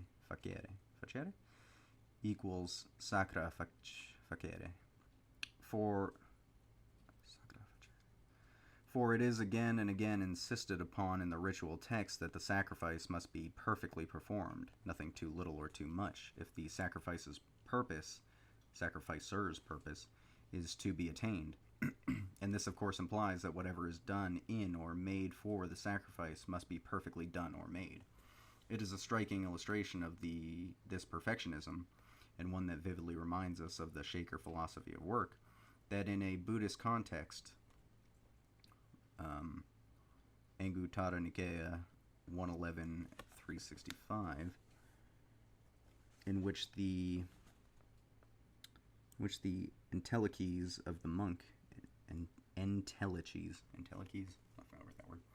of the monk, ruler, and householder, etc., are defined. The, quote, fulfillment, pariyosana sena, of the householder, whose means of livelihood is the practice of an art, is, quote, perfected workmanship. In the words of St. Thomas Aquinas, quote, the craftsman is naturally inclined by justice to do his work faithfully. Summa Theologica 1-2, 57-3, add 2. The modern mind, it may be observed, is not opposed to the concept of vocation per se. In the absence of an established heredity of functions, it sets up, on the contrary, vocational tests and seeks to provide for a guidance in the choice of a vocation. What it most of all resents is the hereditary principle, which seems to set an arbitrary limit to the individual's equality of opportunity.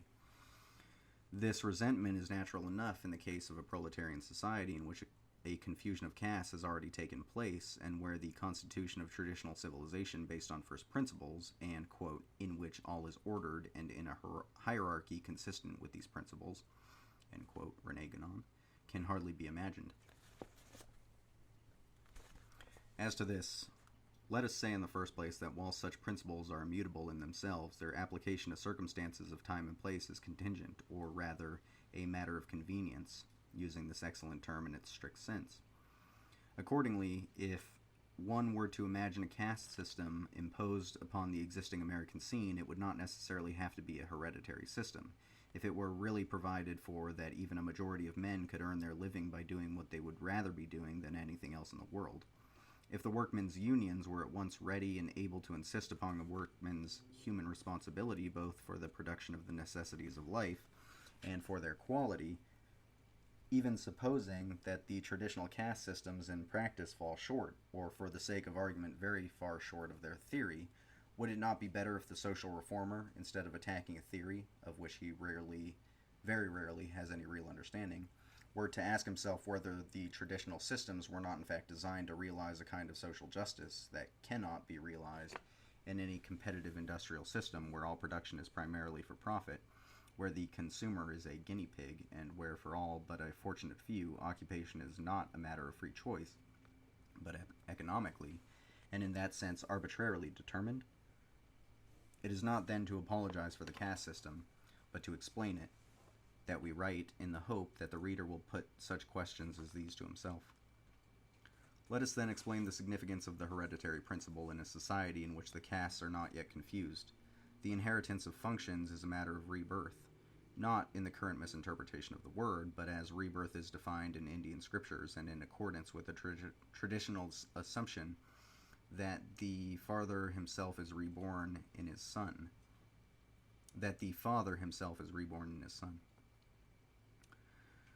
We have seen that the function is, quote, born of the sacrifice, and this means that if the needs of the theocentric society are to be met, the ministerial functions by which the dual purposes of the sacrifice, well-being here and beatitude hereafter, are to be secured, must be perpetuated from generation to generation. The function is at once an estate and an incumbency, and as such entailed. Just as for Plato and in scholastic philosophy, so for the Vedanta, duo suni in homine. And of these two, one is the mortal personality or character of this man, so-and-so, the other, the immortal part and very person of the man himself. It is only to the former, individual nature, that the category of, quote, color can be applied.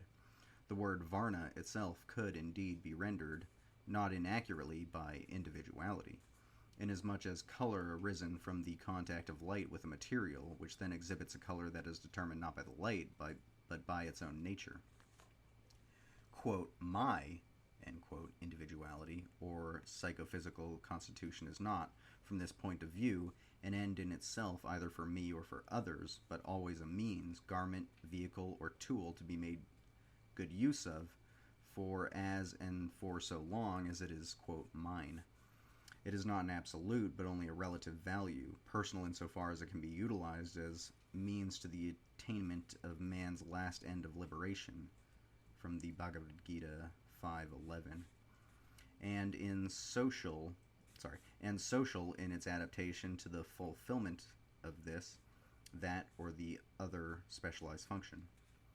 It is the individuality and not the person that is bequeathed by the father to his son, in part by heredity, in part by example, and in part by formal rights of transmission. When the father becomes emeritus, or at his death the son inherits his position, and in the widest sense of the word, his debts, i.e. social responsibilities. This acceptance of the paternal inheritance sets the father free from the burden of social responsibility that attached to him as an individual, quote, having done what there was for him to do, end quote, the very man departs in peace. It is not, then, for our mere pleasure or pride that children are to be begotten. Indeed, they will be, quote, no children of ours, end quote, if they do not, in their turn, assume our burden of responsibilities. Children are begotten in order that there may be a succession of sacrificial functionaries for the perpetuation. Let me begin that again. Children are begotten in order that there may be a succession of sacrificial functionaries for the perpetuation of these worlds. Satapatha Brahmana 1.8.1.31 and Aitareya Upanishad 4.4. And just as in India, so for Plato, quote, concerning marriage, it is decreed that we should adhere to the ever-productive nature by providing servants of God in our own stead, and this we do by always leaving behind us children's children. From Laws 774a. It is only in the light of the doctrine of the two selves and the no less universal imperative to, quote, know thyself, to know, that is, which of these two selves is our very higher self, that we can really understand the resentment of prohibitions and commandments and of inequality, quote, inequality, and the corresponding advocacy of, quote, protest and rebellion that we spoke of above. The resentment has far deeper roots than are to be found in the mere fact of an existing confusion of castes, which should be regarded much rather as a symptom than as a primary cause of disorder. An impatience of restraints is not in itself reprehensible, but natural to every prisoner. The traditional concept of liberty goes far beyond, in fact, the demand of any anarchist.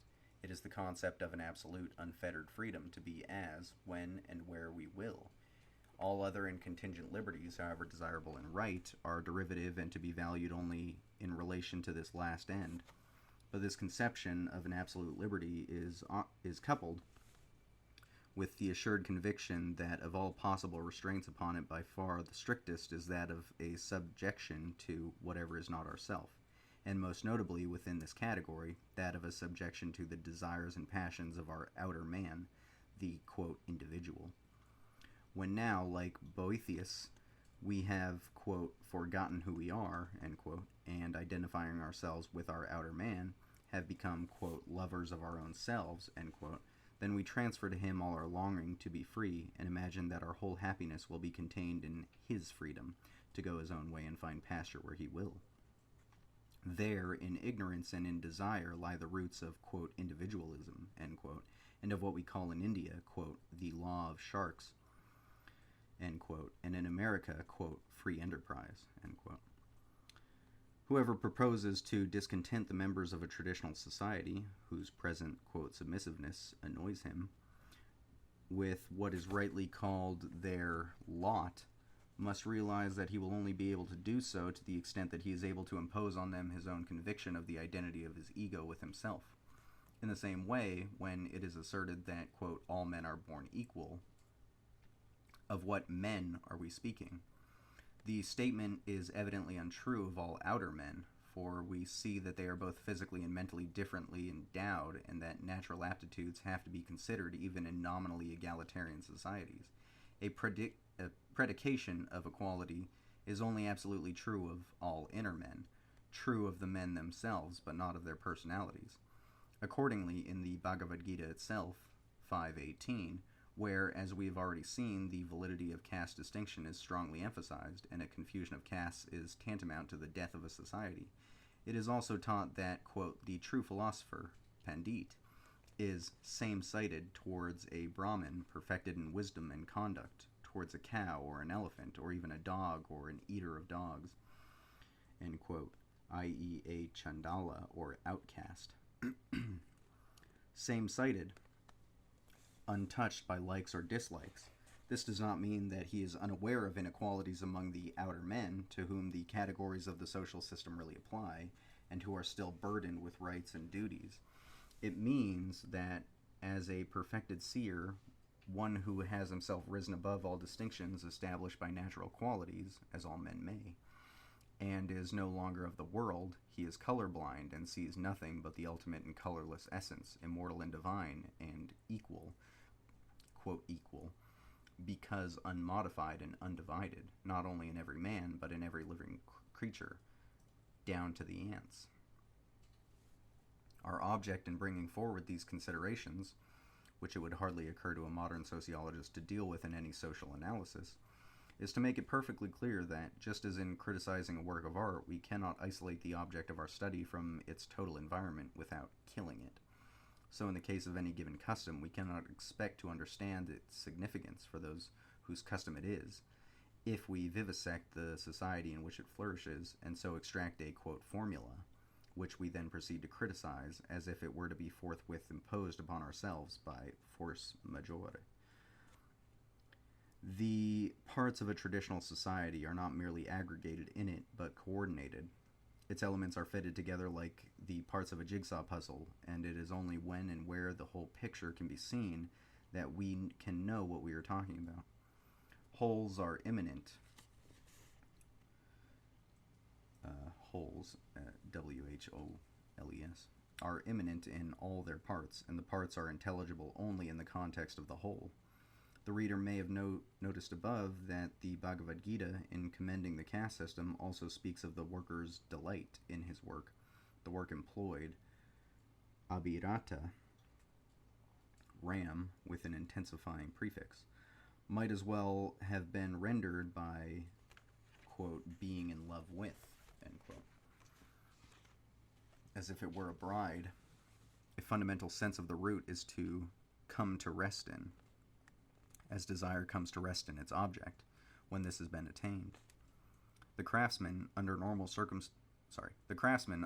conditions, likes nothing better than to talk about his work. We cannot but regard as abnormal the condition of the chain belt worker who would rather talk about anything but his work. His deep interest is not in the work, in the doing of which he is little more than an irresponsible instrument of the manufacturer for profit, but in racing, baseball, films, or other means of entertainment or diversion. It could not be said of such as these that their work is their rest, or that an eros or muse inspires them. In a vocational society, on the other hand, it is taken for granted that everyone is very proud of his hereditary science. Kula vidya, kalidasa, malavikagnim, mitra, 1.4. So Philo, pointing out that when the king asks, "What is your work?" he receives the answer, "We are shepherds, as were our fathers," Genesis 47:3, comments, "Aye, indeed. Does it not seem that they were more proud of being shepherds than is the king, who is talking to them of his sovereign power?" In one of Decker's plays, he makes his grocer express the fervent wish, "May no son of mine ever be anything but a grocer," as Jean Guionneau says, apropos of overtime, that as things are, les ouvriers font 40 heures de travail par semaine. Oh man, I am going to butcher the French. I'm not going to read it to you. Sorry. It's from Lettres aux Paysans, page 37. I have known hereditary craftsmen in Ceylon, carpenters and painters, who regarded themselves as descendants of the archetypal all-worker whose image they drew for me. At one time they were working for me at my own house, chiefly at the making of a painted chest for my own use. They were to be paid at a day rate when the work was done, but far from trying to spin out the time, they were so much interested, so much involved in their work, that they insisted on being supplied with adequate light so that they could go on working after dark. There is your answer to the problem of overtime. It is under these conditions, as Plato says, that, quote, "more will be done, and better done, and more easily than in any other way," end quote. We adopted above a widely accepted rendering of Sanskrit dharma as law or justice. Absolutely, dharma is the eternal substance on which all being rests, and as such a property and appellation of the deity who is, quote, "the sustainer," dartar, of every operation, end quote, as in Rigveda 1:11.4, i.e., in his royal nature as king of kings, and accordingly, dharma equaling raja eminenter. So what is natural and right is that which happens dharmanas pari, or dharmatas, normally. It is, for example, thus, in order, that a father is begotten in his descendants. Rigveda 6:70.3. Relatively, one's svadharma, or sua justitia, is the natural law of one's own being, and so at the same time one's lot and one's duty, which is also one's own task or vocation, svakarma. Unquestionably then, a correspondence of functions to varieties of natal endowment in a human society is, from the Indian point of view, nothing arbitrary, but a reflection on earth of the immutable justice by which all things are governed. Whoever may maintain that the caste system is in fact unjust must nevertheless allow that its primary purposes are just. In this matter, as in so many others, there is a fundamental agreement of the Indian and Greek theories. For Plato, the cosmic, civic, and individual orders, or cities, are naturally governed by one and the same law of justice. And among the accepted senses of just is that of civilized. What justice means is discussed at some length in the second and fourth books of the Republic. For Plato, it is, of course, obvious that, quote, "the same kinds, genos," etymologically the Sanskrit jati, "equal in number are to be found in that state and in the soul," end quote. and that a city and a man are to be called just or unjust by the same standards. And he says that justice is realized, quote, when each of the several parts of the community of powers performs its own task, end quote. Justice, he says, is the principle of doing what is ours to do. Tota eoto prate, equaling svakarma.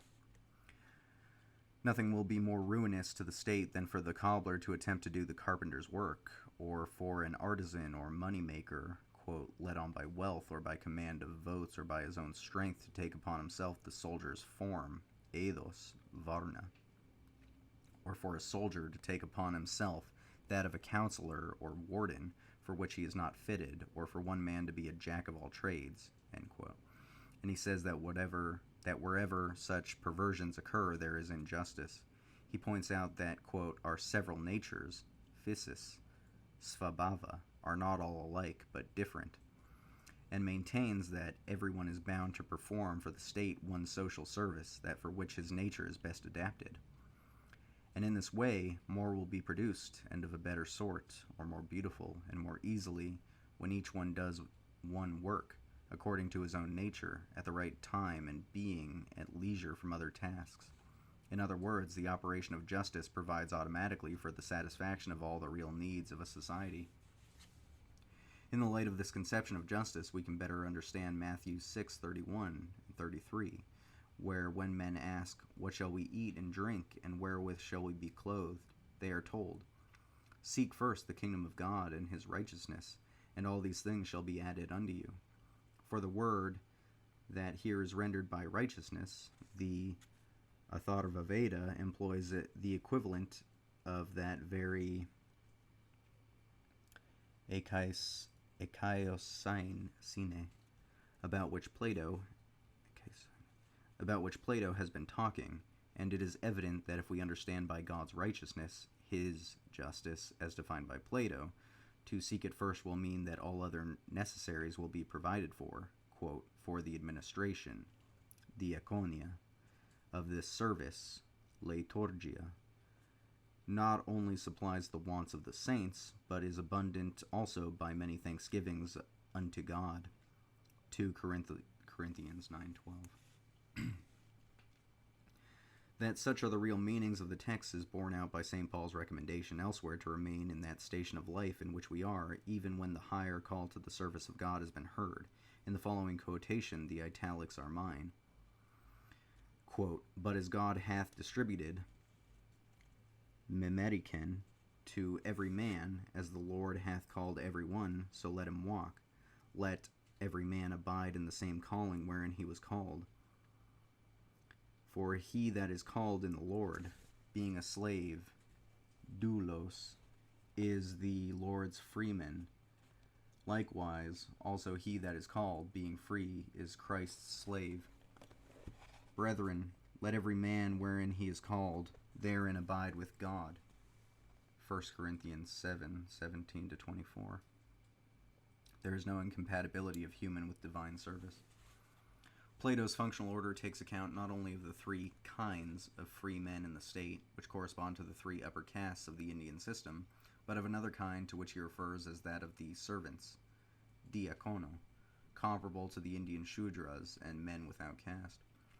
These are those, quote, who in the things of the mind are not altogether worthy of our fellowship, but whose strength of body is sufficient for toil. So they, selling the use of this strength and calling the price wages, are called wage earners. Republic 371e. These are, of course, the wage slaves of an industrial society where they form a majority. Those whose bodies are all they have to offer can only be described as slaves, if not indeed as prostitutes. From Aristotle Politics, 1254b, 18. Conversely, one who is legally a slave but has far more than his mere physical strength to offer is in no sense a prostitute, but a responsible individual with only political disadvantages. A good example of what I mean can be cited in Chrétien de Troyes Pliges,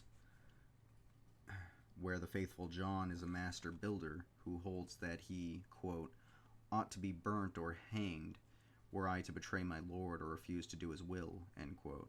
or in Homer, where Odysseus's faithful swineherd and porter is anything but an irresponsible slave, from the Odyssey 16.1 and 17.385. In the Orient, where human relations count for more than money, the consensus of feeling rates slavery above wage earning. For, as Aristotle says, quote, the slave is a partner in his master's life. There is a certain community of interest and friendship between slave and master in cases when they have been qualified by nature for these positions, although when they do not hold them in that way, but only by law and constraint of force, the reverse is true. From Politics 1255b 21 and 1260 a 10. While where men, however nominally free, are merely hired until their services are no longer needed, there may be no community of interest or friendship at all. We could develop this point at great length, but can only indicate here that modern conceptions of slavery, and in like manner of serfdom, are too exclusively based on our imagination of the lot of galley slaves in the Roman Empire, and upon what has been seen of slavery in America, where, not to mention the iniquities of the trade itself, the condition of the slave was that of a man not merely suffering legal disabilities, but also of one exploited economically in the same way that the wage slave is now exploited, although actually free to work or starve. From evidences such as these alone, we cannot judge of any institution. In Persia, a colleague of mine engaged in excavation often received from the local sheik gifts of fruits and sweetmeats. One day he said to the messenger, quote, I suppose you are the sheik's servant, end quote, and received the indignant answer, quote, no, sir, I am his slave, end quote. My reasoning for mentioning these things is to remind the student of institutions, and indeed all those who have to live in the modern world, of enforced intimacy with people of all nations, that we must not be misled by the mere names of things, but ask ourselves whether, for example, liberty and serfdom are actually exactly what we had supposed them to be. What we are really concerned about is the human reality of the institutions, and that depends far more upon the people whose institutions they are than upon the looks of the institutions themselves. That is also the reason why we have to take so much account, not merely of the forms themselves, but of the ideological background in which they are worked. It must be impossible to judge of the propriety of any social formula unless we have a knowledge of what is regarded as the main purpose of life in the society that we are examining. We are not defending slavery, or even the caste system as such, but merely pointing out that under normal circumstances, slavery may be a far less oppressive institution than wage slavery must always be, and that the caste system cannot be judged by concepts of success that govern life in a society organized for overproduction and profit at any price, and where it is everyone's ambition to rise on the social ladder, rather than to realize his own perfection. In one respect, the vocational organization of Greek society seems at first sight to differ from that of India, viz., in that in Plato's time and later, the vocation is not necessarily hereditary, the situation in this respect being different in different communities. What this really means is that in Hellenistic Greece, an older system in which vocational status had been hereditary and divinely sanctioned was breaking down. And as Hocart says, quote, Nous avons ici un excellente exemple du processus appelé communément sans qu'on sache exactement en quoi il consiste. Secularization, page 235. Secularization, a subtraction of meaning from form, a, quote, sundering of soul from spirit, end quote, not in the scriptural sense, but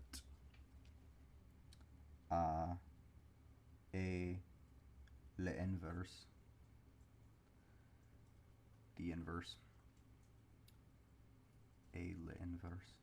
a materialization of all values. Let me reread that sentence.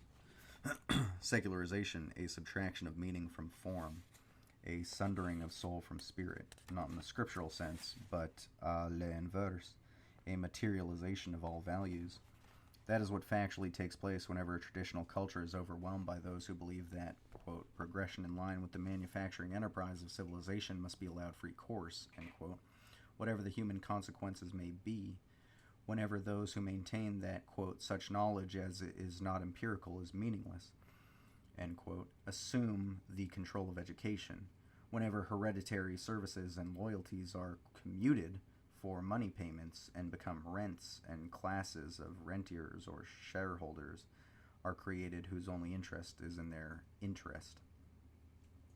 I am well aware, of course, that the scientific humanist, rationalist, economic determinist, and village atheist are agreed that religion, designed by cunning aristocrats and interested priests in order to secure their own privileged positions, has been, quote, the people's poison.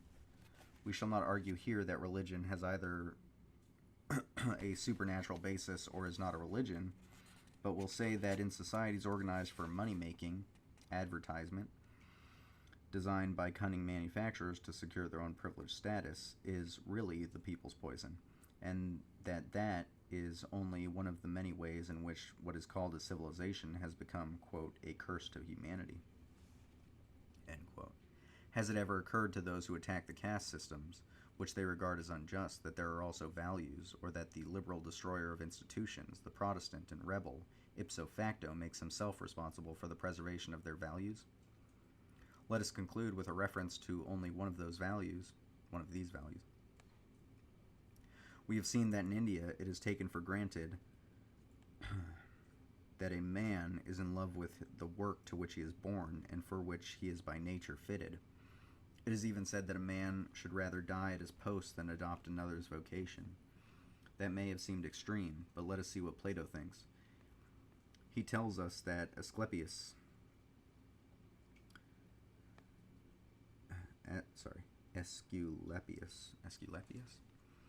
knew that for all well-governed peoples there is a work assigned to each man in the city which he must needs perform, and no one has leisure to be sick and doctor himself all his days.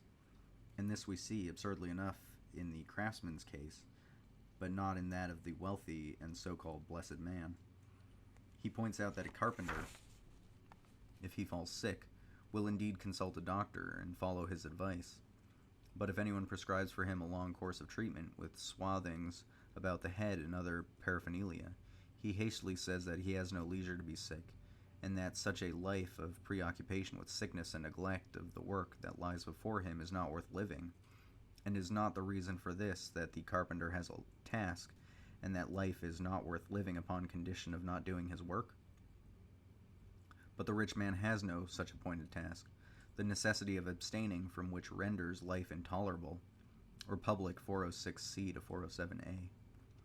Suppose that in Western societies a rectification of existing economic injustices has taken place in the natural course of the progress of manufacturing enterprise, that poverty is no more, that all men are really, quote, free, and everyone is provided with his television, radio, car, or autogyro, and icebox, and is always sure of good wages or a dole. Under these circumstances, what is to make him work, even for all the shorter hours that will still be necessary if the necessities of life are to be provided for everyone? In the absence of the work or starve imperative, will he not be inclined to take long holidays, or it may be to live on his wife's earnings? We know how difficult it is at the present day to adequately regiment the lazy natives of the savage lands that have not yet been so completely industrialized that a man must work for wages or die. Suppose that men were really free to choose their work, and refused to undertake any such uncongenial tasks as, for example, mining, or refused to assume the burdens of public office. Might not a conscription of manpower be needed, even in times of peace? That might be worse than the caste system looks even to be. I can see no other alternative to this situation but for a man to be so in love with the work for which he is naturally qualified that he would rather be doing this work than idling. No other alternative, then, for the workman to be able to feel that in doing of what is his to do, he is not only performing a social service and thereby earning a livelihood, but also serving God.